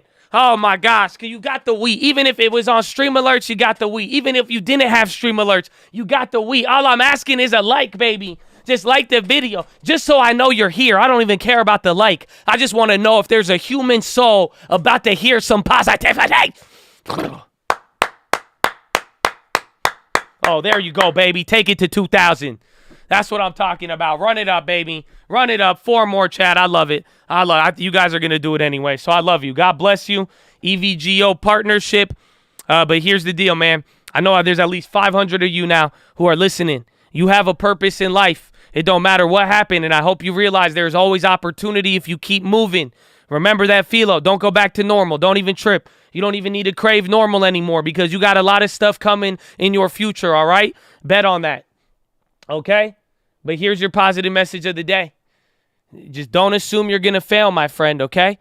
So once upon a time, there was a research experiment, and they take a shark, and they put it into a tank, and then they would release a bunch of fish into the tank. So as you would expect, they put a bunch of fish into the tank. The shark eats up all the fish right when he sees them. So they wanted to do a study, and what they did next is that they put the shark in the tank, and then they put a piece of fiberglass in the middle of the tank. So now when they put the bait fish in there, the shark saw them again, and then he started trying to get the fish, but then this time he runs into the fiberglass, and he can't get to them. So the shark was like, all right. Then they did it again. Then they put more fish. The shark saw it. Then he runs into the fish, but then hits the fiberglass, right? So again, they do this for about like an hour or 2 hours. And then they repeated it several dozen times over the next week. And then what do you think happened every single time? Every single time more fish were added, the shark got a little less aggressive and a little less aggressive and a little less aggressive and just got tired of hitting the fiberglass. So eventually, they removed the fiberglass and then they put more fish in. But now at this point, the shark was trained to believe that there was a barrier that existed between him and the fish. So, they've swam wherever they want, and he never attacked them. Do you get the point, ladies and gentlemen? Do not assume you are going to fail. That's it. That's it. I don't know. I think you could learn something from that. I think especially as a trader. Oh, I'm not trying to give you FOMO. I'm just trying to say, if you've been hitting that glass, I'm just saying you need to come with that same first mentality, you know? Just let out a growl, go, Oh. There you go, baby. There you go. TSN. Let's see it. There's food. Again, anything food-related commodity, they're going to go up in the short term. And then the next part is going to be when the companies start having it's like inflation. You guys remember when inflation happened and everybody bought everything because inflation drove the price up? And then after enough time, what ended up happening, people were like, oh shit, inflation is hurting our earnings now. Inflation is affecting our loans, right? It's the same thing that's going to happen with commodities. Does that make sense?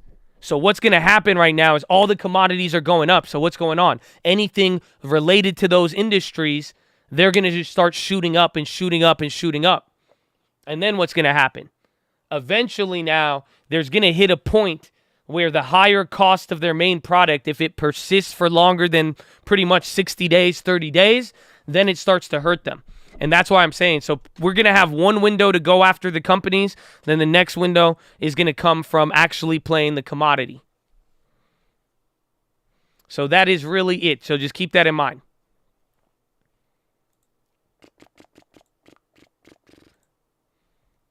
I can't believe that they jacked up the premiums 40% right when we sold. It's good, though. Keep that in mind, honestly. I might have to start doing that.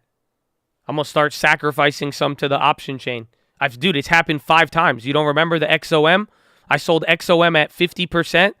Then 10 minutes later, they go up to 200. Alcoa, I sell out at 100%. Next 2 minutes, it goes up to 300%. It's not even beating them to it. It's just literally, my theory is this isn't tinfoil. I'm literally just thinking that the option chains are so illiquid that right when there's any sort of movement on them, that I think it's fucking up some of the, I think people want it essentially.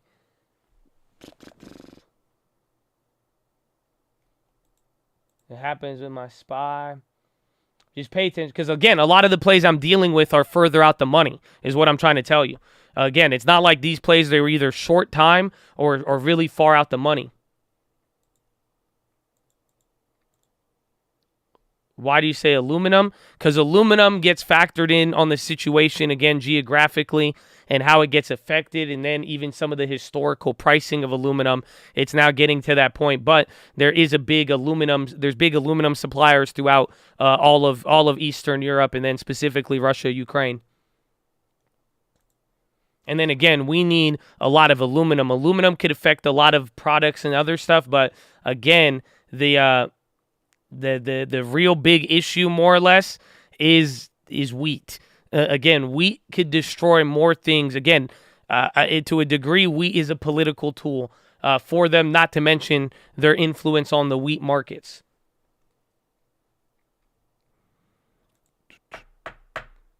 The Costco's are still up. Fun fact, Costco pre-earnings plays are working, even though the stock's down.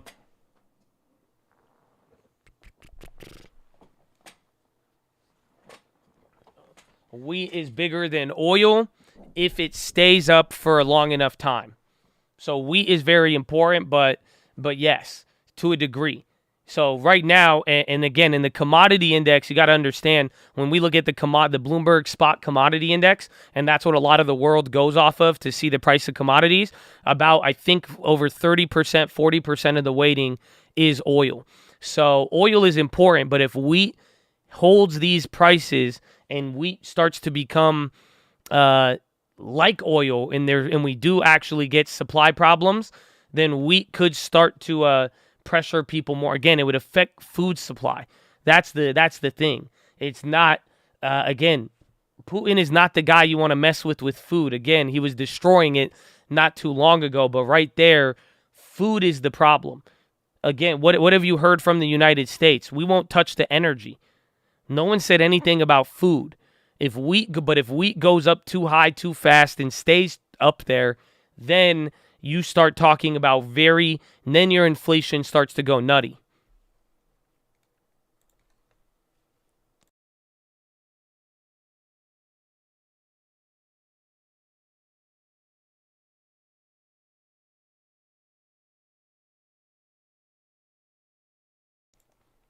Is it too late to get wheat? I'm waiting for a double dip. So if you're not already in the play, I would either play super tiny if you want a little bit of exposure, but I would wait for the double dip, and I would start getting an idea of, and I would start paper trading futures so you could get an idea. Underestimating Putin? No, I think this has nothing to do with Putin. I think this is Western versus Eastern. I think this is modern mentality versus just non-modern. It's just reality. I just think a lot of people are missing out on the reality of again, where shit comes from. And the fact that wheat we have a lot of it, and nobody ever thought you would ever not have a lot of it. But the problem with wheat right now, it's not that you can't farm it, it's you can't ship it.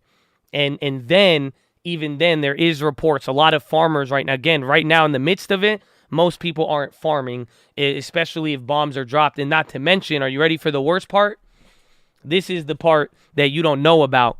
You remember when this first started and Putin started bombing a bunch of places and he was taking out certain like aircraft stuff and all of that? How many bombs fell on a fucking farm? That's the problem. That's the thing we don't know about. But I'll tell you this, we do have good supply in America. And that's why there's Kansas City wheat. But then if people start trying to secure it now, and then people are going to start securing the first harvest, that's why I said the real issue is going to come into play once the first shipments get delivered.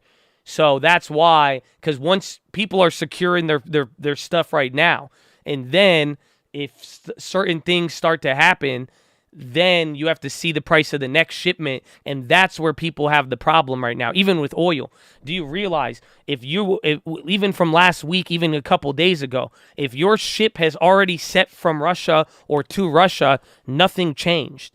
Again, there's people already, they've have deals and agreements in place that have already occurred and are in the process. So what's really going to happen is when the ships have to come back. Or now if the ship is empty, and then now we're like, hey, we need the next shipment. Where do we go from here now? And that is where, if the prices are still high, that's where we have a problem. So right now, this isn't too bad.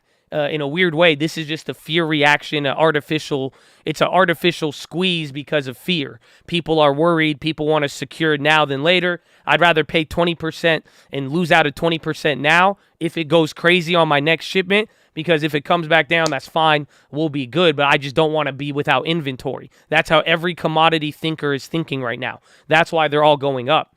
But that's why it could quickly drop too. Is this wave 2 of inflation? If these commodity prices hold, and again, let me show you, here's the problem I have with 1970 now, because I've showed you 1970 in dividend stocks, I've showed you 1970 in real estate, but I haven't shown you how do you spell Bloomberg? I haven't showed you the commodities, and I have not shown you agriculture. I haven't showed you that in this time around, unfortunately. Or for the 70s. So Let me take you back in time. So you see this right here? Take a look at what happened 60s to 70s. It was chill, and then all of a sudden, through 73, 74, you had one big leading wave, and that's what we had right here. But then you had the dagger, and then you had the run up here. So this is 1970 to 1974. This is the biggest commodity push in a month or a week that we have ever seen since 1974. I got to give you the mini chart then if you want it. If you want the dates.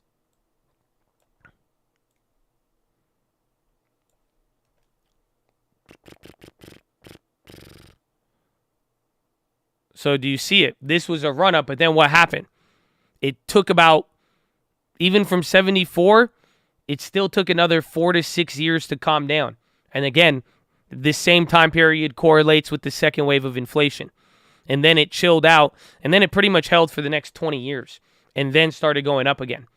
So pretty much the question is if it holds, if this sets a new regime for commodities, and if it sets there. But pretty much you are on the cusp of the second wave of inflation. But this is what happened last time. It shot up, and then it chilled out for a little bit, and then within the next year or two, year and a half, it started going back up.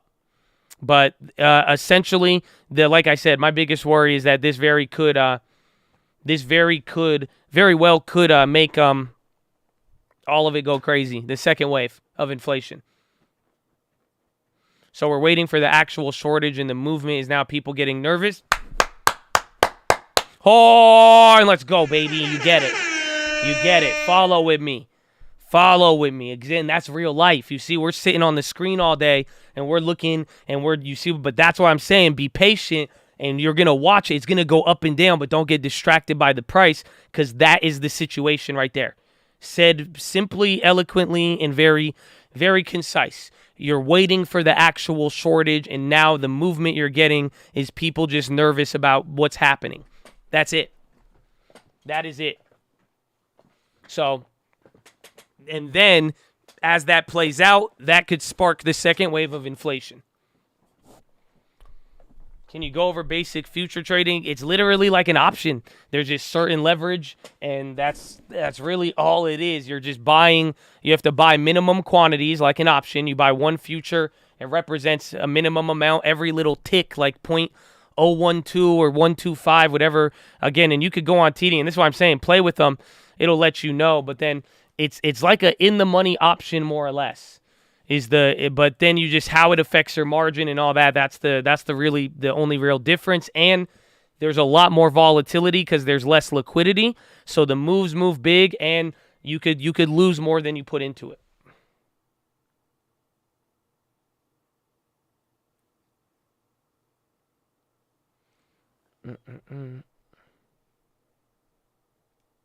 Margin requirements to hold overnight are incredibly high. Could it not be the market front-running it like with rates? The move is already done. Well, yes, but this is more of a fear because you wouldn't want to front-run wheat. It just doesn't make sense. Again, it's like it's buying something that there's so much of that it just doesn't really make sense in that sense. But like I'm saying, it's more likely that companies and businesses would pay a premium to secure than not. Think about what Walmart did, and think about what Amazon did when there was the backup at the ports. What were they starting to do? The companies with a lot of money, they were willing to spend more money, buy their own ships, get other stuff, and pay premiums. And why were they willing to do that? Because they wanted to guarantee that they would have product on hand when the time came. So right now, that's what a lot of people are doing.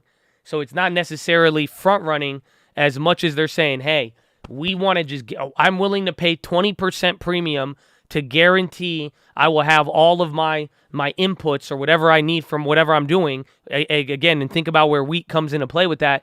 And they're saying I'm willing to pay 20, 30% more for the wheat right now to guarantee it to me in a month, because I'll go pay, even if it comes down 30% by then at least I will have security, but I'm not going to be the company without the product. That's what you want right now. Imagine you're now a country. Imagine now you are worried about your food supply or whatever it may be, anything of that nature, you're going to want to guarantee that you have your supply, and that's what's pushing up the price right now. I wouldn't necessarily call it front running as much as it could be a rational hedge to the sense where you're saying, listen, I'd rather pay 30%, even 50% more, because, again, wheat is still cheap. Don't get that twisted. We're talking $10 a bushel. So it's still not expensive. But you're rationally saying it makes more sense for me to guarantee a shipment than not, because if anything did happen, that shipment could go a longer way than not, versus I could balance around and we could take a loss even if it comes back down. They're not trying to front run it like the rates, essentially. Because, again, the rates are fixed income. Rates are a commodity. A bond is a commodity. Fed futures, it's a fixed duration trade. It's like a bond, not necessarily something physical that you could get if you wanted, or get paid a cash difference if you're dealing in the physical market. So that's the real big difference, and that's why it's not like they're front running it, because it's not fixed income where if you get it now and then the yields go and you get the benefit on the price. This is the actual item. And again, even if they settle in cash, the companies who buy the cash settled futures, they buy these because they have different contract agreements for the physical commodities. You buy the contracts to get the money profit difference, worst case scenario, depending on what happened.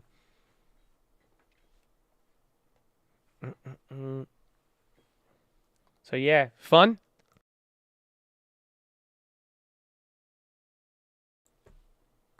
How big is a bushel? I don't know. How big is a bushel of wheat? 9 gallons of wheat. 60 pounds. And then 1,000 is 60,000. So every contract represents 60,000 pounds of wheat.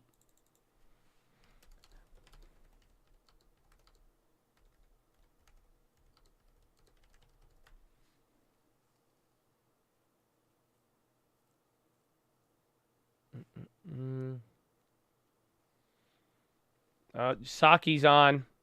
Just wanted to know one Peter, thing. ask her about before we wheat. get started, as you all know, later today. Peter, ask her about wheat. Forced arbitration of sexual assault. See, and this is what I'm honestly. This is one of those things. If wheat stays up, Federal Arbitration Act. this is one of those things like the masks, like the other shit. Honestly, governments might, if it gets ever dire, they should start securing those. So it's better do it now than later. Do it now than later. Yeah, Peter may not be that smart, but let's hope Biden is, right? Against their employer. President Biden has long spoken against forced arbitration clauses in employment contracts, and today marks an important milestone in empowering survivors of sexual assault and sexual harassment and protecting employee rights. The bill would not have been possible without bipartisan work, including from those members of Congress who will be in attendance today, Representatives Bustos and Representative Griffith, and Senator Gillibrand and Senator Graham. Also wanted to note, it is Aisha Roscoe's last day in the briefing room seat before, yes. Thank you for all of your work. And she's going on, you've already announced this. I feel like I'm announcing news, but it's been announced, to host Weekend Edition for NPR. As an NPR listener, I look forward to being in my sweatpants and coffee and listening to you this weekend. So congratulations and thank you for all of your work on behalf of the American people. With that, Colleen, why don't you kick us off? All right. So I wanted to ask about oil prices. Sure. They're already at about $111 or so a barrel. Pelosi has come out also in support of banning Russian oil. So why keep the carve out, especially when oil, with the argument that Putin is going to not benefit from oil. You know what I'm trying to say? Yes, I think I do know what you're trying to say.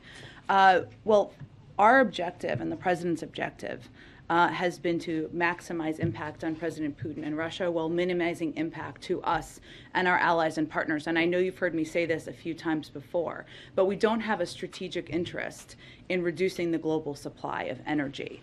And that would raise prices at the gas pump for the American people, around the world because it would reduce the supply available. And it's as simple as less supply raises prices. And that is certainly a big factor for the president in this at this moment. It also has the potential to pad the pockets of President Putin, which is exactly what we are not trying to do. So as the president has said, we carved out payments for energy, trade, and transport from our financial sectors sanctions with that in mind. I would also note that we have been taking steps to degrade Russia's status as a leading energy supplier over time. That includes, of course, shutting down Nord Stream 2 or preventing Nord Stream 2 from operating. That's why we're surging LNG to Europe to help accelerate its diversification from Russian gas. And I think you've also seen European leaders talk about the need to reduce their reliance and to diversify. And we are continuing to look at other options we could take right now to cut U.S. consumption of Russian energy. I mean, for us, if you look at publicly available data, it's only about 10% of our imports. But again, reducing the supply out there would have an impact on prices and on prices at the gas pump. I guess the question is, if oil is already so expensive, isn't he already benefiting from from an already costly price of oil? How does he stand to benefit if you continue to allow that? If it reduces further, it makes it more expensive. So I think we look at it through that prism. Go ahead. On the cost of this, I mean, the president has sort of fuck did braced she American just say? people for this, right? He said that defending democracy and liberty is never without a cost. So is it just that banning all Russian oil and gas imports, that's just a cost that he thinks is too much for the American people to bear? Well, I think there's two different pieces here. Banning banning Russian imports, right? Or what he has done is carved out payments for energy, trade, and transport from our financial sanctions. They're slightly two different things. And the president, the volatility in the oil markets, as the president has been predicting and as you referenced, he talked about in the speech he gave last week, is a direct result of the fact that President Putin invaded Ukraine, and that has created volatility. One of the big reason, of course, that the president announced the release of of 30 million barrels from the Strategic Petroleum Reserve and the coordinated release is to address that and ensure we are doing what we can to put more in the marketplace. But again, his prism he looks at this through is how can we maximize impact on President Putin while minimizing it on the American people. And President Zelensky has called on Russia to be stripped of its ability to vote in the UN Security Council. Does the U.S. want Russia to be removed as a permanent member? We don't see that happening. We certainly understand they have a permanent seat on the Security Council. Of course, that is why it's so particularly disturbing that Russia, given its particular responsibility for upholding the UN Charter, is actively subverting the Charter and abusing its position. The fact is they have a permanent, we're really focused on isolating them, on isolating Russia and holding them accountable. And as you know, that's what we and our allies are focused on doing. Go ahead. President Zelensky is calling again for a no-fly zone over Ukraine. Is that something you're giving any thought to at all? Again, the reason why that has not been a step the president has been willing to take or we have been interested in taking is because a no-fly zone requires implementation. It would require essentially the U.S. military shooting down Russian planes and prompting a potential direct war with Russia, the exact step that we want to avoid. When the president of Finland visits tomorrow, does the president want to talk to him about joining NATO? Well, the president is looking forward to welcoming the president of Finland tomorrow to the White House to continue their conversations about enhancing our strong bilateral relations. I would note that they have spoken twice in the last few months, once on December 13th and again on January 18th. I would expect they will discuss the U.S.-Finnish defense relationship, which is very strong and in fact complements Finland's close partnership with NATO. Along with Sweden, Finland's status is as an enhanced opportunity partner for the alliance, which helps ensure strong defense and close security ties in the Baltic Sea region. But it remains for any country, up to that country and up to members of NATO to determine any path forward there. And lastly, Russia's been cracking down on independent media and dissent at home. What's your reaction to that? We have seen that and are deeply concerned. Let me give you some specific examples, because as journalists yourself, I think you will hear it as quite jarring. One moment, sorry, I just want to find all the specifics in here. Thank you for your patience.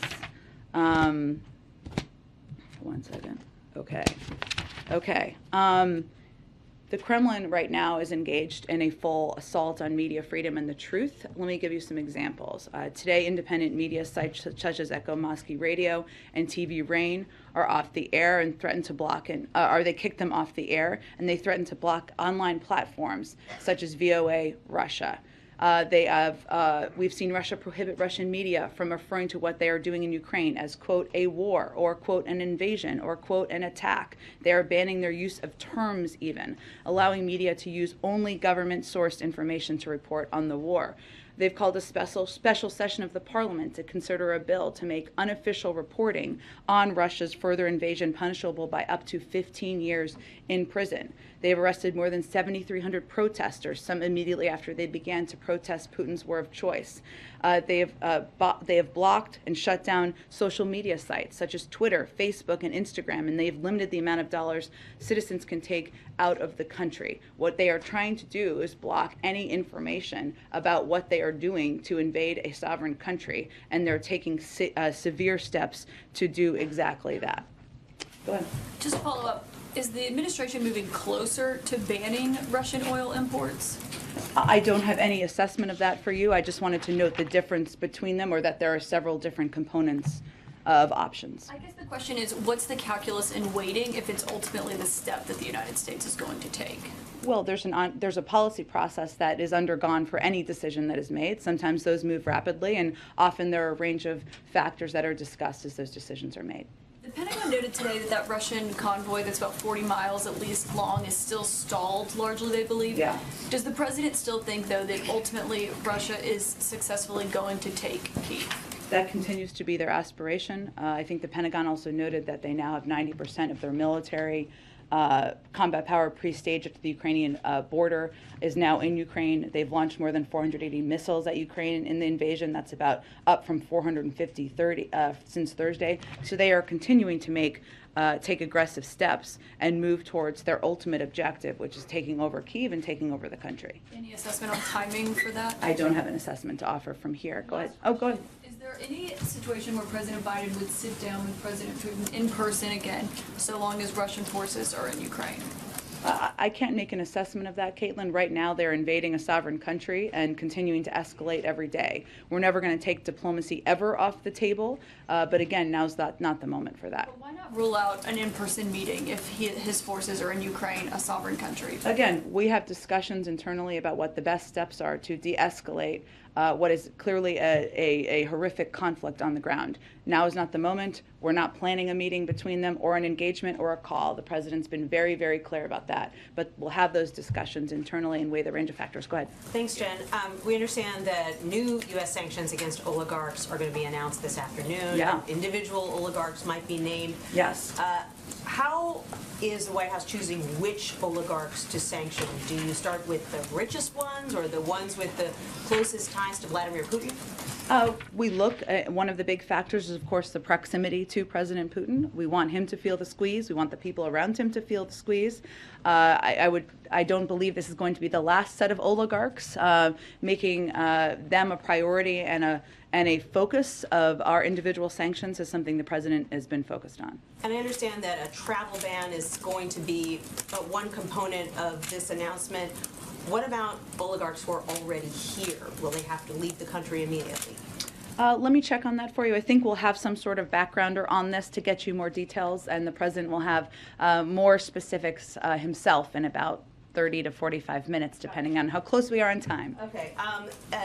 The president announced the other night a ban on Russian aircraft traveling over U.S. airspace. As far as you know, have there been any incursions on U.S. airspace by the Russians since then? And what would the U.S. do if a Russian aircraft were to violate that airspace? I'm not aware of any incursions. I'm certainly happy to check on that, and I can check. I'd really point you to the FAA on that, but and I'll see if there's more we can offer. Okay, and then finally, we all saw the news about the January 6th committee and their belief that there was criminal activity. I wanted to get your reaction to that, and also, does the president believe that former Vice President Pence should volunteer to testify before the committee? Well, let me first reiterate something you heard the president say. The former president subverted the Constitution in an attempt to overturn a lawful and fair election.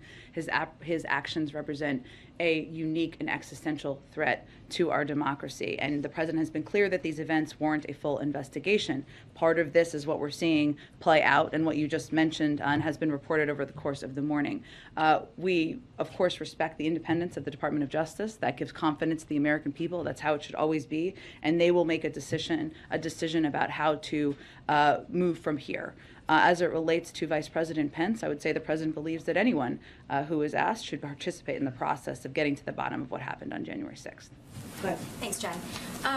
On gas, you just said that less supply raises prices. It's not in our strategic interest to reduce the supply. Yeah. We also know, the president as recently as yesterday talked about increasing domestic manufacturing to bring down prices on inflated items like goods. So why not apply the same logic to energy and increase domestic production here? Well, there are 9,000 approved oil leases that the oil companies are not tapping into currently, so I would ask them that question. Is there nothing that the administration can do to get those providers back to pre-pandemic levels? Do you think the oil companies don't have enough money to drill on the places that have been pre-approved? Just asking. I would point that question to them, and we can talk about it more tomorrow when you learn more. Do you think that opening the Keystone pipeline and having more energy-friendly policies might do that? The Keystone pipeline has never been operational. It would take years for that to have any impact. I know a number of members of Congress have suggested that, but that is a proposed solution that has no relationship or would have no impact on what the problem is. We here all agree is an issue. So during those years where it would take to bring down prices, as you're saying, we should just continue to buy Russian oil? Well, again, Jackie, I think you're familiar with a number of steps we've taken, a historic release from the Strategic Petroleum Reserve. Let me finish. What we can do over time, and what this is all a reminder of in the president's view, is our need to reduce our reliance on oil. Jen, you need to start being nicer in these moments right now, Jen. We need to do that. If we got do more good questions. to invest in clean energy, more to invest in other sources of energy, that's exactly what we can do to prevent this from happening in the future. We welcome any Republicans from joining us in that effort. Go ahead. As long as we're buying Russian oil, though, aren't we financing the war? Well, Jackie, again, it's only about 10% of what we're importing. I've not made any announcement about any decision on that front, but our objective here and our focus is making sure that any step we take maximizes the impact on President Putin and minimizes it on the American people. And anyone who's calling for an end to the carve-out should be clear that that would raise prices. Go ahead. Thanks, Jen. On the oligarch sanctions, I know they haven't even been announced yet. Yeah. But I'm wondering if you could tell us, if there are criteria that you've laid out for them to eventually get unsanctioned. So the idea being that you would incentivize them to pressure Vladimir Putin to end the war by laying out certain criteria that would essentially get them unsanctioned. That's an interesting question. I mean, right now, obviously, we're in the middle of an invasion, so I don't think now is the moment where we are giving anybody that sort of an off-ramp, but I can certainly check if there's more that we have conveyed to them.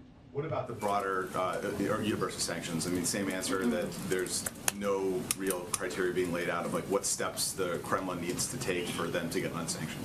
I mean, I think right in this moment, they're marching toward Kyiv with a convoy and continuing to take reportedly barbaric steps against the people of Ukraine. So no, now is not the moment where we are offering options for reducing sanctions. And then one more on the domestic front. The Senator Manchin had laid out something of a counteroffer to what the president had described during the State of the Union on his domestic agenda. It was involving deficit reduction, tax reform, and drug price cuts and some climate provisions. Have you heard from him about his ideas, or is there communication, and what did you think, what did the White House think of that proposal from Senator Manchin? There have been ongoing communications with every member of the Senate, Democratic Senate, and many, many, many Republicans. I'm not going to detail those from here. The president has conveyed that he sees a lot of components where there should be broad agreement on in what he has proposed. And he talked about them the other night. Some of them is the ability to negotiate the cost of prescription drugs. Everybody thinks the cost of prescription drugs should be lower. The president certainly believes in taking steps to reduce the deficit. This government, we reduced the deficit over the course of last year. That's something he already has a record of doing, and obviously taking steps to make the tax system more fair is something he believes in. But there are a lot of components that there's a lot of passion behind on Capitol Hill, and there need to just be continued conversations about that. Go ahead. I want to ask you about the emergency funding request that's sent up to the Hill this morning. About a third of it would go toward medical countermeasures, the antivirals the president talked about, the Union, the antibodies. Do you see us getting to a point where the availability of these treatments might mean that vaccine requirements are neither necessary nor justifiable? I don't think I can make a prediction of that at this point in time. I mean, the vaccine is still the best and most effective way, and the doctors will say this, right, to protect people from hospitalization and death. The pills are certainly an important development, scientific development, but the best step anyone can take continues to be to get vaccinated.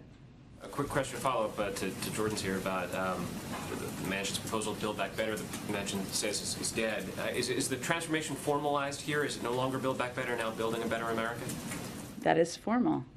But no one cares about the name in the American public. I care about it. To build better infrastructure it's a year, decade. I want to try one more on the potential oil ban. Yep. It feels like because you now have Republicans and Democrats calling on the administration to ban oil from Russia. As you've laid out, there are a range of different options under consideration. What would the administration need to see in order to make a final decision? Need to see how? Tell me more. Happening on the ground. What would need to happen in order to prompt a final decision on an oil ban? I don't know that we look at it exactly through that prism. Obviously, we have not held back in taking significant historic steps that are crippling the Russian economy right now. I think there's no question about that, and the president has led the world in doing exactly that. But what factor we're looking at here is the impact on the gas pump for Americans and reduction of supply in the marketplace. A reduction of global supply would have an impact on raising prices. So that's the prism we look at it through. There are some interim steps that could be taken instead of a full outright ban that would potentially mitigate the costs on gas prices. Is there a sense that this is at a tipping point and that some of those interim options? We are continuing, Kristen, to look at other options. We could take right now to cut U.S. consumption of Russian energy, but in the context of maintaining a steady global supply of energy. So that's what we're trying to balance. Okay, let me ask you, is there any discussion about sharing U.S. intelligence with the Ukrainians about what is happening on the ground in real time? We have been sharing it real time. You have. Okay. And is there a sense that the communication has been enough to give them what they need in order to be in a defensive posture, in order to fend off the Russian forces to the best of their abilities, to the extent that they can? Well, without getting too far into details of what we do, for obvious reasons, we have consistently been sharing intelligence that includes information the Ukrainians can use to inform and develop their military response to Russia's invasion. That has been ongoing, and reports that suggest otherwise are inaccurate. The world is watching as this convoy is lined up outside of Kyiv. Mm-hmm. The U.S. has been very clear you're not going to send in military forces. Is there anything the West can do to stop the convoy in its tracks, short of military action? Are there any possibilities that are under discussion? Well, one of the reasons the president pushed to expedite the delivery or the approval and delivery of a security package over the weekend was to give them, the Ukrainians, more support. More equipment, more defensive weapons to utilize in this moment. But we are not reconsidering or taking steps that would prompt a war between the United States and Russia. And if I could, there was a little bit of breaking news as we were coming out here. You may or may not be aware of it. Ukraine has said it's agreed with Russia to create safe corridors backed by ceasefires to evacuate civilians, deliver aid.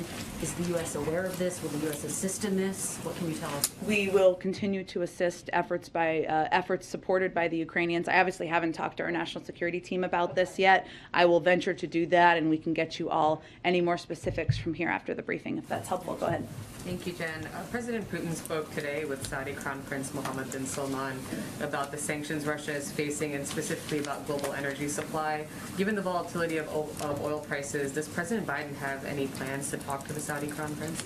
Well, a couple of weeks ago, I would note, Brett McGurk and Amos Hochstein made a trip to Saudi Arabia to talk about a range of issues, including global energy markets, as well as Yemen. And we will continue to have a range of ways we engage with the Saudis. The President has no plans to talk to the Saudi Crown Prince? I don't have anything to predict for you at this point in time. And President Zelensky has said Russia's actions clearly constitute a war crime. UK Prime Minister Boris Johnson also said that Russia's targeting of civilians fully qualifies as a war crime. The President wouldn't go that far when he was asked yesterday. Why has he been reluctant to label Russia's actions a war crime? Well, there is a process, and we have stood up a process internally, an internal team, to assess and look at and evaluate evidence of what we're seeing happen on the ground. That is a standard part of our process in the U.S. government. I would note that we work very closely with our international partners, and we will provide any information that we surface through that process. I think we've seen on the ground that reports of a range of barbaric tactics, of reports of targeting civilians. That's all factors that we look at. And again, that that process that has been stood up would provide any information to the ICC or any other international body taking a look at this. Go ahead. Excuse me. Are there any discussions now, or have you guys had in recent days, I guess it feels like weeks, with European allies about preparing staging zones for Ukrainian insurgency, perhaps to provide training, other assistance? Well, right now our focus is on supporting the current Ukrainian government and leadership, and that includes expediting assistance, expediting military defense assistance, engaging closely with them, and we'll stay focused there. Representative Adam Smith today on MSNBC said that the United States, is providing some intelligence to the Ukrainians, but not providing the type of real-time and targeting that you see U.S. military getting in war. So why is arming the Ukrainians with Stingers and Javelins appropriate, but not providing them targeting intelligence for those ones? Well, I think this is similar to what Kristen just asked. I would just say that there have been a range of reports out there that are false. We can't get into details of all of our intelligence sharing for obvious reasons, but we've continued and consistently shared a significant amount of detailed, timely intelligence on Russia's plans and activities with the Ukrainian government to help Ukrainians defend themselves. We've been doing that for months. This includes information that should help them inform and develop their military response to Russia's invasion. That's what's happening, or has been happening. Go ahead, Aisha. Thank you. I know people have asked a lot about, the price of oil, but I want to come at it in a little bit of a different way. The fact is that the price of oil is high. It is very unlikely to go down anytime soon, and more than likely will go up. What is the White House looking at? I know that there was the strategic release of oil, but are there other things that the White House is looking at to help consumers at the pump? Maybe to, direct subsidies, maybe more biofuels, maybe easing the Jones Act. Oh, look, what is the plan for Americans who are going to have to be living with these high oil prices? Well, I would say first on the release of the Strategic Petroleum Reserve, it first goes to an auction, and it's a process that will proceed, and a lot of that will happen over the course of the coming weeks. So we haven't seen, obviously, all of the direct impact of the announcement that was just made 2 days ago. But a range of options remain on the table. I can't get into all the details of those, but the president is quite focused on making sure that we are taking steps to reduce the impact, to ensure there's supply necessary out there. Obviously, tapping the Strategic Petroleum Reserve is part of that, engaging with global partners around the world who may be big global suppliers about putting more oil in the system. That is part part of the discussion, and sure, there are a range of domestic options, but there have been ongoing discussions and considerations. Some of that you saw with the announcement of the Strategic Petroleum Reserve released just 2 nights ago.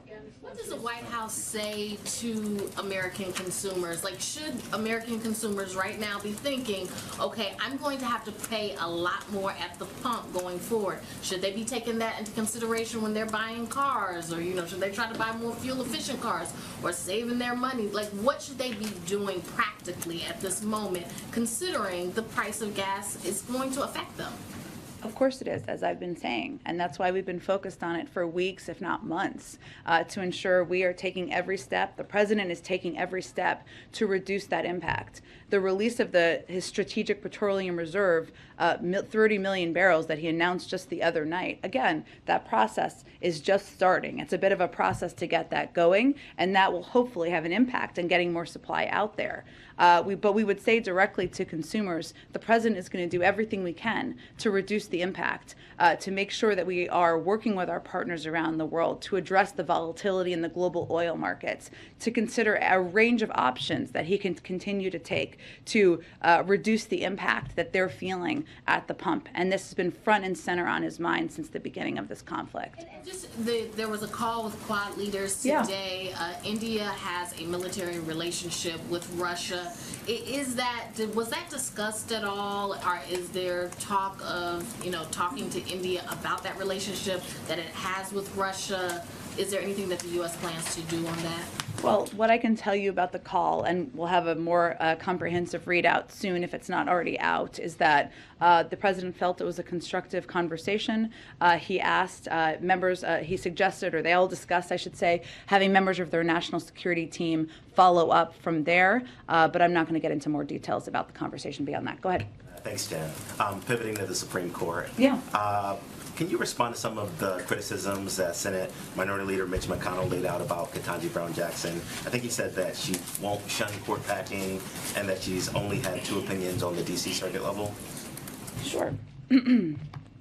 So as I think you're referencing, Ketanji Brown Jackson, Judge Ketanji Brown Jackson has obviously started to have meetings on Capitol Hill that have been ongoing. I would note that as it relates to the first question, the Constitution is clear that the number of justices is a question for Congress, not the judiciary. And a number of you have actually pointed out this morning that during Justice Amy Coney Barrett's confirmation hearing, she was asked a question about court packing or court enlargement, and she said, quote, that is a question left open to Congress. I'd also note that yesterday, Senator McConnell also said that there was, quote, no question that Judge Jackson was qualified for the Supreme Court. And earlier in the day, he said they'd had a good meeting. I think there's no question that as a judge who has been confirmed 3 times by the Senate, someone who has a long record as both a jurist who has ruled in the direction of Democrats and Republicans, that she is someone who is eminently qualified for this job, which is why the president nominated her. One more on the State of the Union. Yeah. The president repudiated the phrase defund the police, and I wonder if you can talk a little bit about the genesis of that line in the speech. Was it about rising crime in American cities or Republican attacks? And there's also been criticism, that he did not talk about police accountability more in the State of the Union. I wonder if you can respond to that as well. Sure. Well, on the first part of the question, that's been the president's view for decades. He's never been a supporter of defunding the police. He made that clear on the campaign. There has been attempts to mischaracterize his position and the position of, frankly, a number of his Democratic colleagues. And yes, it is true that in the State of the Union, the president felt it was important to speak to safe communities, the steps that he would continue to support to ensure there was funding for local police departments. But that has been his position for decades. It was simply a restatement of that. On the second part of your question, I would say that the president has been clear many times that he believes that we need to continue to ensure police departments have the funding they need, that there are strong relationships and partnerships built with communities, but that there also needs to be steps that are taken to ensure there are accountability measures put in place. He was a strong supporter of the bipartisan discussion about police reform that unfortunately stalled, but remains, a consideration of an executive order remains under consideration. I would also note that there are a number of steps that the Department of Justice has taken, banning chokeholds, et cetera, at the federal level that the president is proud that has happened in his administration. Go ahead. Jen, I wanted to return to this question of finding off-ramps for Putin that we discussed. So from your many years in the State Department in a situation like this, that's the first thing that diplomats begin to try to think about.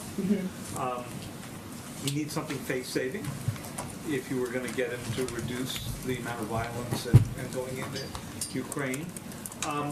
What kind of ideas are you kicking around here that might provide a way for him to find a more graceful way out of this before you've got the kind of large-scale civilian casualties you're clearly worried about?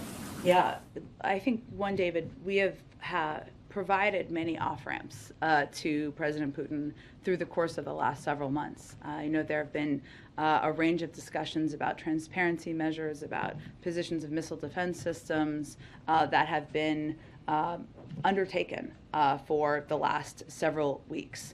It's going to be very hard to have for diplomacy to succeed without military de-escalation. And whatever we do, we're going to do that in lockstep with our partners and allies.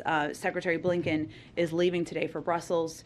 He's going to meet with NATO, the EU, and the G7 allies and partners to continue our close coordination before heading to Poland, Moldova, and the Baltic countries. But again, our effort and our focus right now is continue to work with our allies and partners to implement these sanctions, put the pressure on, and leave the door open to diplomacy, of course. But it's difficult to do that in the middle of a war. So if there is de-escalation, if you could get a ceasefire, for example, in... all right, don't trade this. Not a recommendation. Very risky play.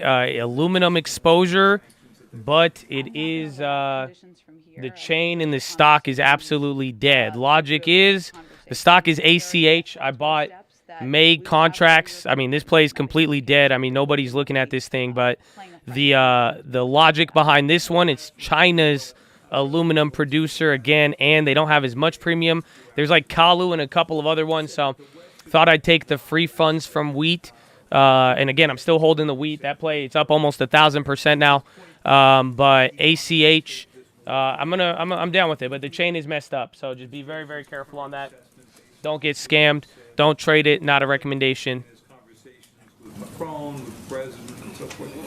I think we all watched the speech, which now feels like it was a year ago, but was only last week, where he made clear he had broad ambitions of what he wanted to achieve. It is also true, though, that NATO has never been more unified, thanks in part to President Putin's aggression, and there are a range of countries that are exactly in that region who are NATO partners and allies. And President Putin would have to make a decision to go into a country where there is a NATO alliance, where there's Article 5 obligations, should he decide he wants to proceed beyond.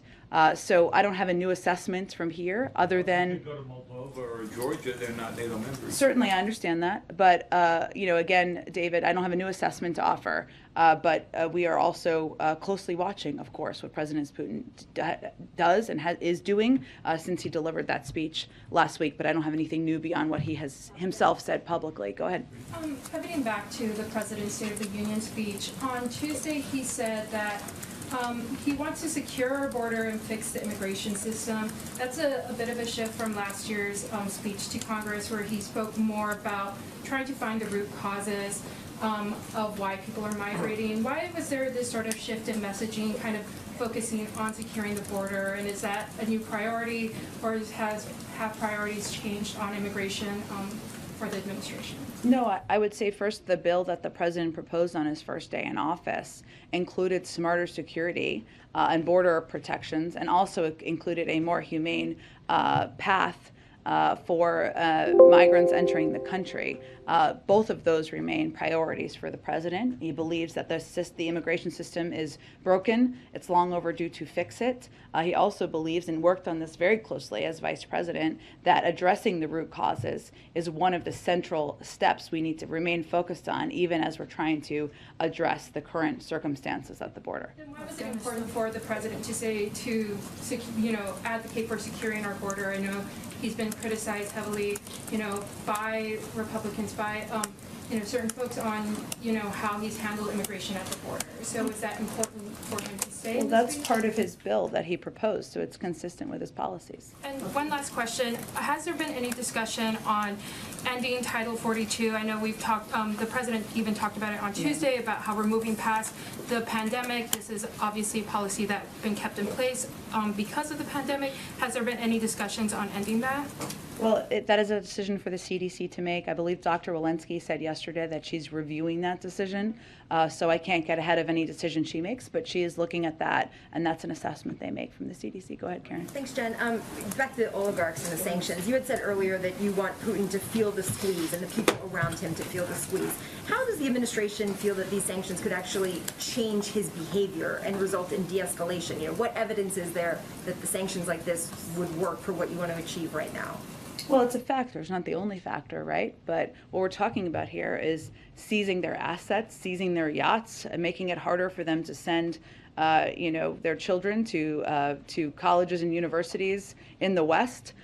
These are significant steps that will impact the people who are closely around President Putin. It's not the only step we're taking. Obviously, the financial sanctions and the steps we've taken have crippled the financial sector so much in Russia that they've kept the stock market closed for a couple of days. So it's just an effort to get close to the people around President Putin. Canada announced a new program to expedite refugee arrivals and says there's no limit on how many can apply. Is there a conversation in the administration about raising the refugee cap to accommodate Ukrainians that would want to come here? I have to check and see if the cap would actually need to be raised. We have said that we continue to be open to receiving refugees, of course, that what our focus is on, given the vast majority of them have expressed an interest in going to European countries and neighboring countries, is being the largest provider of humanitarian assistance in the world, something that we increased over the course of the last several days, and Samantha Power made an announcement about that, and continuing to provide assistance that way. But we remain open as well. I think it's just, again, important to note what the preferences of the vast majority of the refugees who are leaving Ukraine. Go ahead. Oh, we got to wrap up in a second. Go ahead. Yeah, President Zelensky earlier said, calling for a no-fly zone again, said, if you don't have the strength to close the sky, then give me planes. Is the United States open to sending more air support to Ukraine? Again, I'm not going to get into more details of what the Department of Defense may or may not consider, but what I will tell you is that we have continued to provide a range of defensive assistance, something we have increased, only increased over the last several days, but we are not considering taking steps that would put us in direct conflict with Russia. Is there any concern with, you laid out the explanation for why steering clear of sanctioning Russia's energy sector at this point. Is part of the calculation in terms of how much to ratchet up, worrying that Putin will at some point determine that the U.S. has already joined the conflict everywhere but the battlefield and will retaliate. Is that a factor in the administration's decision-making in terms of how far to go, or is that already I'm not sure I understand the question. Well, the sense that Putin may retaliate against the United States, whether through cyber attack, some other measure, is trying to avoid that and trying to maybe not go past a certain line potentially. Is that something that I would say that the sanctions, the financial sanctions that we have issued are on par with what we have done to Iran. They are significant, they are historic, and they are crippling the sector. So I don't think we have held back in any capacity, aside from making sure we're prioritizing the impact on the American people. So no, I would not say that's how we view it. Okay, everyone, I'm sorry. I'm sorry, guys. We'll do this again tomorrow, and we'll be here. Thanks, everyone. Okay, I forgot I don't have a mask. I looked. Thanks, everyone. Bye. Okay, I forgot my mask. Stop. I forgot my mask. Facebook on the low, but yeah, we made ACH. Wheat plays are up 1,000% now. So it's literally, I think I have I got like 12 grand of it, and we sold out 2 grand of it. I want to take some, but I think I'm going to hold it here a little bit, just given everything that's going on. And then we just made the ACH play, but be careful. As you can see, nobody trades this stock. The reason is, again, it's state-owned by China, biggest aluminum provider. The one thing I like is that pretty much the last aluminum pops, it hasn't done the same thing. That's why I'm saying we're waiting for that. It's a little bit of exposure. I just took the free money I got from here and put it over here, but be very, very careful with that one. We will see what happens. U.S. imposes sanctions on Tokarev and Rothenburg. Oh, let us see. Let us see. I grabbed maize for the ACH. But again, be careful with that one. That one, not as much. Again, like I'm saying, even with the wheat play, I think there's going to be a good dip. I mean, again, I want to take the profits on the wheat, but like I'm saying, if I'm expecting this to play out a little bit more, it's essentially giving me a bigger cushion. So we will see what happens. We will see what happens. WSB comes in to short the wheat play. I mean, don't be a hater about it, bro. It's okay. But at the end of the day, the wheat play is an ETF, and it's based on the net asset value of what they're holding, and they are holding wheat futures. So, again, we've already talked about it here today. With all of it, it's gone back and forth. The fact is, wheat is already up 3 limit up days in a row. So that's what we are waiting on. You can get the puts if you want to. Again, I'm just going to be waiting it out here a little bit. I made it free. I like the position that it's holding, and then we'll go from there. After like we said, we're going to need to play this for a little bit. I think there's going to be double dip opportunities and everything. So we'll see what happens, man. Wheat is overbought. I think, again, I was only expecting $11. I think $11 will match it up with what's it called? I think $11 is net asset value. I think right now it has a slight premium. But again, if the ETF trades at a premium to net asset value, that's probably, we don't know until tomorrow happens. Because then whenever the wheat futures open up, it's either going to exceed that or it's going to match up. So there's a nice little feedback loop going on. I just think the wheat situation is both early and late at the same time. Again, we just got in really, really early. We got in a good price, like we said. We got way better leverage than any single instrument you could have found out there for it. But now it's still, I mean, it's up a lot, but we're still waiting for the real issues to come about where again, we actually see it come to life.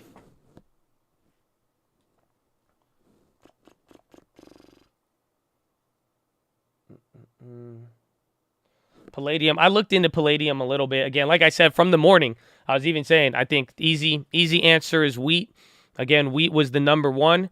And then, like we said, aluminum. But I said there's no way. Again, that's what I was looking for. So I finally, and I think China's an interesting one. That's why I went with the China one, because Alcoa has aluminum as well, too. There's even like Kalu. There's Century Aluminum, CENX, and those are American. And that's why I'm thinking, just given how everything's playing out, I think China may benefit a little bit. I don't like the fact that this is an ADR, but I do like the fact that it is, what's it called? That it is, again, they're chill with Russia for the most part, or that's what it seems like. So I think there could be a little bit of a window or a gap there. ADR, it's a China stock. It's like, this is like Baba. I put in $2,000 into ACH. I took the money. So literally, I put $2,000 into wheat. I more than doubled it up. I made it free. And then I held 70 contracts for free. My initial investment was $2,000. And then I took that $2,000 and then I just put it here. We're not worried about China currency. I am, but again, I'm just trying to get an auxiliary play to aluminum. So that's the whole point with this play. Again, it's state-owned, and it's China's number one aluminum, and it has a little bit of coal exposure too. Let me see.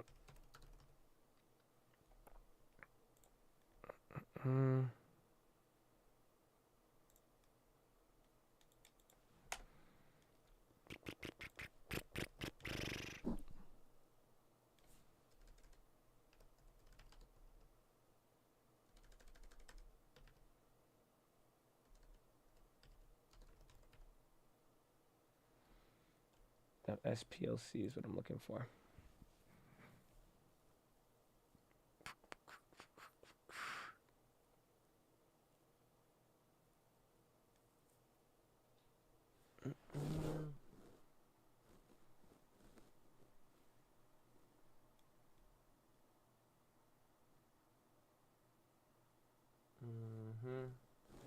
Yeah, it doesn't. So, and again, that's the thing. It's gonna be a little the ACH play is gonna be different. Again, they just only sell to China.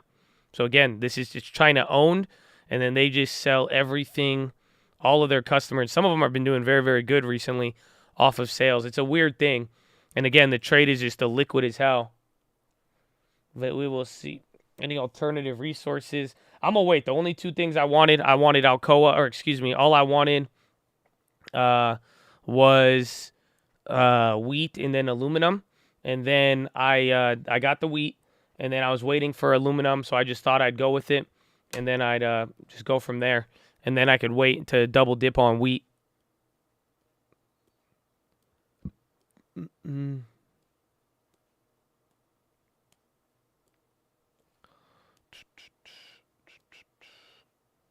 No steel, no steel.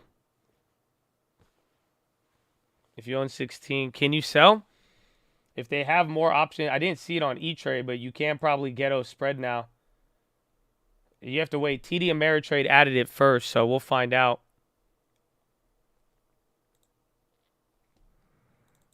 But good day. Good day. All right. All right. Costco, our plays from earlier this morning, they're up a little bit, like 20 or 30%.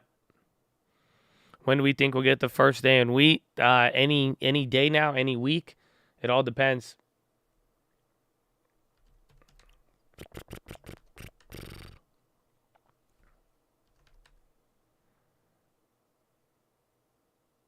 Is there any way to play commodities in the Fed in one play? Wheat? Probably. But no, that's asking for a lot, if anything. Holding the butterfly. I still have the butterfly. Let's check where it's at. They're still up. The butterfly, they're up 15%.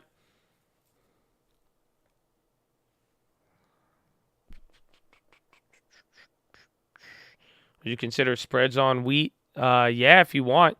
I mean, you can. It's just all up to you. It's just going to wait. I mean, this is a move. Like we said, $11 is, I think, like the natural level up until the futures open again. And then we'll go from there. But even like I'm saying, this is probably going to take it's going to probably take a little bit more time. Again, the real world effects of all of this back and forth. You know, we explained this. This is all just the run up, if anything.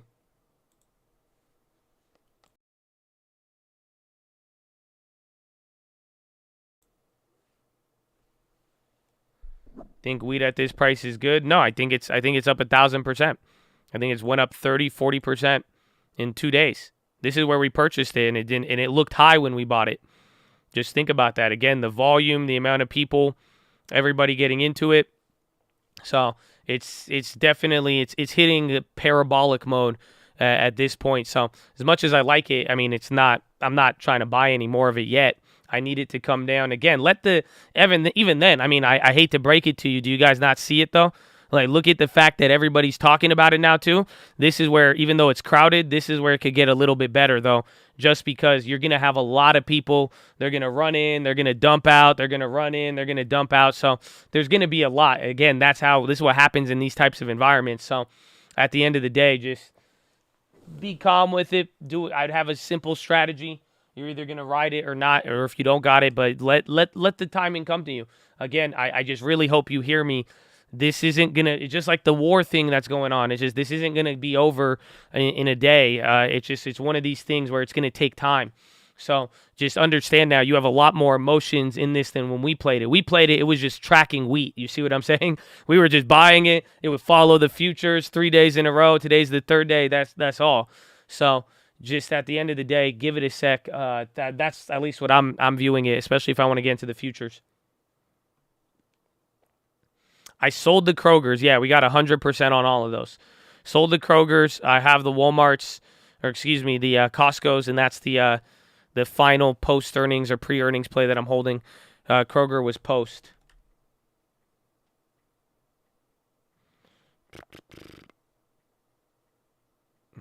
You made more on wheat than any other play. I heard it. It was just good. Again, we went in big. We knew it was working. We even gave you the play of the month signal.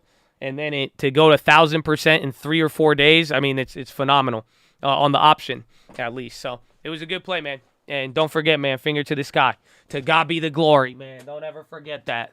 Don't ever forget that.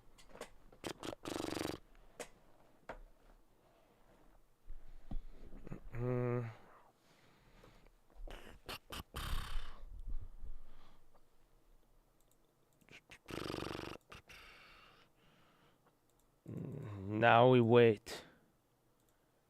Now we wait. We get the good one next. That's it, man. We'll see what happens. How much do low bids affect the spread? Not too much. I mean, unless you're actually like, if the spread itself, it just changes the price or the midpoint, but it's not changing the thing. Again, it's just going to be super volatile. Let it do it. You saw it. Literally this morning, even when we sold, at the end of the day, the option chain is scamming. Just don't forget that. And again, you've seen this even with Longeveron. When these run-ups get big, the downturn is just going to get really volatile. So the question is, know why you're playing for it. If you're just trying to flip the price action, I mean, do your thing. But again, we're the reason why we got into this was macro. The reason why I'm going to play it is going to be macro. You see what I'm saying? If I'm going to even get out of this, I'm observing something different. I really do not give a fuck what the stock market presents. Again, that's why I was even looking towards the futures to begin with, and this is why we were talking about this. So again, we're just this ETF, the fund of it happens to own the exact future contracts that we wanted.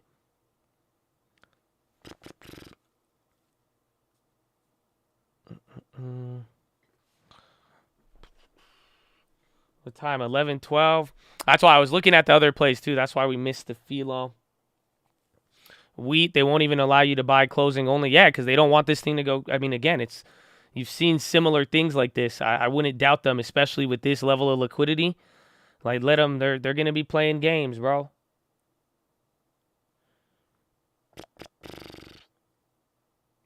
I did not sell the Costco calls. They're up like 30%.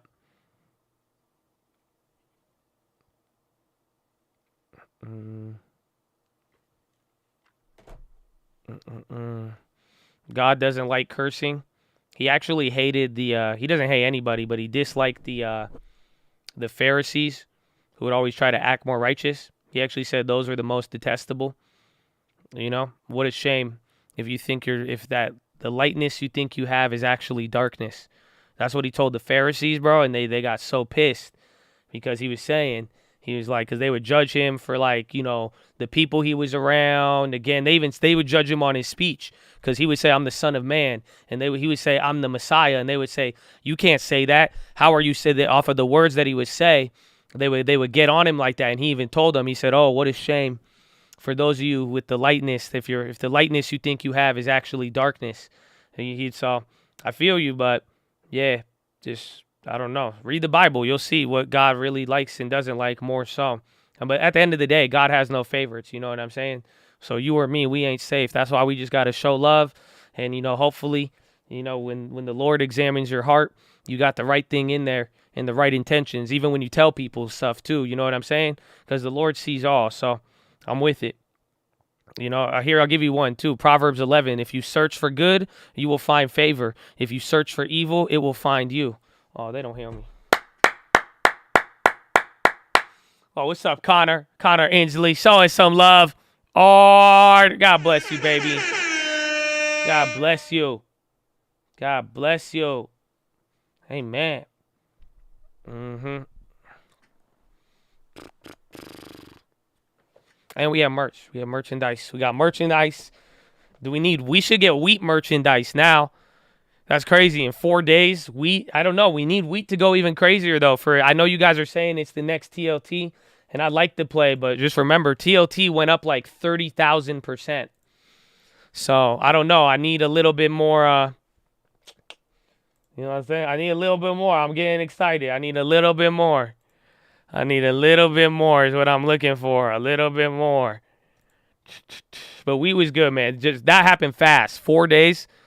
To go big and to know what we wanted with it, and then to go there, it's great. We'll make some wheat powder, like wheat protein powder.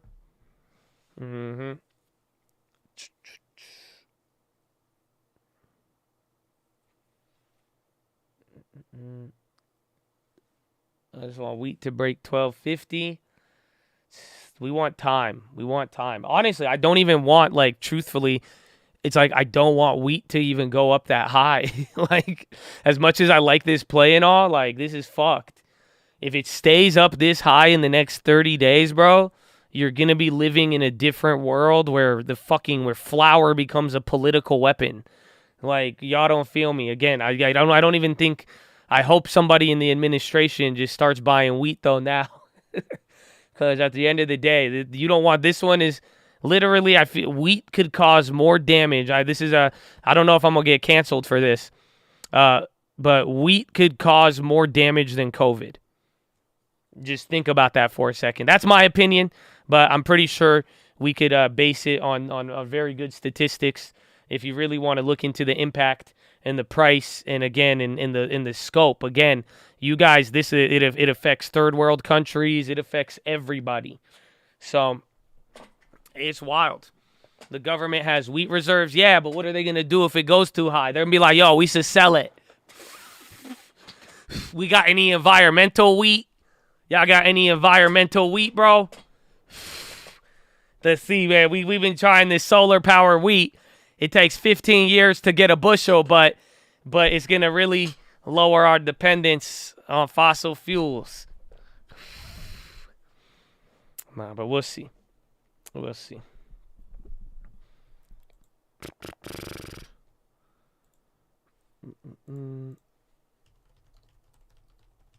But we'll see.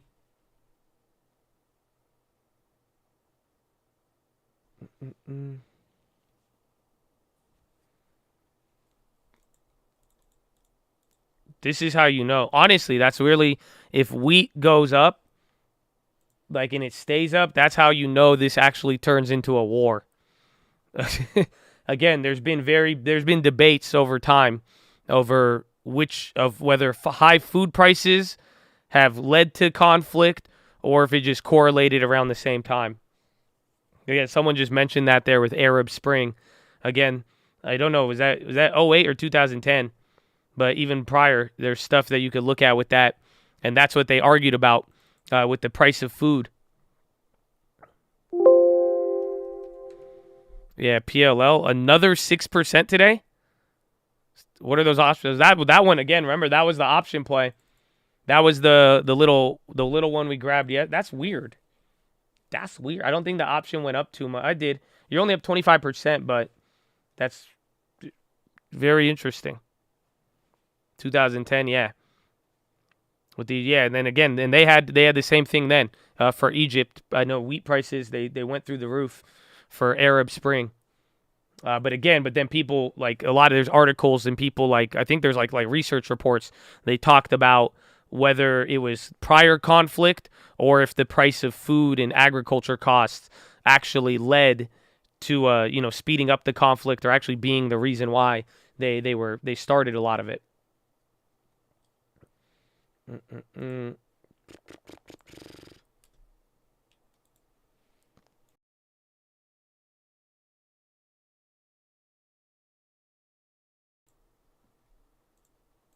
Why do you suck at trading? Because you say that. That's it. Don't ever say it again. That's all. Give yourself some. Honestly, like, come on. Do you know how many people actually suck and they will never even say it? And look, and they actually end up doing pretty good.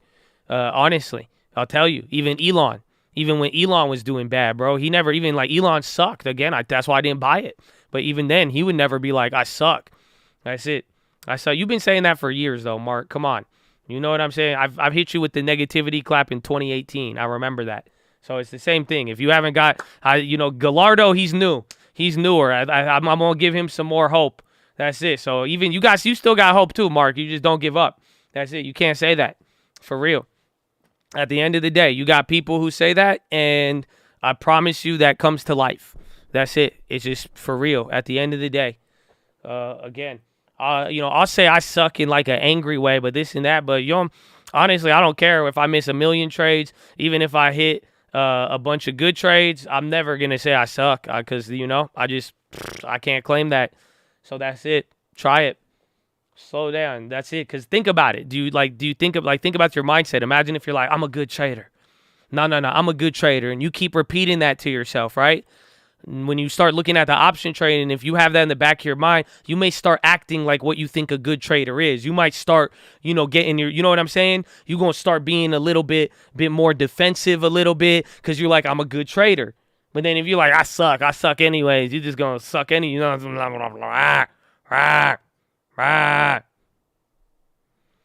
I'll just think about how much I sucked in it. I'm telling you, watch. That's the difference between a lot of people. That's a difference between a lot of people. It's the people who say it and not. Even in real estate, too. I'm a good sports bettor. Yeah. See, that's the point. You could try to make fun of it. You could try to knock it with a logical fallacy, comparing it to something different, like in investing towards even sports betting. But it's the same thing applies. Somebody with the attitude that they can accomplish is going to act very different than somebody with the attitude that doesn't believe they can accomplish. It's very, very simple. It's very, very simple. If you woke up, what in your life have you done that you believe that you couldn't do? Oh, y'all don't feel me. Think about it. They don't feel me, bro. They don't feel me. Think about it. You never flew a plane if you didn't believe you could. You were like, why would I even try? I can't fly a plane. Attitude versus belief versus not. It's a game changer.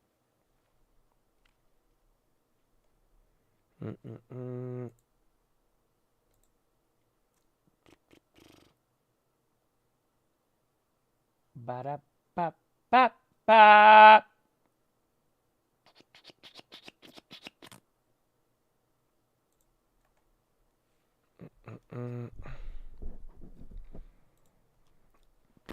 Nice mini few. I know. I wish we could have the PHILO, but now it's like 11:30. Maybe we can. There's a lot today. Today's one of the weird days because again, even the last 2 days we've been in the middle, and like I said yesterday, the commodities just keep going up. That's the tricky part about all of it.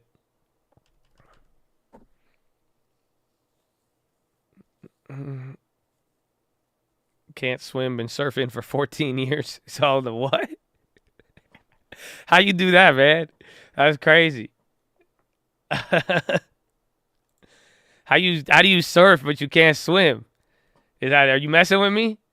I can't tell if he's messing. Honestly, I don't know if he's messing with me. Because usually the Hawaiian guys, they got good vibes. I feel like he's Hawaiian. I'm assuming that. I totally just judged you off of the surfing 14. I'm like, he has to be 808. He has to be 808. I believe in myself. That's wild. That's good. That's cool. The 808, man. The 808.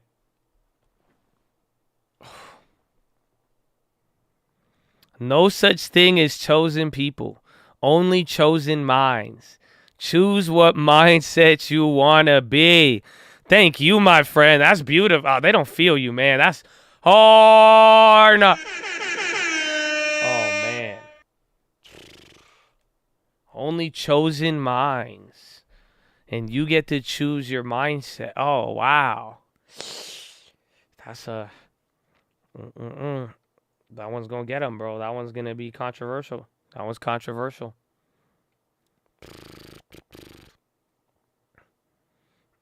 All right, UNG clap. That was the one. That one, that's the real long shot. Because, again, UNG is totally isolated from everything going on. We have our natural gas on lock.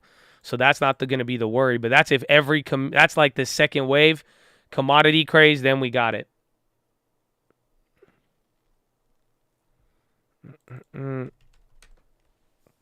Get back into wheat. I don't know if I only made my play free. Again, everything is free 99. We got like 10,000 of profit or something. I'm riding it out, and I'm just gonna wait. Again, I'm gonna kind of just stick to the timeline that I see here, and go from there. But I mean, it's pretty wise to take some profits at every corner. You know, you can't forget about that and be wise, especially if it saves your account. I mean, some of you, if you put in X amount of dollars and you hit it good, then you holding it. you got a good amount. I mean, get your bag and then boom, you just got an easy regroup play in the middle of all this shit. But I'm gonna be playing it again. I have a plan with it. I think it's gonna be confusing, guys. That's what I'll tell you. At the end of the day, I think it's gonna be confusing. All it takes is one ceasefire to kill the preem. Yeah, definitely. If it was a real ceasefire, it would for a little bit, or even just anything. Wheat production, any sort of numbers. Who knows?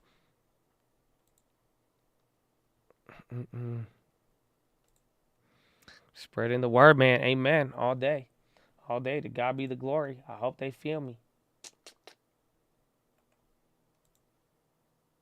Well. Invest in future starvation. That's deep. I know. That's why it's going to be confusing. I think this play is bigger than I think it's bigger than a lot of people think, and it just goes beyond the play. So that's why, I mean, confusion, volatility, back and forth. I mean, this is just going to be a fun. I mean, hopefully you learn. Again, I think this is going to, again, you're at the very least now, 10 years from now, we're going to be like, remember when we played wheat during all of that global? You're going to be one of those old guys. You know that?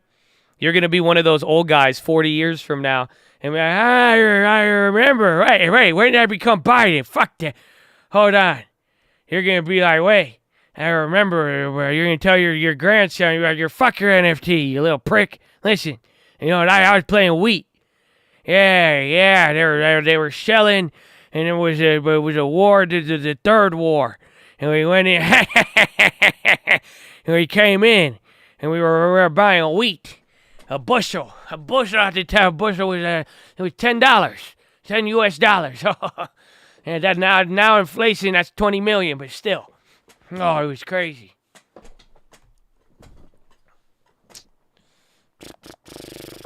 You hope I'm here in 10 years. I hope I'm here in 10 years. You know what I'm saying? God willing. We already made it through 10 in the market. Almost, I think I'm on 15. I don't know, but it's still crazy, man. I think we are on 15. But let's just, God bless. I hope. God willing.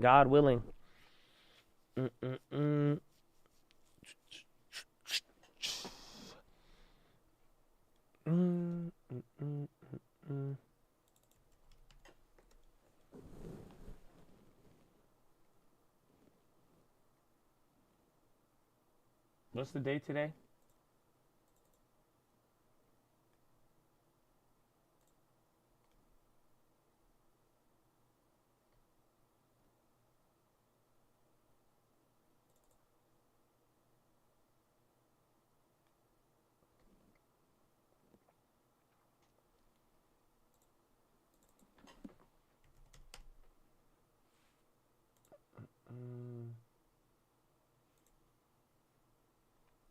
Reggie, stock thoughts, don't smoke Reggie. You know what I'm saying? No, I don't know anything about REGI, unfortunately. All I know is it sounds like Reggie.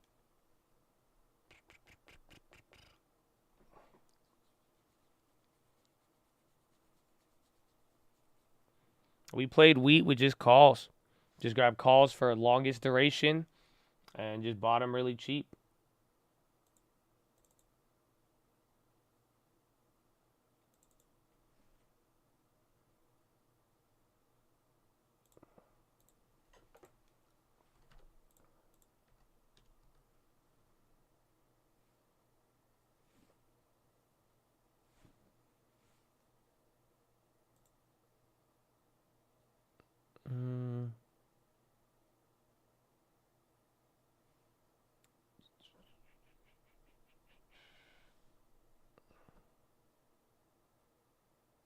Let's see.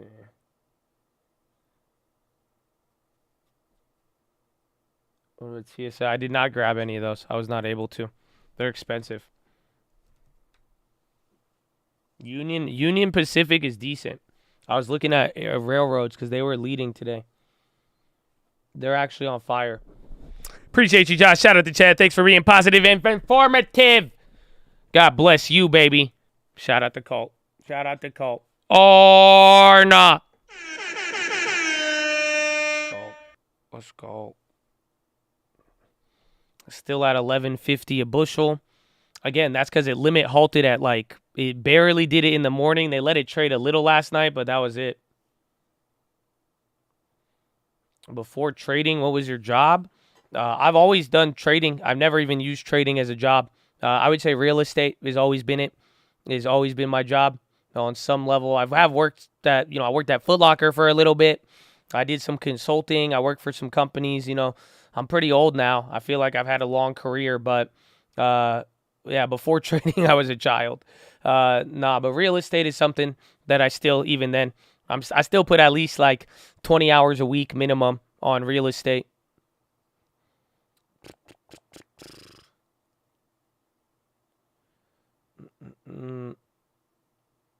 Bag boy at Vaughn's. Wow. That's good. That's good. Do you have any plans to retire? I already feel kind of retired. I mean, I love everything I do. I mean, shout out to Chad, bro. We got beautiful people here. I'm glad. Honestly, I think this is one of the coolest. It's cool when we make money, but that's like the only times when people like really pay attention. But this was like, I was already excited about this event before the wheat play. It's just like to be able to do this on a day, share my thoughts, share it with people who have also been here for a long time, and just have these discussions. It's fun. Real estate, like it's super dope. Like I even said it, like I take my girlfriend with me to real estate. She just thinks we're traveling. Like I'll go and see places and houses and all that. I mean, you want to go see some nice houses? Like it's fun. All it is that's it. So, all I'm trying to do, man, is get to heaven, bro. That's all you need is, you know what I'm saying? We need God. God be the glory. I hope they feel me. Hope they feel me. Bro, that's a scam. Future settle.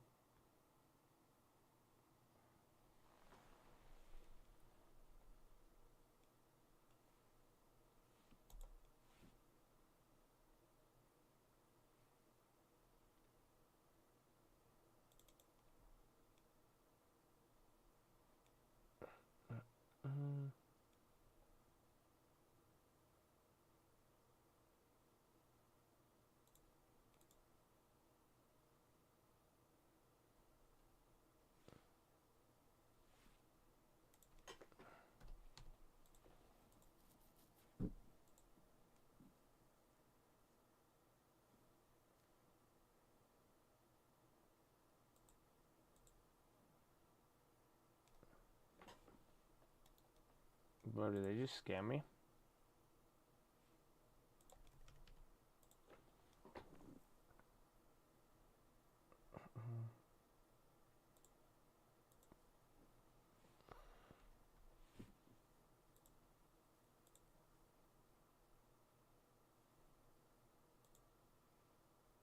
Damn, they made me pay I had to pay the premium. I put it to the liberty. All right, I'm willing to do it. I did another one. You'll see. This one's funny. It's like funny, but it's also smart. And then now it'll make everybody shut the F up. So I like it.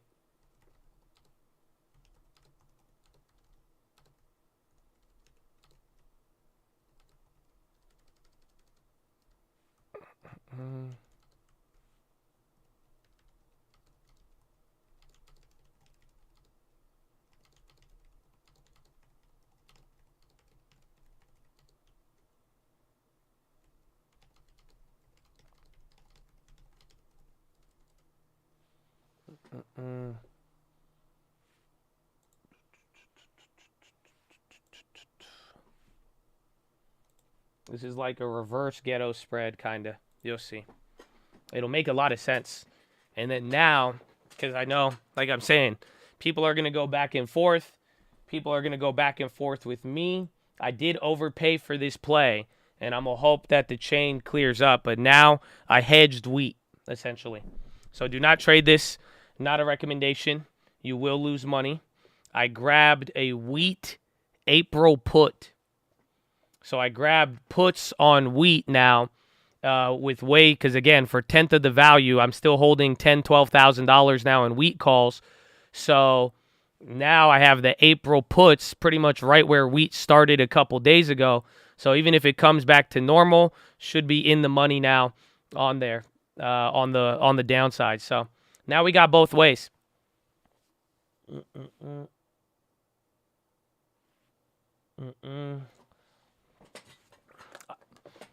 I bought enough to hedge. That's it. I'm covered both ways. So it's either $12,000 keeps going up by October, or if in the next month now, a month and a half, it drops and goes back to where it was in the last 2 or 3 days when we come back to more normal. I overpaid for shit on that, though. I paid a lot. Oh, it's very smart. I like it. Oh, I like it. Got the call I gotta put. I can make the money both ways. Oh, wait.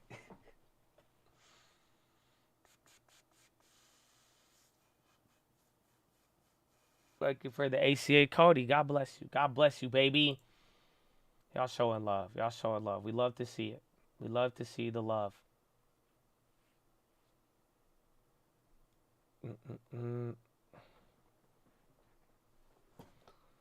They weren't cheap at all. They weren't. I paid 100% premium, surprisingly.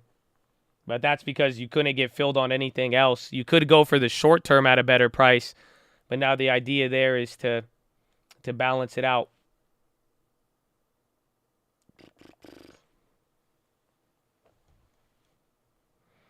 You got the whole Chad crowd selling out. Well, no, the whole point I bought it is so I could hold it. That's it. It's just that now any sort of move, if you retrace and go back to where we started, you should be right borderline right at the money. And then if it keeps, and then again, we're on April puts, October calls. So again, I'm giving you the timing of everything. So just imagine, you know, it's accounting for both sides now.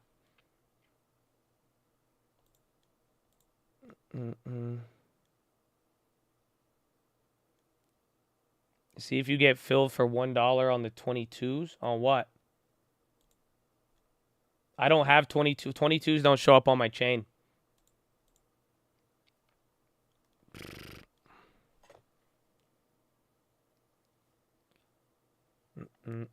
Gap earnings, or is that today? And then where's Koski?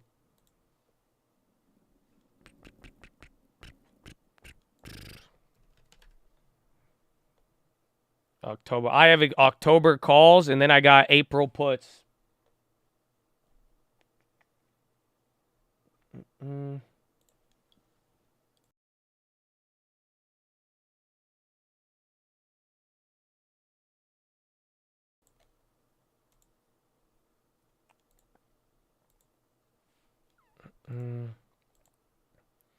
The Nancy Roblox play is down 84%. I was looking at it yesterday. I was thinking of buying more.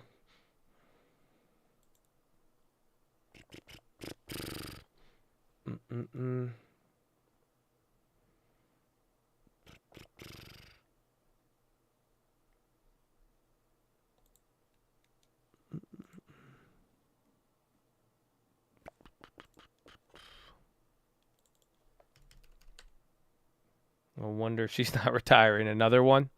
Where's PLL? And then ACH. That's holding. And we see what happens. We see what happens.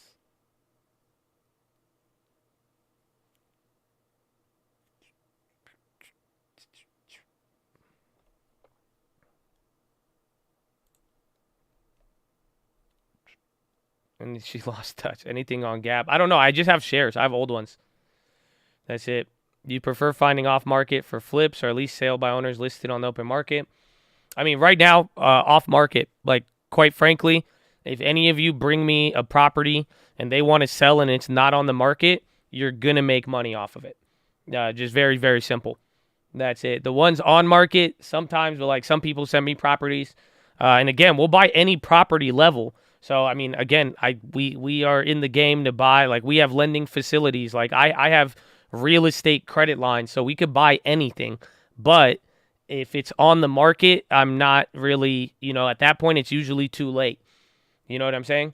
So if some people have sent me some, and like if it's sat on the market for 100 days and nobody's buying it at that price, I mean, I'm not going to be the buyer. You see what I'm saying? But if we are coming in with the first opportunity, I'm always going to have an offer ready for you.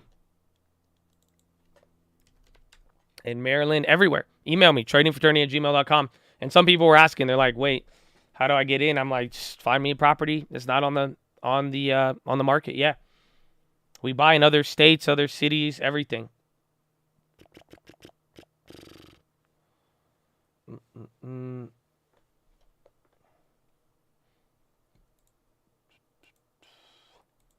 I know I need to get back to you on that. I got confused after your last. I didn't. Now I'm kind of in limbo. I don't know what the situation is or the price they were expecting.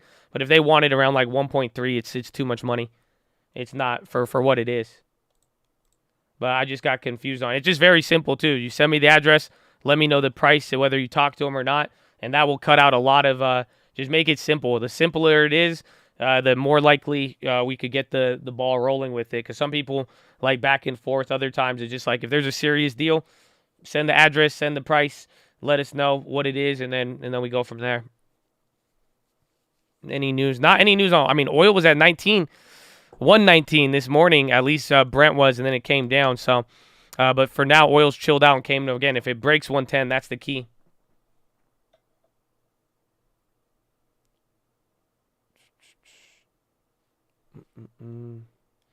Josh's wheat puts are already offsetting the greed from others in the market. I just want a balance. It brings me a good balance, and then that's it. One, it's a smart play considering I put in a way substantially less amount on the puts. I have a $10,000 position now on the calls, 10, 12 grand. And then now on top of it, everyone's going to be like, buy it, sort it, buy it. We got both ways, man. So we were the first to buy it. We'll be the first one to even short it. And now we're covered up until April to October. Let's wait for the double dip and start paper trading the futures. Yallah.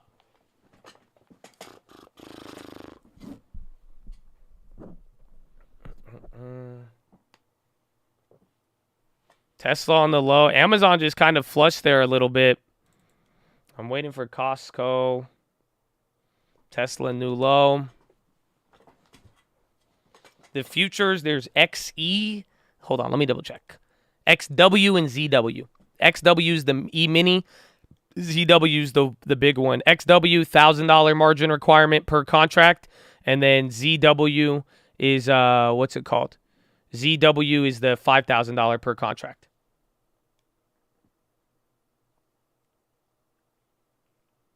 You can be able to trade on there, but use TD, paper trade them first. I'm just telling you now. You have enough time to practice before we're going to ever make a move with it. So I'm just saying, do it now so you don't. Do you use that foot massager? I lost it, bro. I don't know where it is. I left it at my other house, and I went back, and I haven't been able to find it.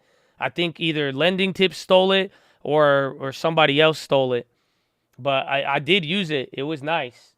It was nice. I was a big foot massager guy. I don't know. I'm into that shit. I like massages. So I don't know. If you work out, it's good. It's good. I don't know. But I'm just telling you now. Just go get TD Ameritrade so you could paper trade and start. So you could start just learning it and get an idea of it.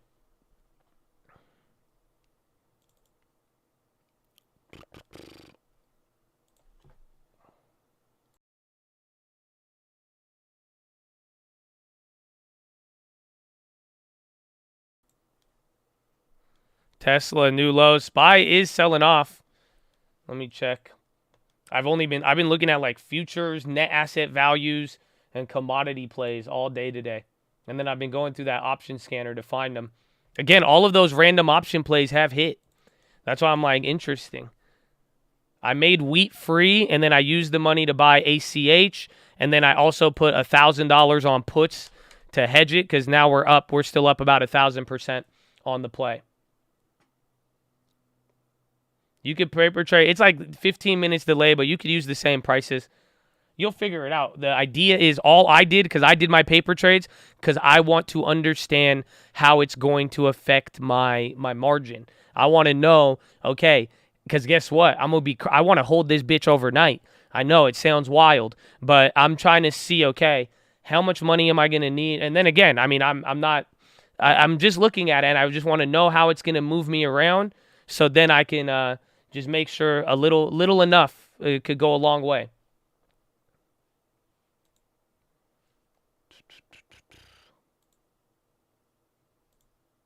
ACH is like second string. It's not really. I mean, again, if like he's second string, that's it. Is the best way to describe it. I wouldn't bet the house on it, but I wouldn't necessarily sleep on it. But it's not a no-brainer. ACH is it still has risk. It's not as good as again. Quite frankly, I would rather wait for another wheat play and grab it if you had to choose between one of them. But it's second string. Is the maybe third string just because it's a ADR and it's very illiquid.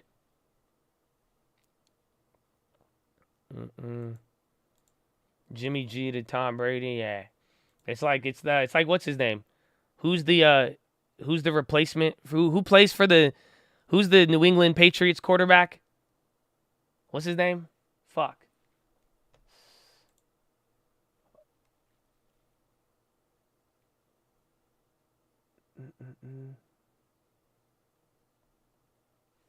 Mac Jones. Yeah, it's like Mac Jones.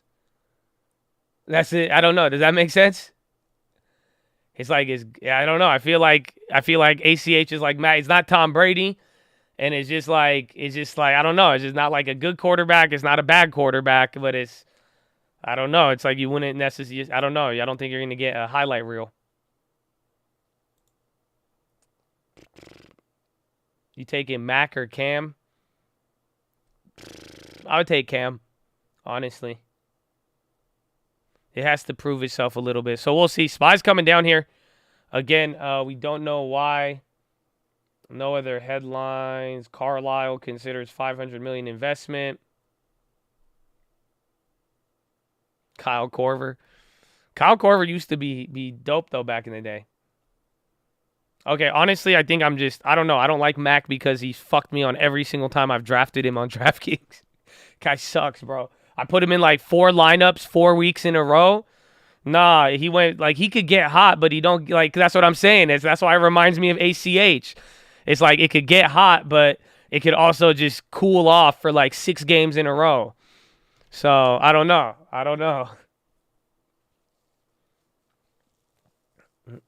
I sold Kroger. I already took profits 100%, a little bit more. Oh, no. I have 2 Krogers for free, don't I?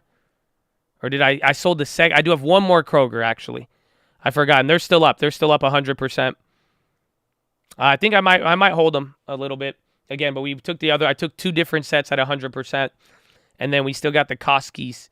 Those are still up. They're approaching 30-40%. If China acts out, ACH could go down.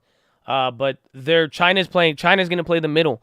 And again, I mean, quite frankly, I don't want to base the play on this, but do you really think, like, come on, with this, just everything of how it's played out, do you really think we are going to go after China in the middle of all of this? Just really think about it. Even if they took fucking Taiwan, we let them get away with Hong Kong. I'm just telling you, if the NBA and LeBron won't say anything, I think we're good. That's my take on it. And until then, until LeBron says something, I think China is going to be the neutrality, and that's where all of the Russia and then, again, even commodities are going to flush from and flush to. So you give me my LeBron indicator, then I got you. Otherwise, that's it.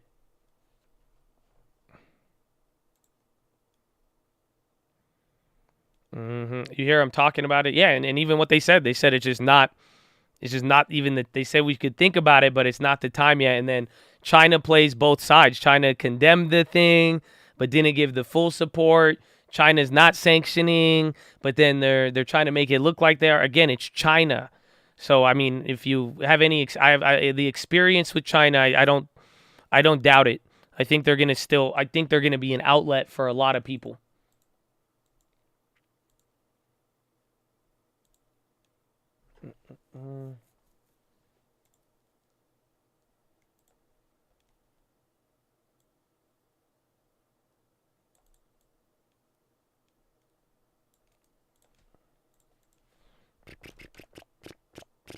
A MasterCard block access for multiple institutions. Yeah, Visa, MasterCard, 4%.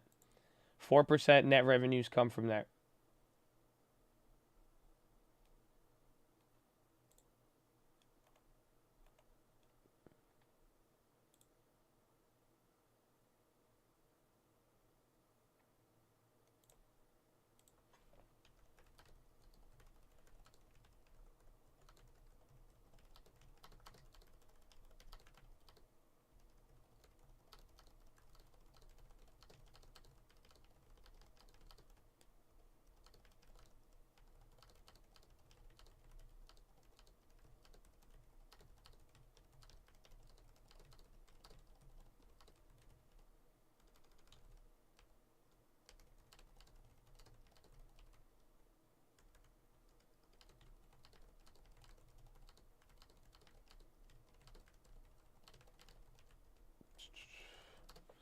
There you go. Calvin, I emailed you back. Calvin sent me a good property. See, off market. He sent me an off market one. That's it. Off market, ready to go. That's it. That's how we do it.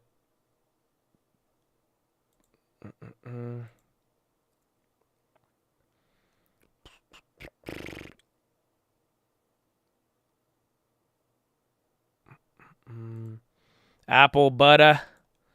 So we holding, I think 11 is that net asset value that I think that's where it kind of matches up.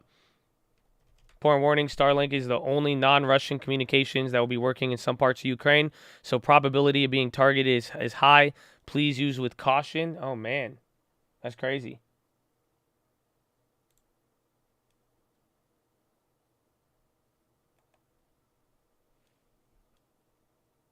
Tradingfraternity@gmail.com is my email. Spy's coming down. Again, we have no plans yet. You just got that little Elon news.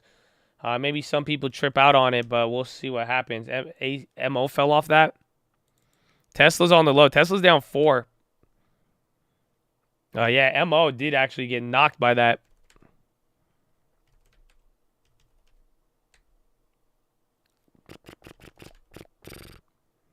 A Tesla, it could be good. Honestly, I'm seeing a lot more opportunity in less crowded trades and then playing just the broader stuff with what's going on. Again, I'm very surprised some of these are like, even then, like, why the fuck is lithium doing this one? That's another one of those silent movers that we got, but I'm just like, all right, because the other Tesla, Teslas and everything else is just going to do a lot of back and forth. So again, I had those other Tesla puts. I'm going to lose $100 on those from last week. They were up. I didn't sell out. Then they come down, and then pretty much starting next week, all of the Teslas are going to be on fire if we end back here. But we're holding down towards the lower ends of the day. You're down 1.4 on the NASDAQ, only down 0.1% on the Dow, and 0.4 on the S&P.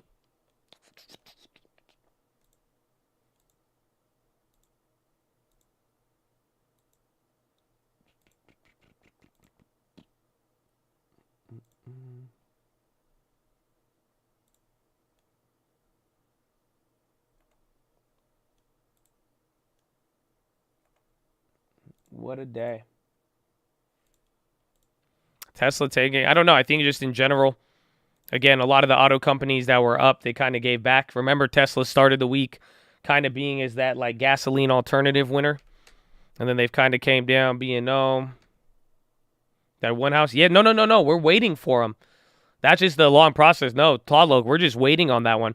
I'll get an update today, but we're just waiting for their lawyer. Because, again, they just have to, it's all on their lawyer. They have to agree to a price. It's just a long process. So this is like the real estate one. And who sent me the property? Somebody sent me a property with a guy who died. Hit me back up because I don't know if you want me to put the lawyer on it. Because sometimes these property, they need a little bit more work to see what we could do with it. So it's like, I'm willing to do it to find out. So if you have the lead with it. But I forgot. Somebody emailed me on somebody who passed away. I forgot the name. But Tlaloc, we're waiting on that one. The B&Os, they're developed. Well, they're up 100%. That one is just kind of going to be riding it out with the commodity wave. Yeah, they're 73% after today.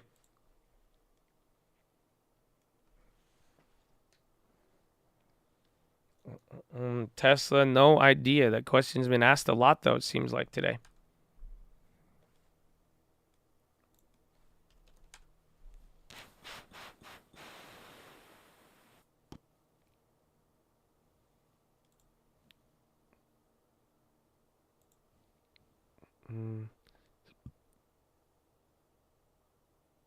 Me advance same fee. What? Coin advance. I thought you got hacked, dude. Bro, I swear I got quiet. I was like, yo, did Troy just get... I was like, what the fuck is Troy posting? With the fucking emoji. Bro, I swear I just thought Troy got hacked. I was like, oh, shit. I was like, these bots got really fucking sophisticated in 24 hours, bro. I was like, how did I say that looks like Troy? You got me. So here's your update. Bloomberg, Tesla leads autos lower as supply chain worries deepen. Shares of traditional automakers and electric companies all declined Thursday significantly, underperforming broader market amid worries about supply chain pressures on the sector worsening due to the Ukraine war. While U.S. companies may fare better than their European counterparts, the analysts also noted that automotive is one of the sectors which is truly a global sector as supply chains span across the globe. And that's Deutsche Bank analysts who said that. So that's your explanation. Supply chain, pretty much materials get too high. Supply chain shipping gets bad. Welcome back to 2021, 2020. What if markets are tanking because Russians are liquidating their proxy holdings? I don't think they are. Again, it's just not, they're buying assets right now. They're trying to buy anything with dollars.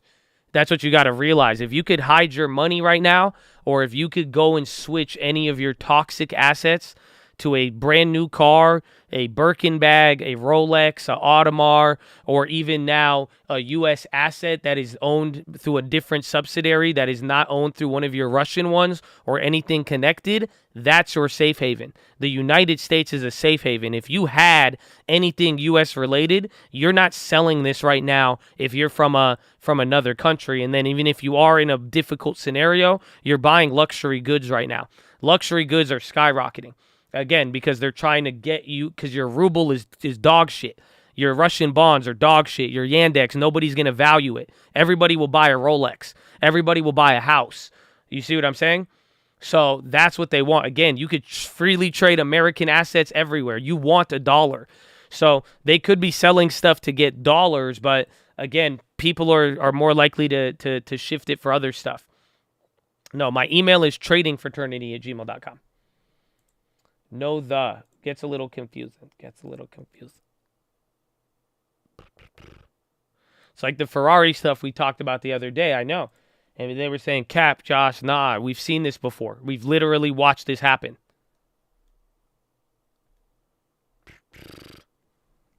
So how come corn futures are up, a corn ETF? That's what wheat was doing. There's a difference between net asset value and then the premium on the ETF.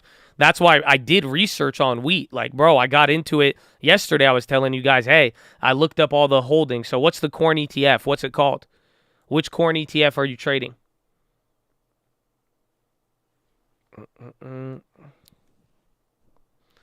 Russian news is going to begin broadcasting on Rumble. Ooh. Yeah, I don't know about that. That's not good. I would short this. Bro, that could be bad. No, that's not good. Because literally it's toxic as hell. Again, if anything, bro, people are they're trying to distance themselves from Russia. Are you trying to get investigated? Oh, it's good they promote freedom of speech. Believe me, I feel you. I could understand that, but I'm not naive enough to literally, that's dangerous. It's dangerous. You're taking a big risk. That's all it is. That's all it comes down to.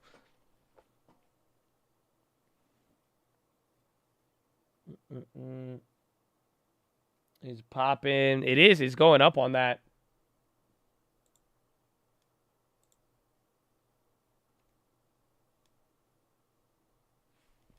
It's still a SPAC though too, right? So you can't even short it though. It's not even going to go lower than 10 anyways. They still haven't even merged, right?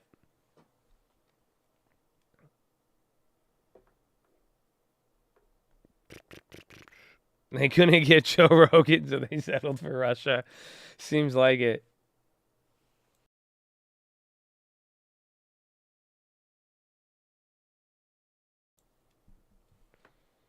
Freedom of speech. I agree. Again, you have to understand how the, works. It works in the sense of just how would the lawyer discussion sound? So if you brought this to a lawyer and they say, hey, we want to take on Russia Times, what do you think? They would probably tell you it's good for free speech and you're allowed to do it and you could do it, but these are the risks you're going to open yourself up to. So that's all. It's if they want to do it or not.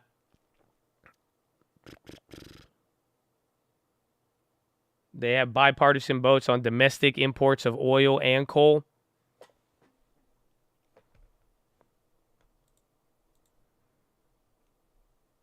Taliban, ISIS on Twitter. They still not Russia, dog. At the end of the day, I ain't got no ISIS assets at all. I don't think they've sanctioned any ISIS. They just kill ISIS. They don't, sanctions are worse, I guess. I don't know, but nah, it's different, man. It's different.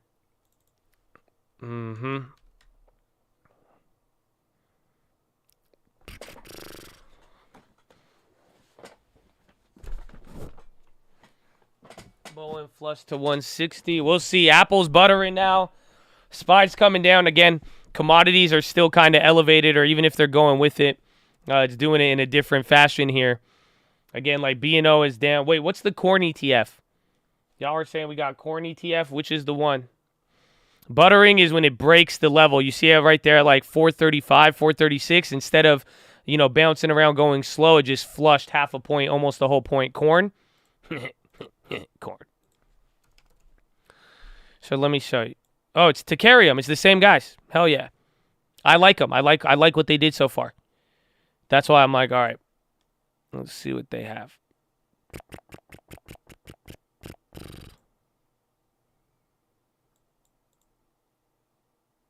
They have the right ones.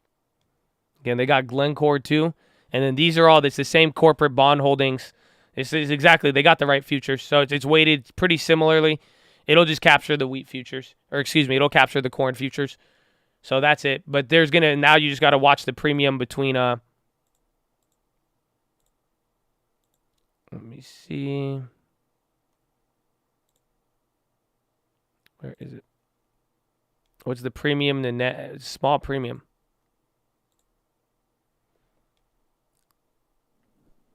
That it's matched, so there's no difference right now, and that's because corn isn't halted. You see, so this is the NAV, or I guess is it? I don't know why it's not. It's going to take a day to adjust. But the ETF was running hot prior, so you need the actual assets to go up above. That's the difference between them and wheat, I believe. For a little bit, it's kind of the same, and then at one point before it updated yesterday, it ran through. So. Not bad. They have a similar premium. It's decent, but there is going to be a little bit of a back and forth between the two. But SPY's coming down 435. It's honestly not that bad though. I wouldn't really freak out. Again, we are waiting for what's it called? We need how you say? You need 431.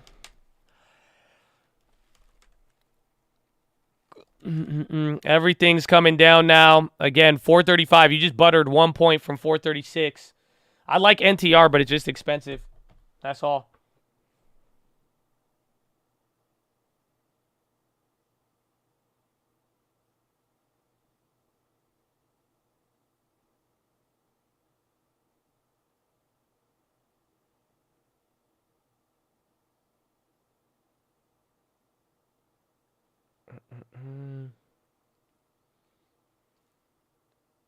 Did you read the Takarium wheat article? Not what they say.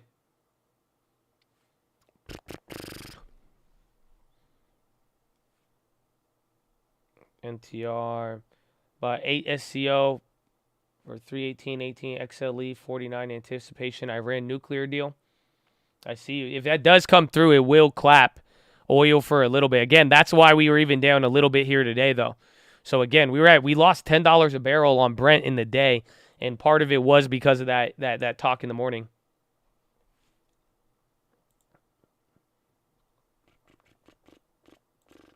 Is Roblox dropping because of Russia? Well, Russia's just affecting everything on a broader level. That's it. That's all it comes down to. So a lot of things, again, longer dated growth companies, again, liquidity. Like we have sanctions, oil, if commodities are getting tied up, and there's a lack of liquidity even affecting your basic goods, I mean, what's going to happen to long-duration growth stocks? You see what I'm saying? So there's a lot that's kind of hitting the same thing.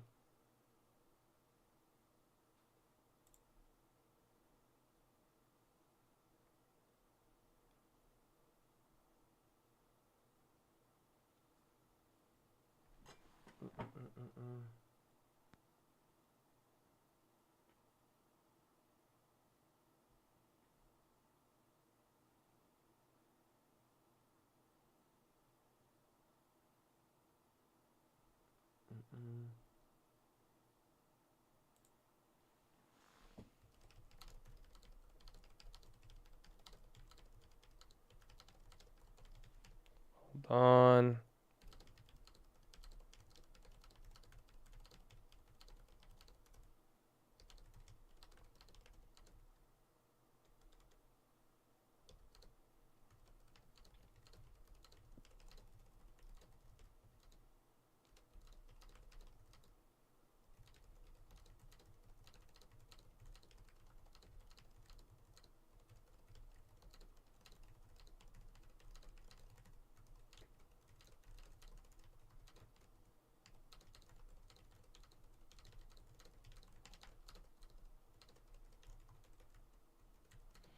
Low ticker get. I still have the Costco's, yeah.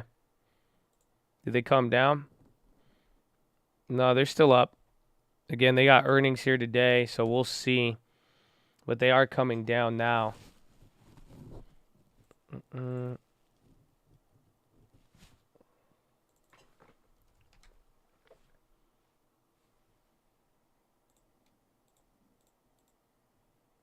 Boeing puts came back up too.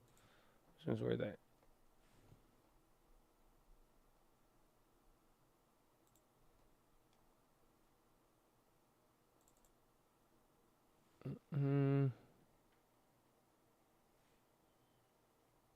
Yeah, everything's kind of getting clapped right here. It's an interesting one. We're gonna really see if the what's it called moves. If they again just see what commodities. But again, a lot of the names are already down. We're gonna flush to 434. We need to get to 431. Remember, 431 just brings you right back to the lows of yesterday. This was another reversal of yesterday. We got an hour. So it's like there's a lot of time, but a little bit amount of time.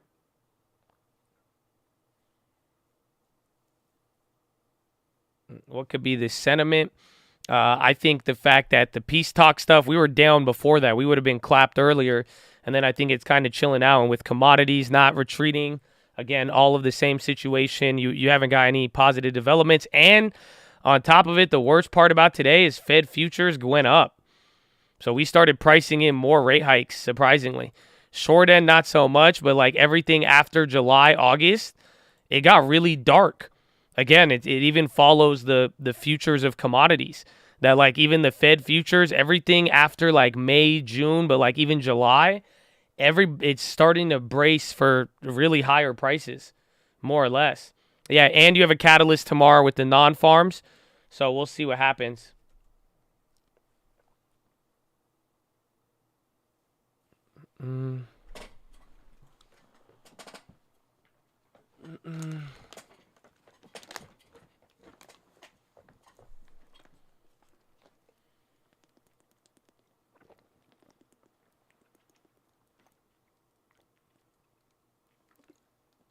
Oh, my GPS entry price was like 12 something.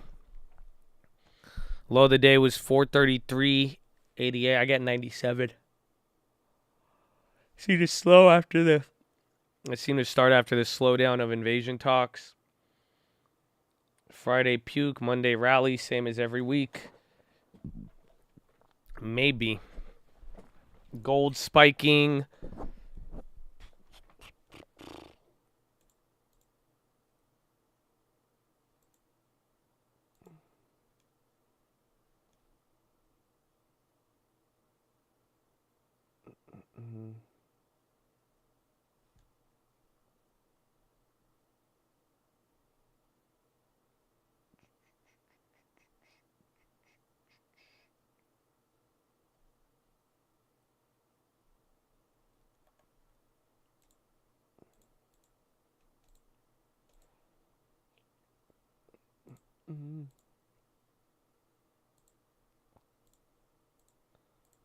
Looking oil, wheat. Wheat. Fun play. Wheat. Will this move mess with earnings? Maybe. We're going to have some time. The real thing is next CPIs, and if all of the commodities stay elevated, that's really the next level that we're looking at. What about any Kanye merch? I only got the little blue puffer. That's it, and I've never worn it, and quite frankly, I don't have any desire to, because it just look weird. I look weird in general, and it just does not help with anything.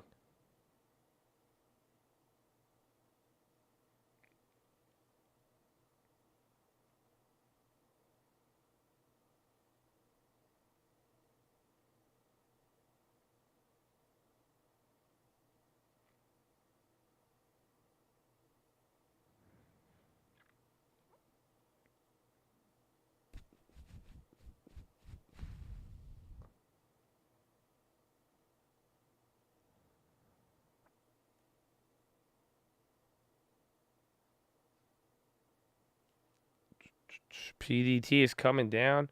PDT, like, what are you, like, PDT what?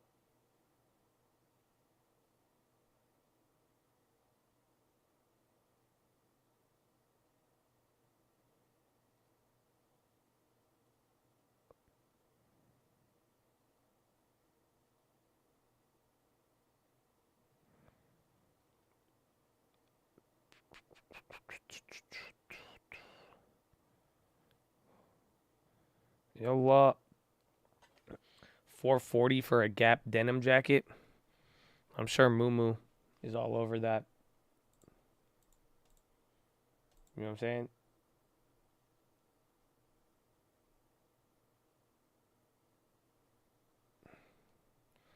$210 yield curve. It's flattened, right? All of it. Again, people are worried about a mistake. It's just the situation. It's a mix of both Powell and then, I mean, it's just getting out of hand. That's all it's going to come down to. If these prices stay this high, it's inflation wave 2. That's it. You're about to enter the what the what? Oh, I was tripping. I was like, "What?" I got so scared. I was looking at this chart, it didn't show me. I was like, "Wait a minute." I was like, "When did the yields get to 2%?" Cuz I was on this size. You see what I'm saying? So I was like, "Whoa." I was tripping out, bro. You know what I'm saying?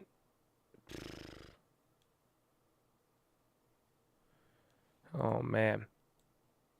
But, yeah, look at that. Look at recently. This is from the beginning. This is, oh, my gosh. Huh.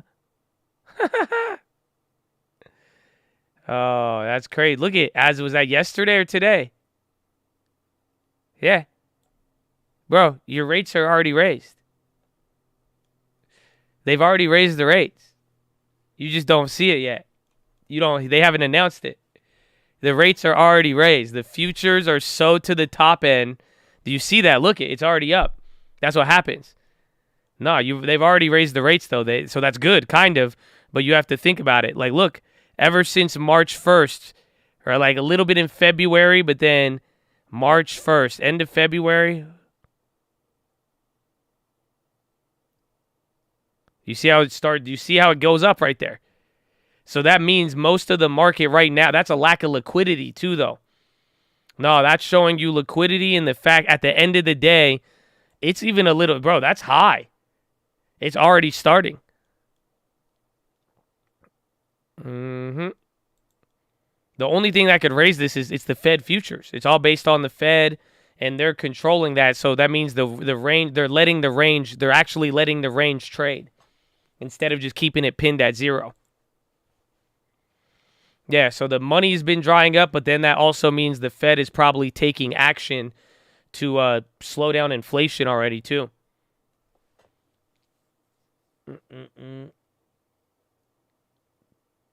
What, recession coming? No.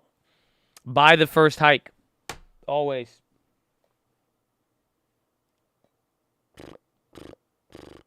The prices, the house will go down? No. Again, if they're already moving up, you would expect to see it now, but it's actually the opposite. Again, I even said it on the real estate call there.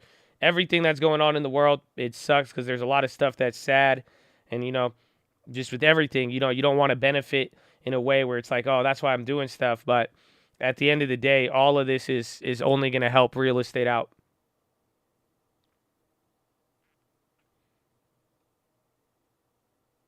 I mean, again, if the price of food goes up, I could only imagine with houses and everything else. Buy the first hike. It's like a common phrase on Wall Street that you don't sell the first rate hike. You buy the first rate hike. So a lot of people freak out, but usually if they're hiking rates, since it takes a lot of time to do stuff, people are saying you buy it. You buy the first hike because the Fed is usually slow and it takes time to normalize and get to the recessionary environment that most people expect. There's still time. There's still the delay. And buying house cash be better in the coming market? It doesn't either or.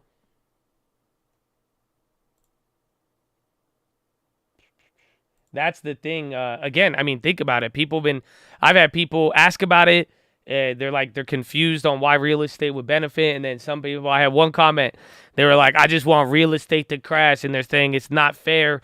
People can't buy properties. It's like, I hope you realize it's like people aren't doing that to like hurt people. I hope you know that. Like a lot of people are buying houses for a real reason. Again, even like Jerome Powell was saying yesterday, it's like people have money and they didn't spend it. So buying certain goods, or was that Biden? It's not Powell. It's Biden who said that. But again, just let me tell you this though. Like you have to really think about it. If people are expecting, if you think real estate is going to go kaput, nothing makes sense then. If that's the case, what real hedge do you have? Y'all don't feel me. AKA, people are asking, or people want real estate to crash, but they're failing to realize for the last 24 months, it has been the ultimate hedge. Literally, people have been buying real estate as a hedge. So when things are going bad, why would you expect the hedge to fail? Does that make sense? Just don't get lost in the sauce of it. At the end of the day, it's been the inflation hedge. It has been a hedge, and that's why a lot of people were buying it, and that's why people are still buying it. So now you mean to tell me shit hits the fan and the hedge isn't? No, that this is why we bought it. Real estate, you own what the bond is based on, and that's the hard asset. Exactly. And that's just little more valuable here.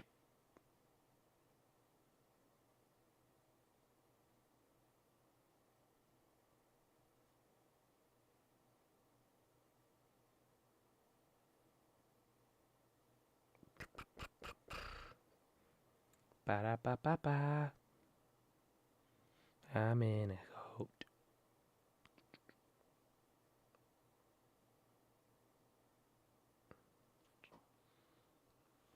Mm-mm.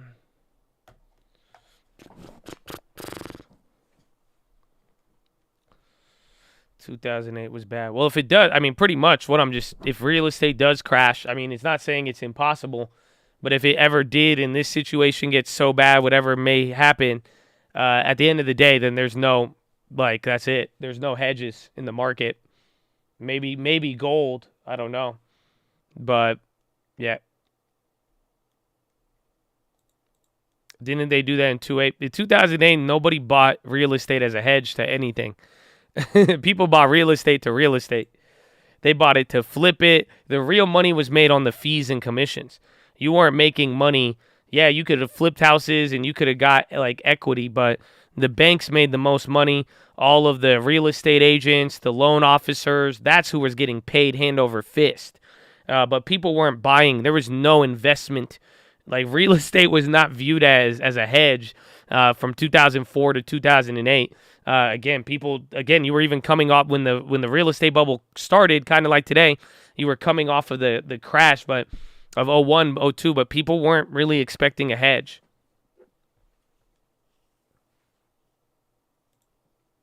Feels like they're slowly draining the market and it'll take years to come back. If that was to happen, I hope you know it's not a nefarious plan to kill you. It's not as if it's they. All it is that would be the macroeconomic situation of printing money. So if you think it's they, then you blame the people causing inflation. You blame the budget. You don't blame, you know what I'm saying? It's not like a secret shadow group Or maybe it is. I don't know. But at the end of the day, it's just inflation. This is what happens because we've never seen it. We have not dealt with inflation. Last time we had lack of liquidity and a repo crisis, you couldn't get 2% inflation even if you tried your hardest. We didn't have any inflation. So this is like literally, that's why it's, again, if you haven't noticed, the thing we keep coming back to is 1970.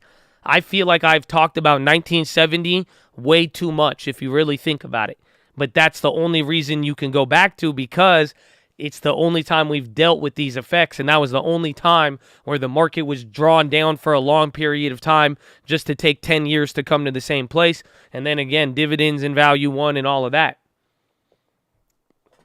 About the 40s, not really quite like the 40s. Again, the monetary system wasn't modernized. Again, by the 70s, you had more similar to what you had today. Essentially, we haven't really changed the monetary system since the 70s or 80s, despite, cool little financial tricks and loans here and there. But other than that, the last shift to the monetary system was a floated exchange and agreements and adoption by most of the global community. That was in the 70s, pretty much. They had agreements on the 40s, but they didn't flesh it out until the 70s, really, or late 60s, early 70s, until it came in. So it's the 70s is the only real thing. And again, just like the 70s, I can't say this enough. They blame the same bullshit. They blame greedy people. They blame speculation. They blamed oil prices. They blamed every single person except just rampant government spending without any consequence. And that it's the same thing that happened. That's all. And that's what we have today. Again, nobody blamed the budget deficits. Nobody blamed what Nixon was doing just to simply get reelected. Anything. But this is everybody. This is Biden as much as it is Trump as well too. They both were spending money. Again, the situation, the pandemic. But at the end of the day, for winning and losing elections and what these motherfuckers are doing with money and we're not going to drill here, we're going to do this, we're going to give you this and that. It's the same thing. It has nothing to do with cutting taxes. It is spending money. It is budget deficits to a ridiculous degree. Again, you're not going to get even if you would have to tax Americans to oblivion to try to get some balancing factor with your deficit. It's literally spending and not selling. It's spending and manufacturing. Again, I don't know was it Keynesian? I mean, again, we need some level of productivity. That's all. And then now you have to deal with the debate of productivity versus exploitation. And I think it's left us in a weird middle, and then everybody keeps spending money. So it's hard to say, but it's just like the 70s.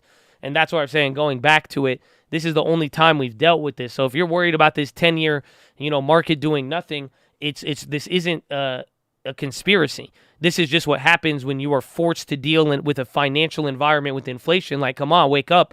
Haven't the last 2 years of your life been confusing as hell? Oh, they don't feel me. I'll clap for myself. You don't mean to tell me you haven't been confused as hell? You don't mean to tell me that you didn't see, and even if you were smart, you don't mean you didn't notice everybody confused? You didn't even notice that even Wall Street turned into a bunch of, I'm not going to call them whores, but again, they already were, but still, you didn't see them go and start to, do all of this stuff where they were like, oh, we're now all of a sudden Wall Street's buying SPACs. Now all of a sudden they're like, oh, we're just going to buy this for inflation. We're going to buy these assets.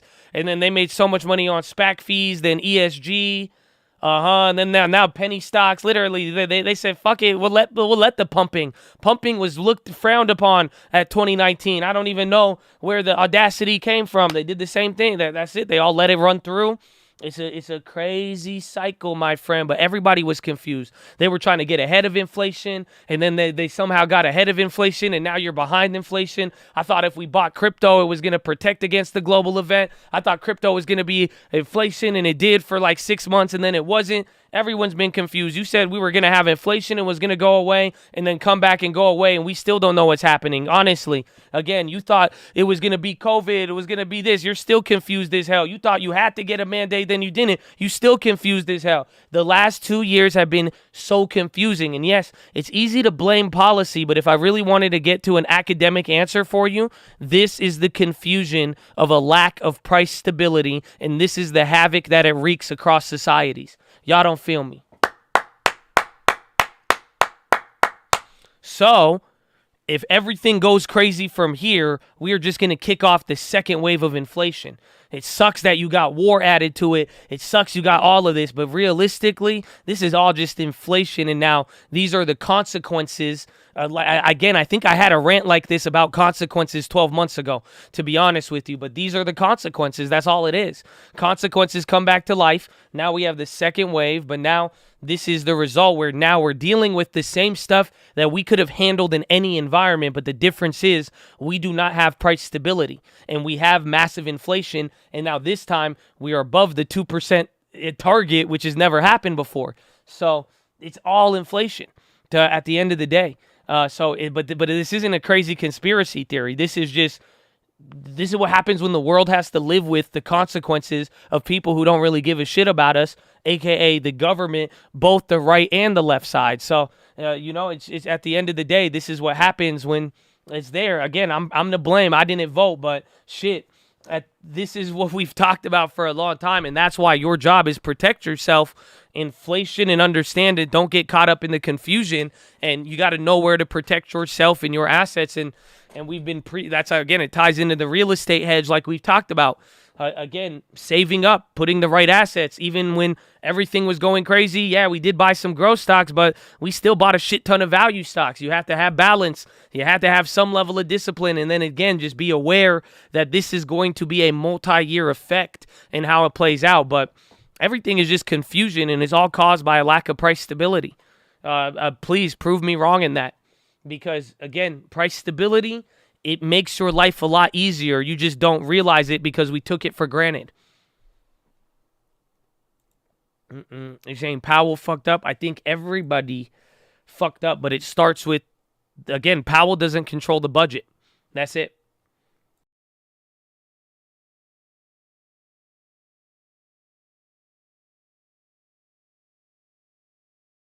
If you don't vote, you're saying your opinion doesn't matter. Well, that would be the answer. But what I've learned, my belief is this. I just think there's way more people who are more motivated than I will ever be, even if they don't know as much as I do or not. That's all it's going to come down to. Again, the political theory. I think it's different, though, because I learned this in political science, and honestly, I'm starting to think differently just because of the internet. And I think the internet and influence has changed a lot.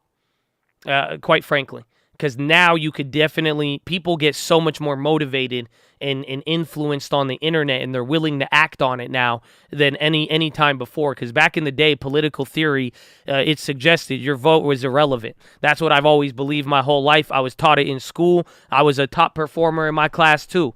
Again, this is ask any of your political science teachers. Trust me. But with the shift in the internet as of late, it just seems like influence, and it seems like it's so much more impactful. And it does seem like now maybe, your vote and you talking about it, it does have it's more intriguing is what I could say. Again, maybe there's more propaganda, whatever it is. There's influence and ability to connect with people, because back then everybody was a lot more separate, even though we were under the umbrella of America, right?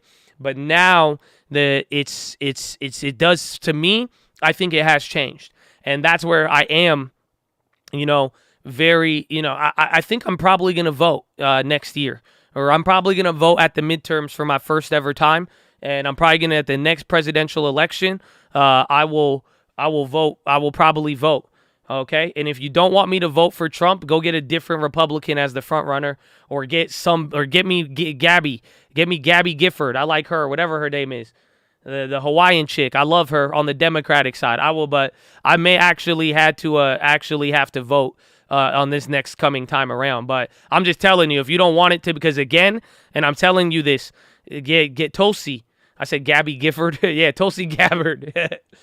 That's it. Give me anybody. Honestly, it's the same. And this is what happened. It sucks because I hate this logic because this is how Biden won. Because at some point, everybody said, fuck this. Give me anything. Give me anything but the orange, man, and I'll take it. And quite frankly, I could understand this logic now. It was very easy to come at it, but now I see. And that's why I'm saying at the end of the day, as long as it's anybody, it's just because a lot of people are going to, again, it's especially if we live through a second wave of inflation this fast, it's going to get nutty. So, but yeah, but usually your vote doesn't matter. But this time around, it does seem that it's changing. And honestly, Jon Stewart, I would vote for him. I like Jon Stewart a lot. He's a Democrat. He's a liberal. I would vote for him. Again, I would vote for Tulsi. She's a Democrat. She's a liberal. I would vote for her. That's what I'm saying. The Democrat, I don't know why they didn't, like her, she could win. Honestly, Tulsi could win, bro.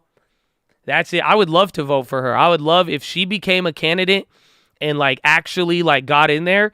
I would full-fledged like support that. I'm down with that. I would vote any. I don't care any. If you mean to tell me I have to pick between Biden or anybody else, it's going to be an easy vote. I'm just telling you right now. For a lot of people. And there's a lot of people like me who are in the middle and who really haven't given a shit this whole time. But if you start getting all of this crazy shit, it's an easy decision. That's why I'm saying there needs to be another front runner. I don't know if they'll, I don't know if they'll let the incumbent or if the incumbent wants to step down. But there is that's just how it's going to play out. So anybody, honestly, anybody but Biden or Elizabeth Warren, you got my vote. Even on the Democratic side or any side. It does not matter. But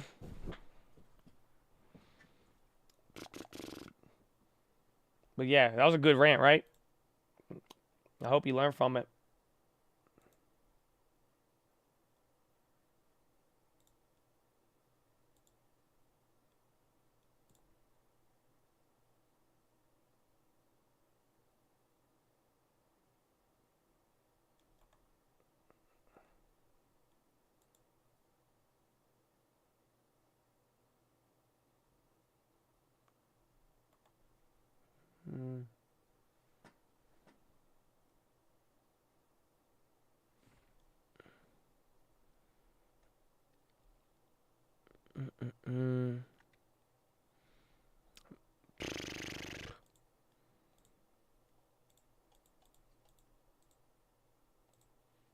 Spies coming down. Hold on, I'm checking this.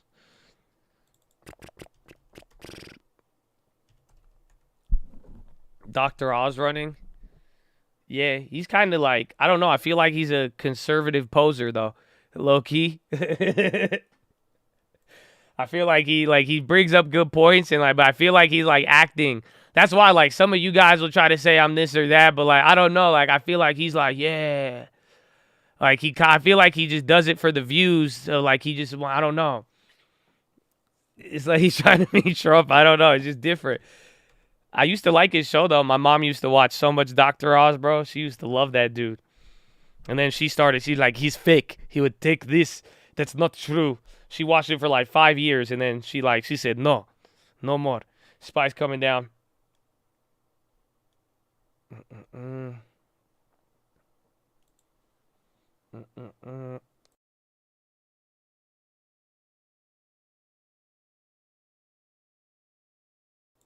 Andrew Yang. I'd vote for Yang, too. He created a new party. He's even advocating a new system of voting. I don't know how I feel about it. It's called, what's it called? A scale voting. Anybody know what I'm talking about? What he's trying to do? It's kind of interesting. What is it called? Rank choice voting. Yes. So then that way it would allow somebody not Democrat or Republican to run, and then the votes for this other party, it wouldn't take away votes from the other side.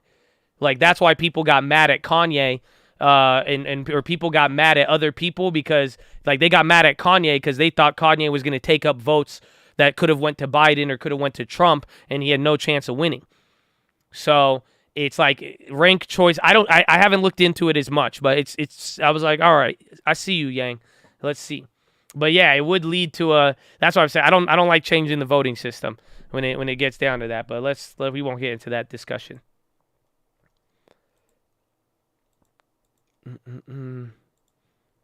All I'm saying, get the budget under control, and if inflation in the next couple years goes crazy, you're gonna have a lot of people willing to accept a lot of different changes, and it's not gonna be the changes that we opted for this time around.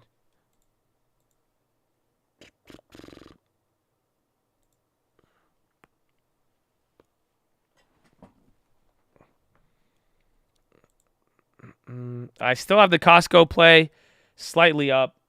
Spy butter again. I'm not worried till we get to 431, and quite frankly, we got a lot of time.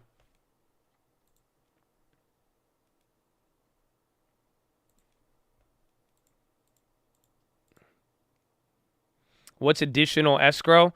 For like taxes and insurance. So your mortgage people, they charge you extra, or even like property taxes too. So they pay your property taxes and other insurance stuff, and they collect it from you on the payments, and then when you have your property bill, it pays it automatically for you.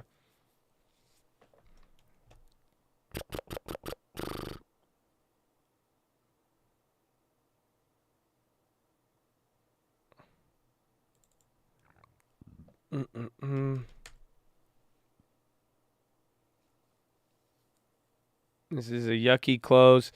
It is, but it's not as long. If we fall through 431, then yeah. If not, we chill.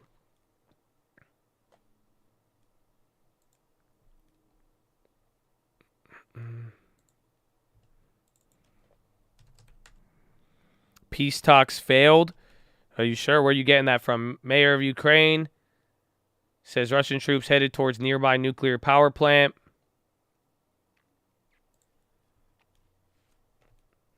You're saying second wave inflation is going to be negative on the market. I think it's just going to be more confusing. That's it. So some are going to win, some are going to lose, but then the pressure is it's going to be the same level of confusion over the last 2 years, but this time the temperature is going to go up. So it's like imagine trying to solve the inflation puzzle in a sauna, 100 degrees, right? And that's what the last 2 years have been.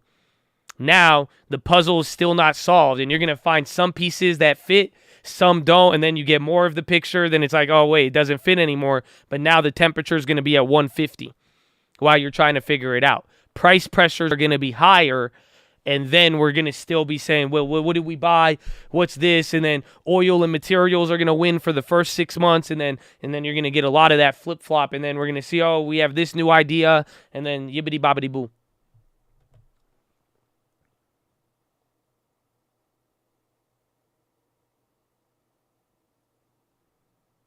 Peace talks failed. You guys are coming in with some of those. Budget, could you still have price stability via the Fed? No. Again, it's like the Fed is just like control is like the one that helps dish it out. But it's like you could say, it's like sharing a bank account with somebody. You could save all of your money, all the money that you touch. You could save 90% of your income. But if that other person that you share it with has a credit card and they start spending 200% of their income, you're still going to get depleted. You're only going to have so much stability. But the other party has more control than Powell does as far as the amount of supply, more or less.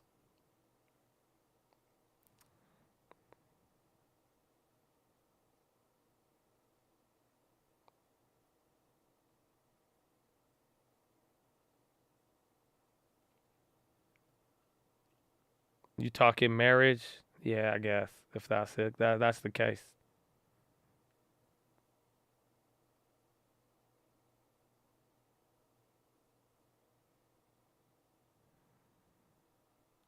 They have established the humanitarian rounds. Fighting is going on. That's why they're saying it.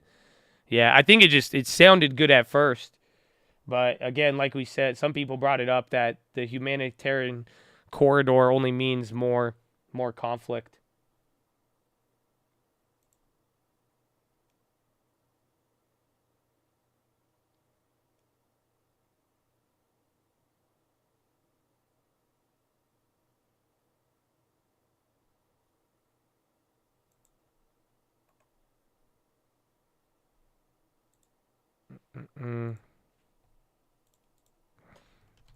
Wait, is that news of Russia backing gold? Is that old or new? Has anybody seen that? Someone confirm that for me. And if you have a time on it. And then my platform went out.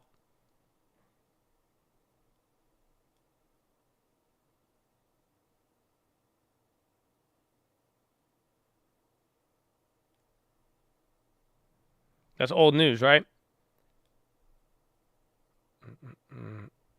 Everything going on. Just depends what I don't know why my shit's not working. They're fucking the platforms up again. Is anybody's E-Trade down or is it just me?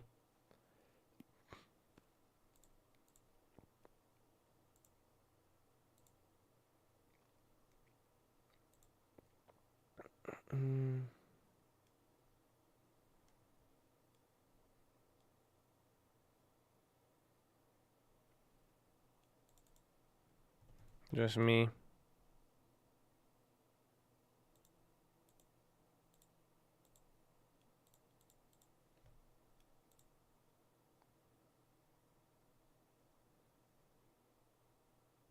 That's the Kroger.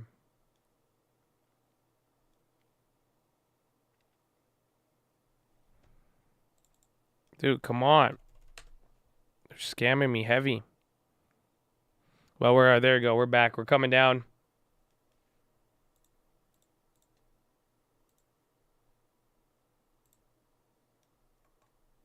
Wheat.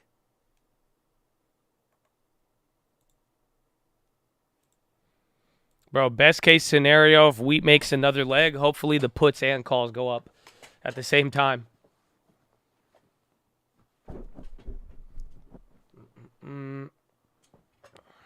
If there was no war, we'd be talking about J-Powell digestion. Yeah.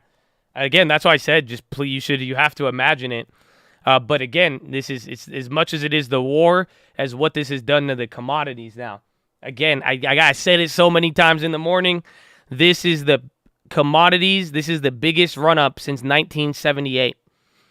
Nothing has been this high since 1978, and commodities as a total are priced higher on the spot index than 2008 as well, too.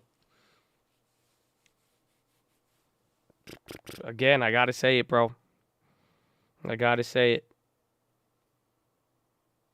Matrix hardest song. All I do is dodge bullets. Got me feeling like I'm Neo. Been a long time coming. Hope the haters see this. They don't feel me. God is good, bro. God is good.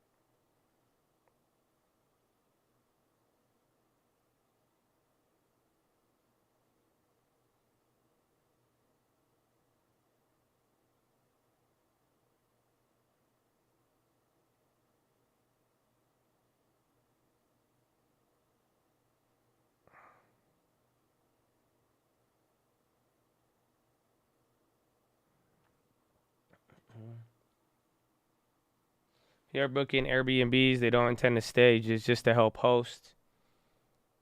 Yeah, that's what they said. They're trying to get more hosts on the platform.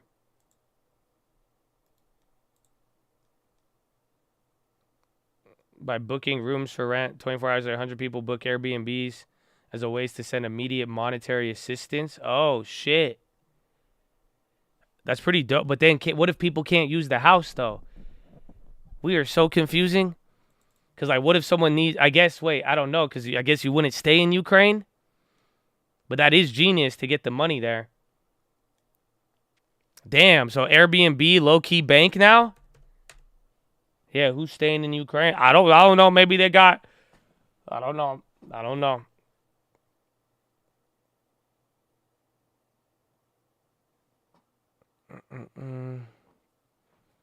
Airbnb waiving the fees.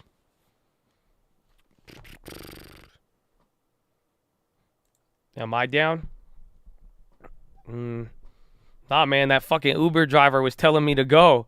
You guys remember when I said I had that Ukrainian Uber driver?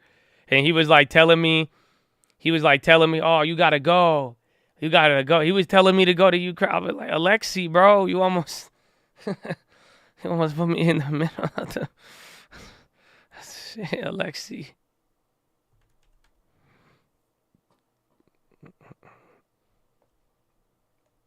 That was Airbnb tweet also.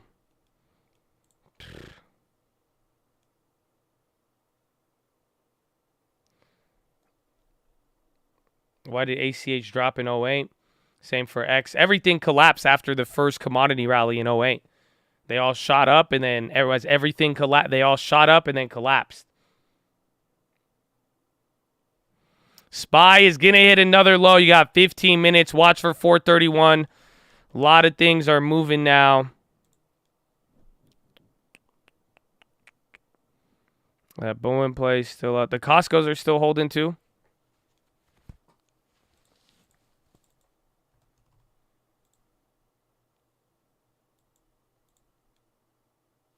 Oh, did those sell? Watch, they're going to go up in value now after I sold. I sold the Costco's. I forgot. Costco pre-earnings, 25 cents to 35 cents.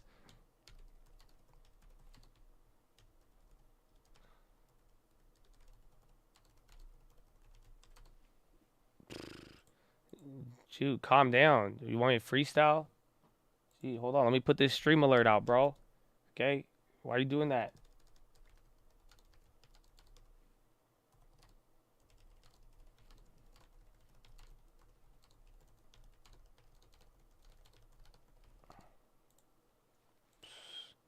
I said it like 8 times. He's like, G. He said, freestyle. G, you want to free. Stop wasting my time and go buy weed. There you go. That's your freestyle, bro. Follow me on Instagram. Okay, country album coming soon.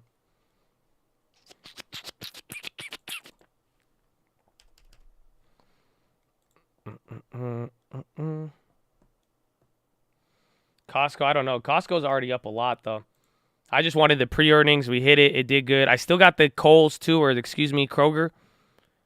And those are still up 100%. I don't know. I might. Those are for next week. Is Kroger still holding after all this, though? Yeah. So remember, I guess I sold 2 sets. We'll keep holding for a little.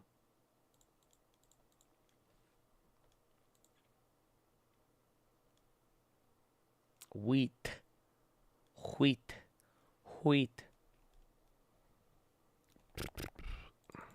Bro, what if that guy thought I said weed the first time and he's like, Josh, I bought wheat. How come I'm not up 1,000%? This is bullshit, Josh. Man. It's bullshit. My Instagram is at the Trident Fatanity. I have RTX. I have the old place. Did they come down? Remember we made them free. They're actually still up 22%, but they did come down. And thankfully, we got to double make them free. I think worthy or averaging on Uber. You could, but again, right now, you're just going to have to face the current volatility and commodity rise. You see what I'm saying? So it's like you could, again, I was willing to buy JP Morgan. I don't know. I think we're down on that now. No, JP Morgan's back to the price we bought it at, so that's good. But, you know, you're going to have to be taking a little bit of the risk there. But some stuff you could buy. I mean, I used half of my deposit, so I still got some money. And then that's it. Down Friday. I thought we were up on Monday. I think, right? Or didn't we barely close red on Monday? I think Monday was a weird one.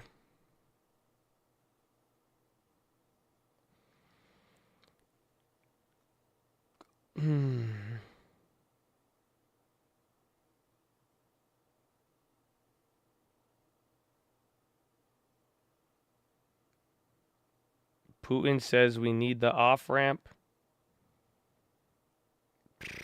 Everyone has to. Thanks for the wheat. Made my birthday gift. Let's go, baby. Happy birthday. Happy birthday and God bless. Again, we're in it. We made some of them free and we got puts to protect it. It's like at 700% or something right now, but it is holding good, and we are still running it. Again, both ways. You can make the money both ways. Oh, wait.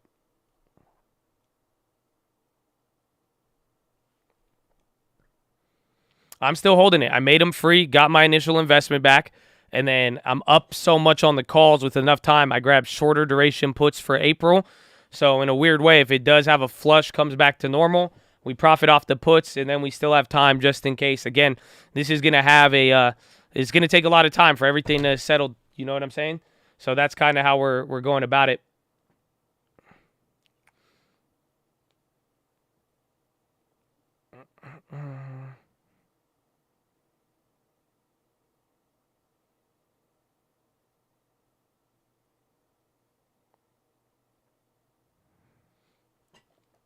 I added to the long term a couple days ago. I grabbed JP Morgan 2 days ago.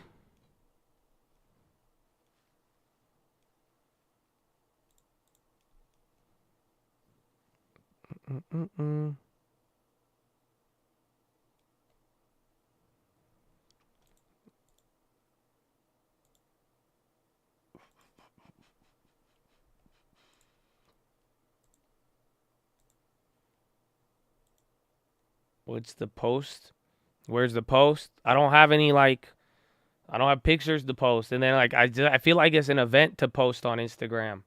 So I got to, like, sit down, got to write it out. That's why we got the free long-term alerts. You got to, that's it.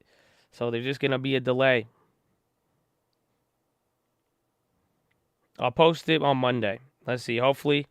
And then if I could close this real estate deal by Monday, we could just make a 2-for-1 Instagram post, you know? And then just call it a day. Call it a day. I hope I blow your mind with this. We're going to see what happens. We're going to see what happens.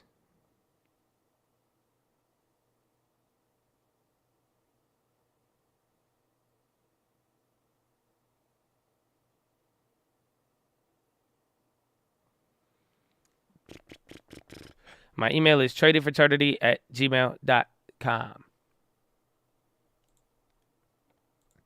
I've not updated the long term on the website in a long time, just because it's just all on my Instagram post, but we can.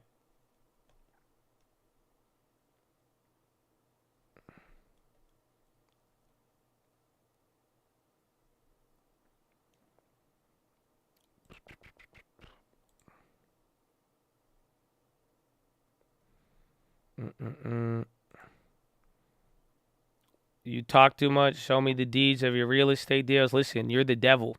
You know that? So y'all should learn from that. That's how the devil shows up.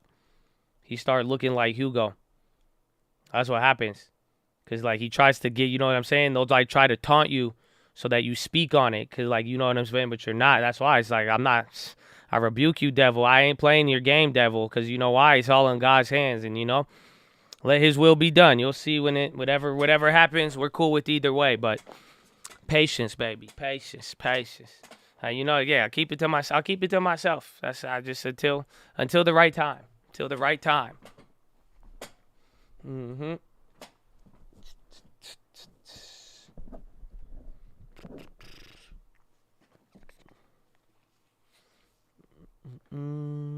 Damn, it's only 6 minutes left.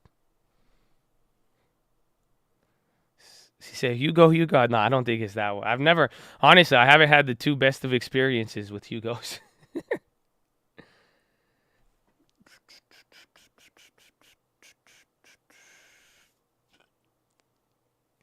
100 shares, 8, let it ride. Has the news. You could pay, sell some covered calls, but again, we went over the play a lot. We'll go over it on the watch list. I'm both ways on it now. And like I said, this play is this is like day 3 or day 4 before anything pops off. You know what I'm saying? So that's kind of where we're at with it, where it's just like this is going to take a lot to bring it down and to make it go up. This is going to be a play. I honestly have like a 30-day time scale on it, and that's a lot is going to go up and down and up and down and up and down. So let's see, Mike.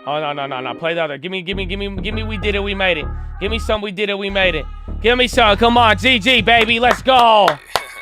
Let's go. I don't care whether you are negative, whether you are positive. It don't matter. You got to give it GG, man. Whether you made money or lost money, whether you got wheat or no wheat, whether you smoke weed or you bought wheat. It don't matter. I need a GG, baby. Let's go. Let's go. Let's go. We did it. We made it. Oh, let's go. GG, baby. Oh, shout out to Cole. How does it feel? Feel good today? GG, baby. GG, baby. Come on. Let's go. Where are the links, bro? Where are the links? Have me the money, then have me some fun, bitch. I'm back. I ain't done really rapping about fun talking. Using the bus. Fun, bitch. Sorry, I was gone. Oh, let's go, baby. GG, baby. GG. Here it is. I'll give it to you. I'll give it to you. Look at this mother effer. This mother effer. This dirty dog. This dirty dog. We made him free. 2 for 2. Let's go. Call it a day. Fuck Costco. We made it. We did it. We made it. We did it. We made it. We did it. We made it. Use your freedom, baby. Oh, let's go. That's it, man. GG.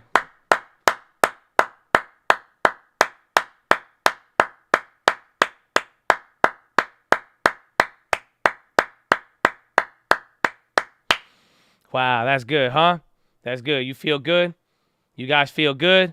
That's it, man. That's the day. So, ladies and gentlemen, I hope you got to learn a lot today. I hope even over the last couple days, there's been a lot of cool plays, especially with wheat and everything that's going on globally. And for you guys to learn and all of it, it's been exciting. It's been fun. You're probably going to hear about it today, but that's just, you know where you heard it first, baby. You know what I'm saying? So, shout out to the coach.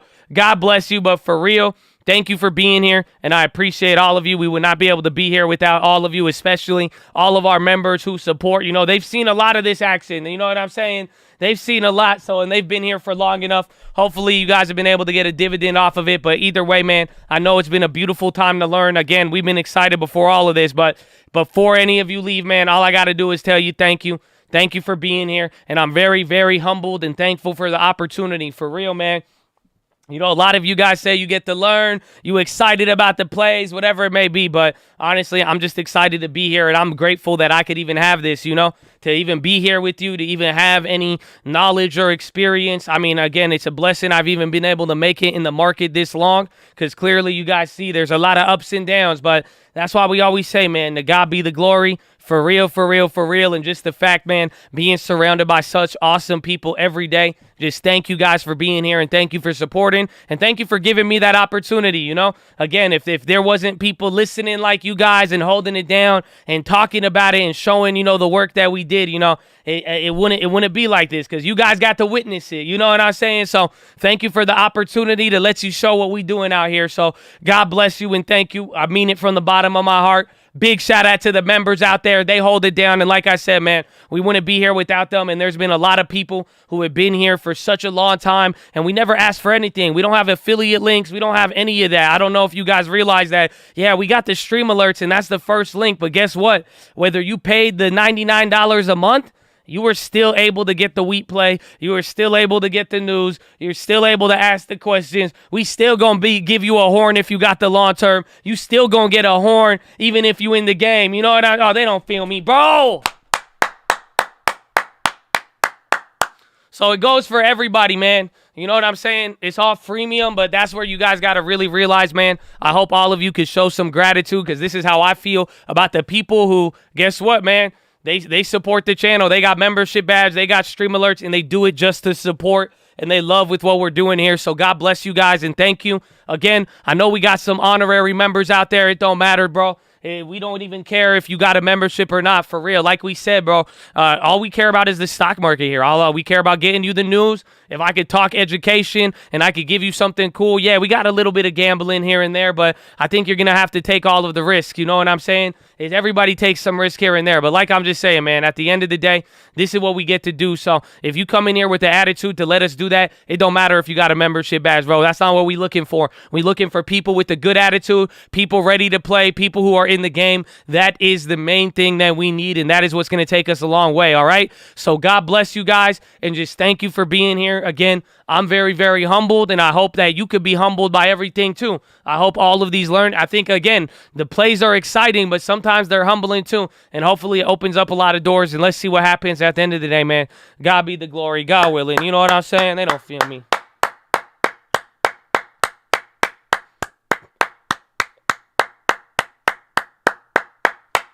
But that's it, man. That's it. That's the day. Thank you for being here, Chad. I hope you enjoy it and get ready.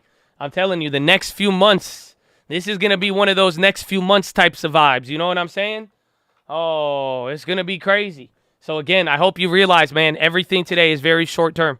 Everything you're seeing right now, there's going to be a lot more. Remember what I kept telling you from January and then even in February. And I even told you a couple days ago, I said, if this is how the beginning of the year starts, oh, they don't feel me.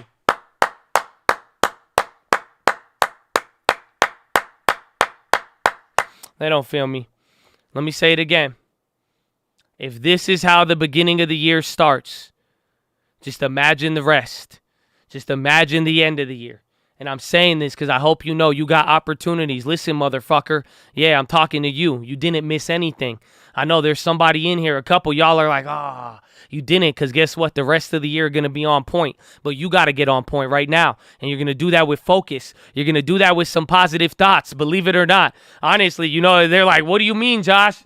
How is focus and positive thoughts going to get me? You weren't thinking about wheat a couple days ago no matter what. Don't worry, baby. You in a cold. We got... Oh, let's go. But you got to get focused. You need discipline. You got to control your budget. The play will find you, but you need to have the focus in the budget. You see what I'm saying? You got to be able to stay alive and in the right mindset so when it does come your way, you take advantage. That's it. Every single time. Every single time, baby. Let's go. So I love you, okay? And God bless you. Yeah, I stopped talking to you because I'm saying, nah, you ain't miss anything. You literally ain't miss anything. That's the devil. I'm telling you, I know how Hugo work. You know what I'm saying? I'm just saying, it's the same tricks. The same tricks. The same tricks. You know that? Oh, I'm just saying. The best way to keep you from an opportunity is make you feel like the appetizer was the meal. Oh, y'all don't feel me.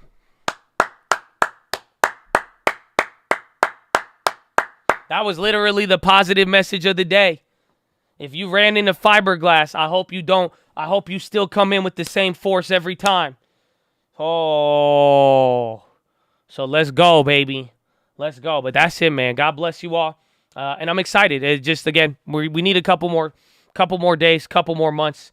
That's just all it's going to come down to. Okay? That's all it comes down to. Just give yourself time.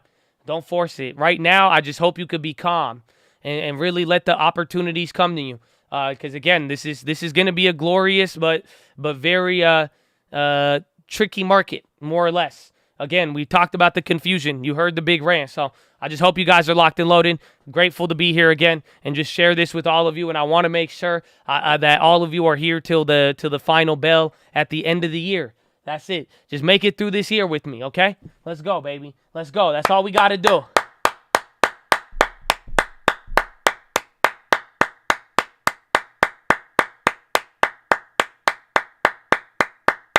Brings back old times. I rebuke it. I rebuke it. Nah, I don't want old times. I want to keep moving. See what I'm saying? We ain't nothing back to normal. Nothing like back in the day. Fuck back in the day. Oh, there ain't nothing. No old times. You know why? Because we got better new times. Oh, we got something better. Oh, isn't that crazy? It's like there was a PHILO. The best is yet to come. Oh, they don't feel me. We ain't going back. Even if you thought back was good, we ain't going back. Oh, they don't feel me, baby. Come on. Come on. Come on. I hope they feel me. Oh, I don't even care if you thought back was good, but we ain't going back. Oh, I'm sorry. I'm sorry. It's game time, baby. but enjoy yourself. Relax. Jimmy. Love out the Chad's been y'all blessing in my life. Thank you for the routine. God bless you. Shout out Rodney, too. We got Rodney. Rodney Ferris, baby. What's up? What's up, baby? That's it, though. That's the day. That's the day. Oh, 2.6 thousand likes. Oh, God bless you guys again. Thank you. Again, no affiliate links, no nothing. We don't ask for much, man. Even if I ask you guys for a like, it's not that serious. So even if you guys have decided to hold it down, it means a lot, man. It means a lot for the people who support the channel. You know what I'm saying? Whether that be through your membership badge, whether that be through you liking the video, sharing the stream, you know, telling people. Because, again, watch, I'm just telling you. And then I've already lived through this. In the next couple weeks, everybody's going to have a wheat trade, you know. People ain't going to know where it came from. None of that shit. You know what I'm saying? So I'm really grateful for the people that support and, you know, share the channel, like it. And again, y'all just hold it down for whatever reason. So God bless you and thank you. Again, you didn't have to. You didn't have to say anything nice in the chat. You could have been an asshole. You could have been a lot of things. But some of y'all really chose to be family and be in a code, man. And it's very, very humbling. So thank you guys. God bless you guys again. That's the day. Check out the links. You got to do what you got to do, man. Don't be a watch hole. Second link. Nightly Watchlist, main channel. We're going to cover it. We are going to cover it. That's it. We are going to cover it, all right? Second link. First link for the Scream Alerts Bootcamp and Real Estate course. Again, free 99. Okay, free 99, bro. I don't know if they feel me. Where is it? Free 99. Free. Free long-term alerts. Free long-term alerts. Shout out the stream alerts. But even if you don't have this stream, oh, they don't feel me. That's on you, bro. That's Wheat. Oh, shout out to Wheat, bro. Shout out to, again, we made it free. So we bought 100 contracts for $2,000. I sold out 30, so the market maker would give me the rest of the money, and they did. Sold out 30 for $2,800. Got my initial investment, and it pretty much played for the ACH play. And then now we have $10,800 remaining. And that is the final play. At one point we had, what? It was just above that. It went up 1,000. So we would have had like 15,000. And then now we have the puts also. So we are good to go. But check that out. Second link, we're going to cover all of that. Third link for the membership badge. That's how you become a member, bro. It's right there. You become a member. Is that it? Is that it? Or wait, did I click the right one? Is that even the right link? Well, I don't see it. It should say join. Does that not work? Wait, does the third link work? Or to try it? Does it not work? I don't think it works. Wait, does it? This is awkward. I think you need to press join. Yeah. Oh, shit, bro. How come nobody told me that? That means ain't none of y'all try to get it. No, it leads to the channel. Does it not work for members? Try that link. You have to press join. No way. That makes... That makes sense, I guess, why people would ask the question. That's wild. That's wild. Anyways, I love you. Yeah, try that now. Maybe that works. If it works, God bless you. If not, don't worry. But that's how you do it, just like any other channel. That's wild. That's wild. I didn't join for 7 months because of that. That worked. Are you kidding me? So it just doesn't work? Now it works? I think now it works, the one in the chat. I think it leads to the channel. Yeah, it's awkward, bro. It's mad awkward. Try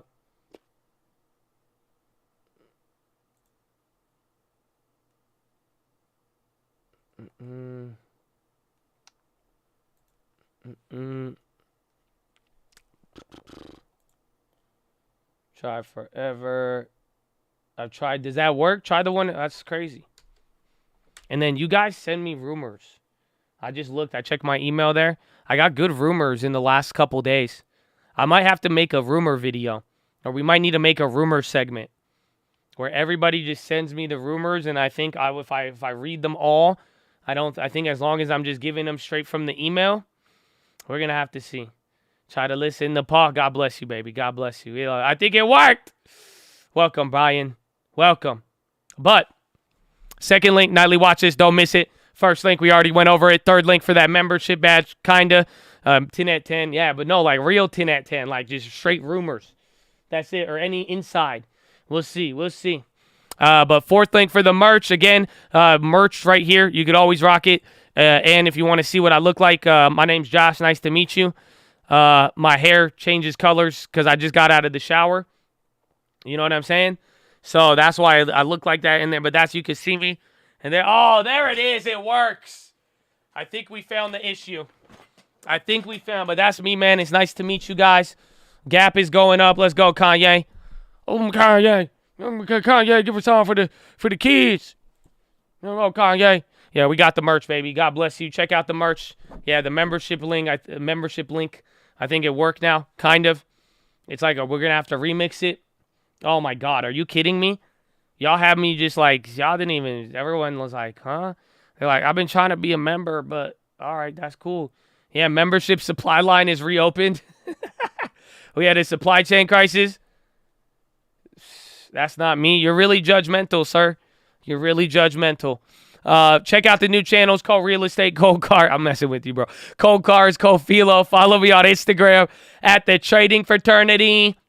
Okay, at the Trading Fraternity. Follow me on Instagram, okay? Can you follow me on Instagram? Say what's up. Say hello. You know what I'm saying? You know, do the thing. Do what you need to. How we set up our long term. How option pricing works. If you want to get into the long term or get into options, these are the 2 videos you should start with, and it's very, very easy. Very, very easy to do.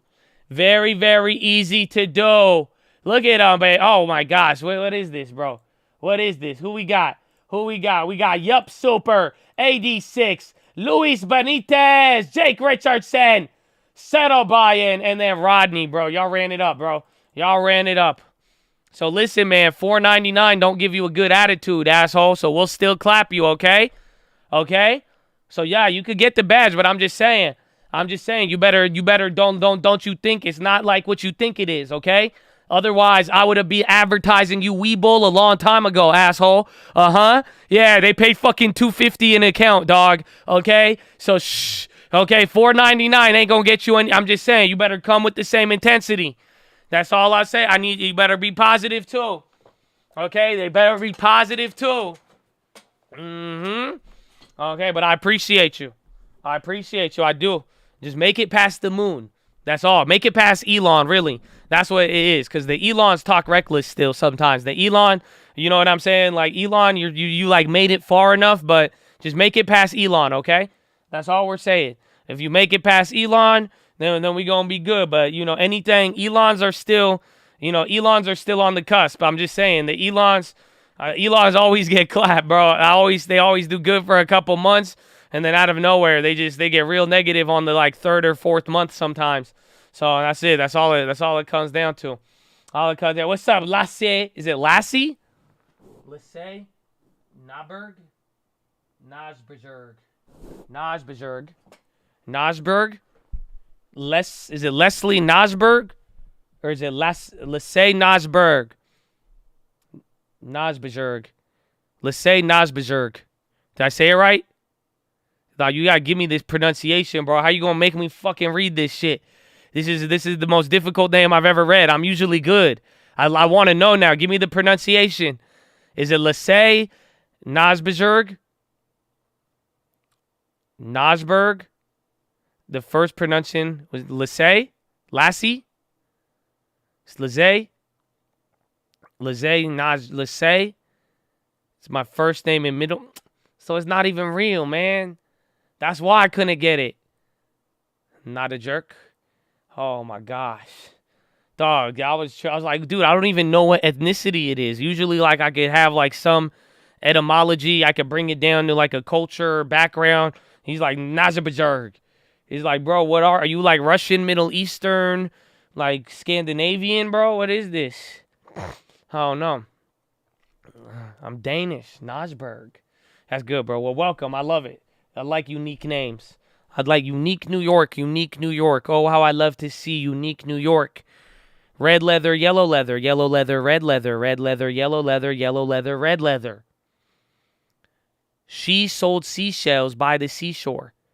I don't know why she was selling seashells by the seashore. I told you better hurry your ass up and make sure you make the money on the buy. You know what I'm saying? Ow now, brown cow. Brown cow now, ow. Ugh. How much wood can a woodchuck chuck if a woodchuck could chuck wood? Bro, I had that figured out since like 4. That was my trick when I was a kid. I could do that. So, how much wood can a woodchuck chuck if a woodchuck could chuck wood? Yeah, that one's easy, bro. That one's easy. I be chucking the wood. You know what I'm saying? Do you warm up your voice in the morning, I literally just go straight to the toilet and poop my brains out, and hopefully I have enough time to do anything else. And then that's kind of how it works. And then I have to open like 15 screens. I don't have any voice warm-ups. That's why if you hear me in the morning sometimes, it's like it's a wild card. It's a wild card.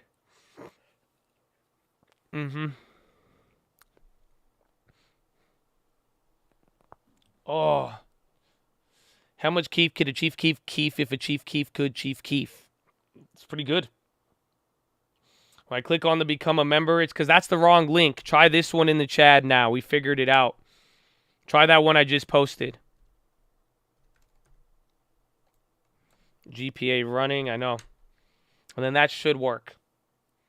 Try it. But that's it, man. That's the day, the final thing, the prayer request wall. Let me pray for you. That's what me and my mom do. We like to pray for you guys. Again, it's not that deep. Nothing bad is going to happen to you. If we pray for you, I'm not going to tell your friends. They're not going to make fun of you. Even if they did, bro. Honestly, I'd be like, bro, like, you going to make fun of me for praying? Like, we do a lot of weird stuff on a day. Like, humans are weird as hell, bro. You know what I'm saying? So it's just like, even then, it's like, it's cool, if anything. But, it's, you know, we'll have to see what happens. When are we going to restock jet fuel? People don't work out, man. They don't work out. We'll have to see, but I don't think they work out. That's after the tank top fiasco. After taking like 3 weeks to sell out the tank tops, when everything else was sold out, I was like, the Chad don't work out. The Chad don't work out. So we'll see. We will see. We will see. But I love you. Fill out the prayer request wall. Pray for me, please. And again, man, we say it. We say it. We say it all the time. We say it all the time. We say it all the time, bro. Just pray for your Chads. It works. That's it, man. God is good. Again, look at the market. Look at everything going on. You're always going to be good, bro. So that's it. And it's, you know, just keep a prayer. Keep a prayer out there for your brothers and sisters, man. It helps you. Praying for other people, especially if you see them. I said it yesterday, man. I know you see names in the chat. If a name comes to mind, you know what I'm saying? If a name comes to mind, that's on your heart, man. Pray for him. Just call it a day. And if you ever want to do anything for me, just pray for me. That's all I ask. That's really genuinely all I could ever ask for, man. For real, bro. If you want to give me a good prayer today, be like, God, man, just shout out Josh, bro. Be like, yo, you're serving Josh. But you know what I'm saying?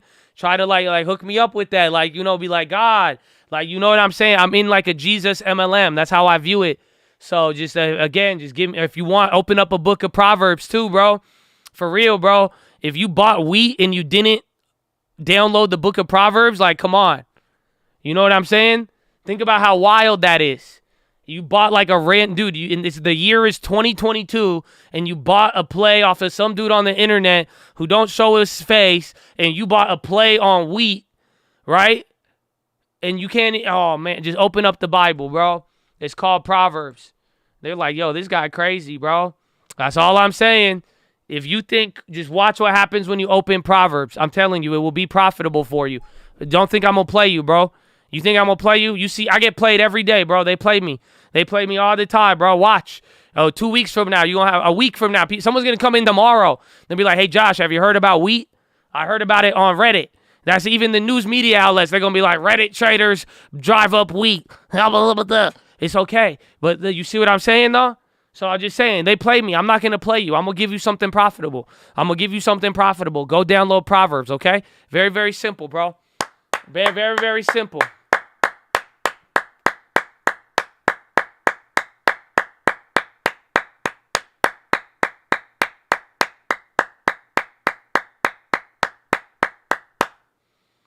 So that's it, man. Fill it out. I love you. Pray for me. Pray for your Chaz. And that's it. That's it. You listen to him about wheat, but not about Jesus. Dude, it's a wild concept, though, if you really think about it. Because, like, why would you have listened to wheat? You better get off the wheat angle. Shorts have been attacking. I see your short, and I raise you. I already have a short position. So thank you. Thank you. You see, I already knew what they were going to do. I knew what everybody was going to do. I knew what everyone was going to say to me too, even after I'm telling you, I already know this fucking game. It's done. That's it. I win. So let's go. Either way, we're going to have the puts and calls before everybody already did. We got good premium. Best case scenario, both of them go up at the same time because of volatility. So we already in there, bro. We already in there. So it's going to be good. It's going to be good. But above all else, to God be the glory. Don't forget, man, we just humans. We just humans. We could call it whatever we want, man, but honestly, God is good, man. And that's why. Just go read Proverbs, bro, for real. Just do it. Do it while you got some motivation. I don't know what it is, okay? But it's going to be a long year, so let's have fun. But that's the day, man. So if you have any questions, if you guys want, email me. Today's Thursday, too. If you guys want to dive into anything about wheat or anything of that nature, you know what I'm saying? Or if you have any questions, email me them. I'll try to answer it in the watch list if you guys want me to go over anything. And then that's it. That's it. We'll go from there. We'll have a lot of fun. We'll see what's going to happen. And that's it. That's it. We'll be good to go. We'll be good to go. It's a good day. That's it. But I hope I didn't have any PHILO for you. I think the PHILO today was stop telling yourself that you suck, okay? And even then, just I need you to understand the people, I'll tell you right now, the people I've seen miss every big play in here, they were the people that made the biggest deal after missing the first move. And I think some of you could confirm that, whether through experience or witnessing. So that's why I'm telling you. You cannot give up right now. And guess what, dude? I hope you realize it's the same advice. Even when the market was down, things were getting bad a couple weeks ago, it's the same exact advice. And I hope you realize how important that is. Again, a lot of people were freaking out. You're going to miss the next thing. So just trust me. Okay?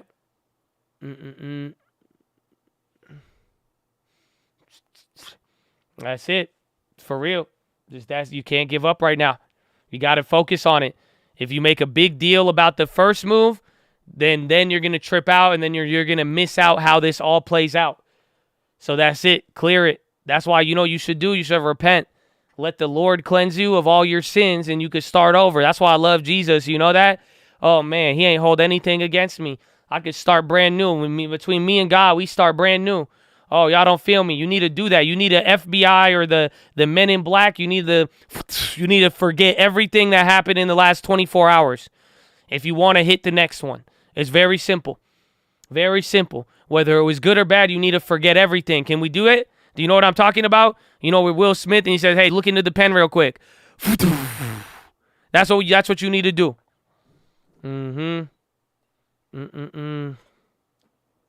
It's very simple. Very, very simple. You see what I'm saying? You see what I'm saying? So that's all we got to do, baby. That's all we got to do. So that's it, man. That's it. I love you. That's the day. Okay? Stay in the game. I'm excited. I'm excited and like kind of antsy. Just because I'm like, man, it's a crazy. I think we're about to. I don't know if we're going to shift worlds, essentially, is what I'm telling you. I don't know if the world is going to hit the point of no return or not. If it's going to be, all of this stuff is wild. Again, commodity increases like this. This is an absolute macro wonder. So again, too, how many people are already practicing futures, or how many people will be ready for the futures?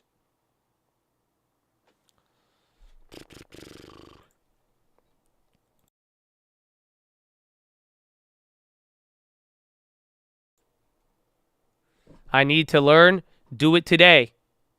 Do it today. You remember that? What's up, Nambrana? That's my guy.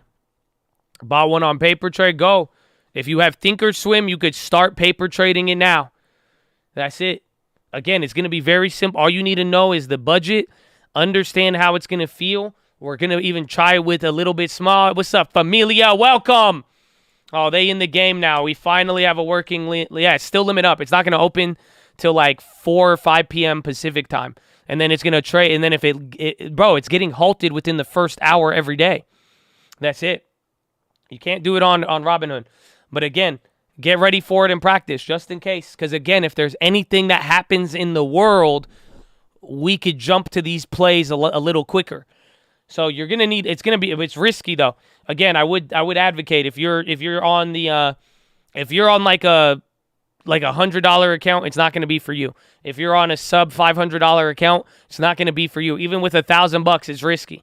So it's gonna be extremely risky. But again, I'm just saying I want people ready because if the opportunity and craziness arrives, I want to be able to take advantage of it, and I want to take advantage of it big and better, essentially. So just keep that in mind. That's why I'd rather have you ready than not, okay?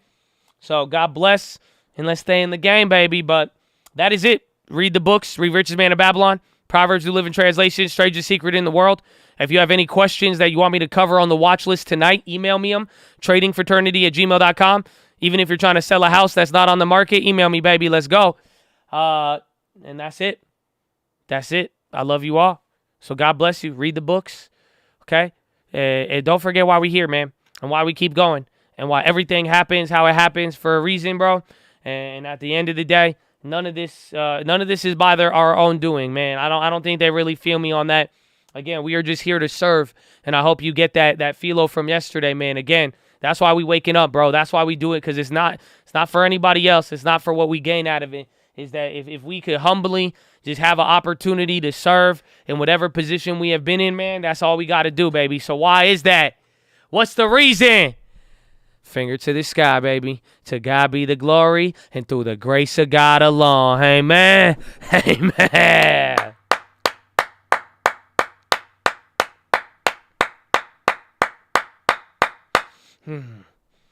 Amen. Amen. Which one do we listen to now? No, Uncle needs to make another one of these, bro. He's gonna need a. I said it's fucking playday, motherfucker. Up in a foreign, rapping about that should get boring. Looking around, things more important before it go down. I'm gonna short it. Mama ain't proud. I ain't a lawyer, but I tell her I got a coat. Need me a castle. I want a moat. Financials are fragile. Watch them real close. The technicals lagging. That shit a joke. This shit a fact. I'm not trying to boast. I got me a straddle. Played on both. I always watch candles. Come get the smoke. Yeah. Hey, it's the realest shit. Reminiscent. PHILO 607 switching. Then we dip. They said the Fed ahead of this. Investor sentiment with shit, but they only just seen a blip. They thought it'd be reliever quick. You smart, you buy with fear resist. I'm breaking it down and I'm kicking the facts. I love when they laugh when I say it'll crash. Just give me a minute, I'll take you to class. Like 2014 saw oil's first dip. Cheap energy made China and emerging markets rip. But oil had to dip cause Russia's really on some shit. They paved the way to take Ukraine and said they gonna annex it. Like whoa, that was the first sanction. $100 barrels down to 80 started tanking. But as it got cheaper, more producers started cranking. Output kept raising, lower futures kept on trading. Same time China bubble raising. We should've known it's trailing. But nobody was caring. How could that affect us? Buy the dips effective. If money was the medicine and healing wrote prescriptions. But let's go back to Shanghai. Let's talk them central bank guys. The market's down 60, so they had to move swiftly. Devalued in a day more than they have in a whole quarter century. But nobody thought that's fishy. Okay, 3 years. Currency even weaker. EM growth even bleaker. Where it goes, they don't know, but need a leader. LTR, not talking leaders. Long-term rates is what I mean. Invert the curve and set the leader. Once it turns, they'll be believers. They see near. I saw for meters. Now it's here, so now they hear it. And I don't need it. Y'all don't feel me.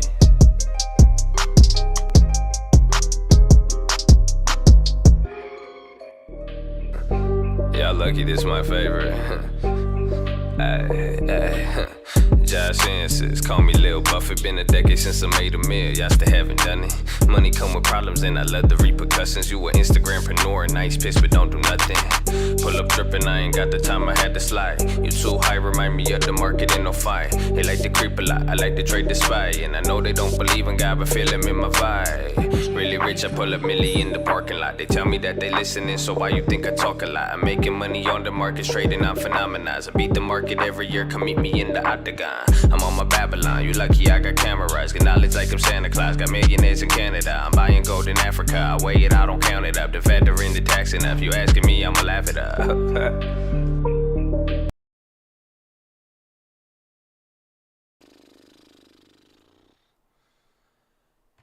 Trading on phenomena. Oh man, Chad. I don't know. Okay, I don't know. No, we can't. No, we need. This needs to end the right way. I'm sorry. Don't forget, bro. Don't forget what it is, bro. It's a cult. It's small good decisions, man. It's a cult, baby. You know what I'm saying? They said it's impossible. Tryna hit bed, but That's it's only if you alone, baby. They don't feel my me. team so They different. don't feel me. Off me, y'all weak. I think they speak more than they do and live it. I can't be moved. They think they cool when shit get hot. I'm chillin'. Feel out Tom Cruise. I cannot lose because I'm on that mission. Tryna hit bed, but it's SGDCULT. My team so different. Off me, y'all weak. I think they speak more than they do and live it. I can't be moved. They think they cool when shit get hot. I'm chillin'. Feel out Tom Cruise. I cannot lose because I'm on that mission. Tryna hit big, but it's SGD. I can hit 100 layers before you hit that 3. I ain't do no innovating, I just watered that tree. Got a little bit of Vegas, got a little Wall Street. On my band grand, got some buffets on the team. I can kick a couple theories, I'm the modern main keys. Why the people never bring it, always asking what to eat. Thought you told me you was leaving, but I see you every week. All good, I said show them the loss. Men lie, women lie, the premium don't. No trend lines, my mind really just know. I exercise my time, cause I'm trying to take hold. Poet and philosopher, I feel like the road. They told me what's impossible, I told them alone. Cause even though it's narrow, I can stay on the road. Cause little after little, it's gon' turn into growth. Whoa. Tryna hit big, but it's SGDCULT. My team so different. Off me, y'all weak. I think they speak more than they do and live it. I can't be moved. They think they cool when shit get hot. I'm chillin'. Feel I'm Tom Cruise. I cannot lose because I'm on that mission. Tryna hit big, but it's SGDCULT. My team so different. Off me, y'all weak. I think they speak more than they do and live it. I can't be moved. They think they cool when shit get hot. I'm chillin'. Feel out Tom Cruise. I cannot lose because I'm on that mission.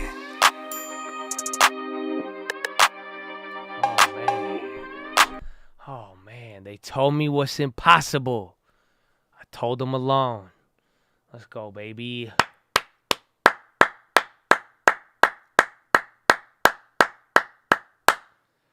Woo! Woo! So, ladies and gentlemen, just get ready. Again, more days, more weeks, another day, another week, everything, baby. So, God is good. Don't ever forget, stay locked and loaded, and let's finish it out on Friday. Let's have some fun tomorrow. You know what I'm saying? Let's have some fun tomorrow. So, God bless you guys. I'll see you on the watch list. Again, email me if you want me to cover anything, whether it's related to wheat, futures, I don't know, gold, anything. I got you. Thursdays, we get to remix it a little bit. You already know what I'm going to talk about. So, shit. We got a lot to talk about. We're going to talk commodities and watch all the watch lists from this week too, because then you can watch it really develop if you're into that type of shit. It's up to you, man. It's up to you. But I love you guys. God bless you. I'll see you tonight, and I will see you tomorrow morning. Peace out. Oh, hey, wait, Josh. I got a wheat pony. Okay, thanks. Love you. Bye.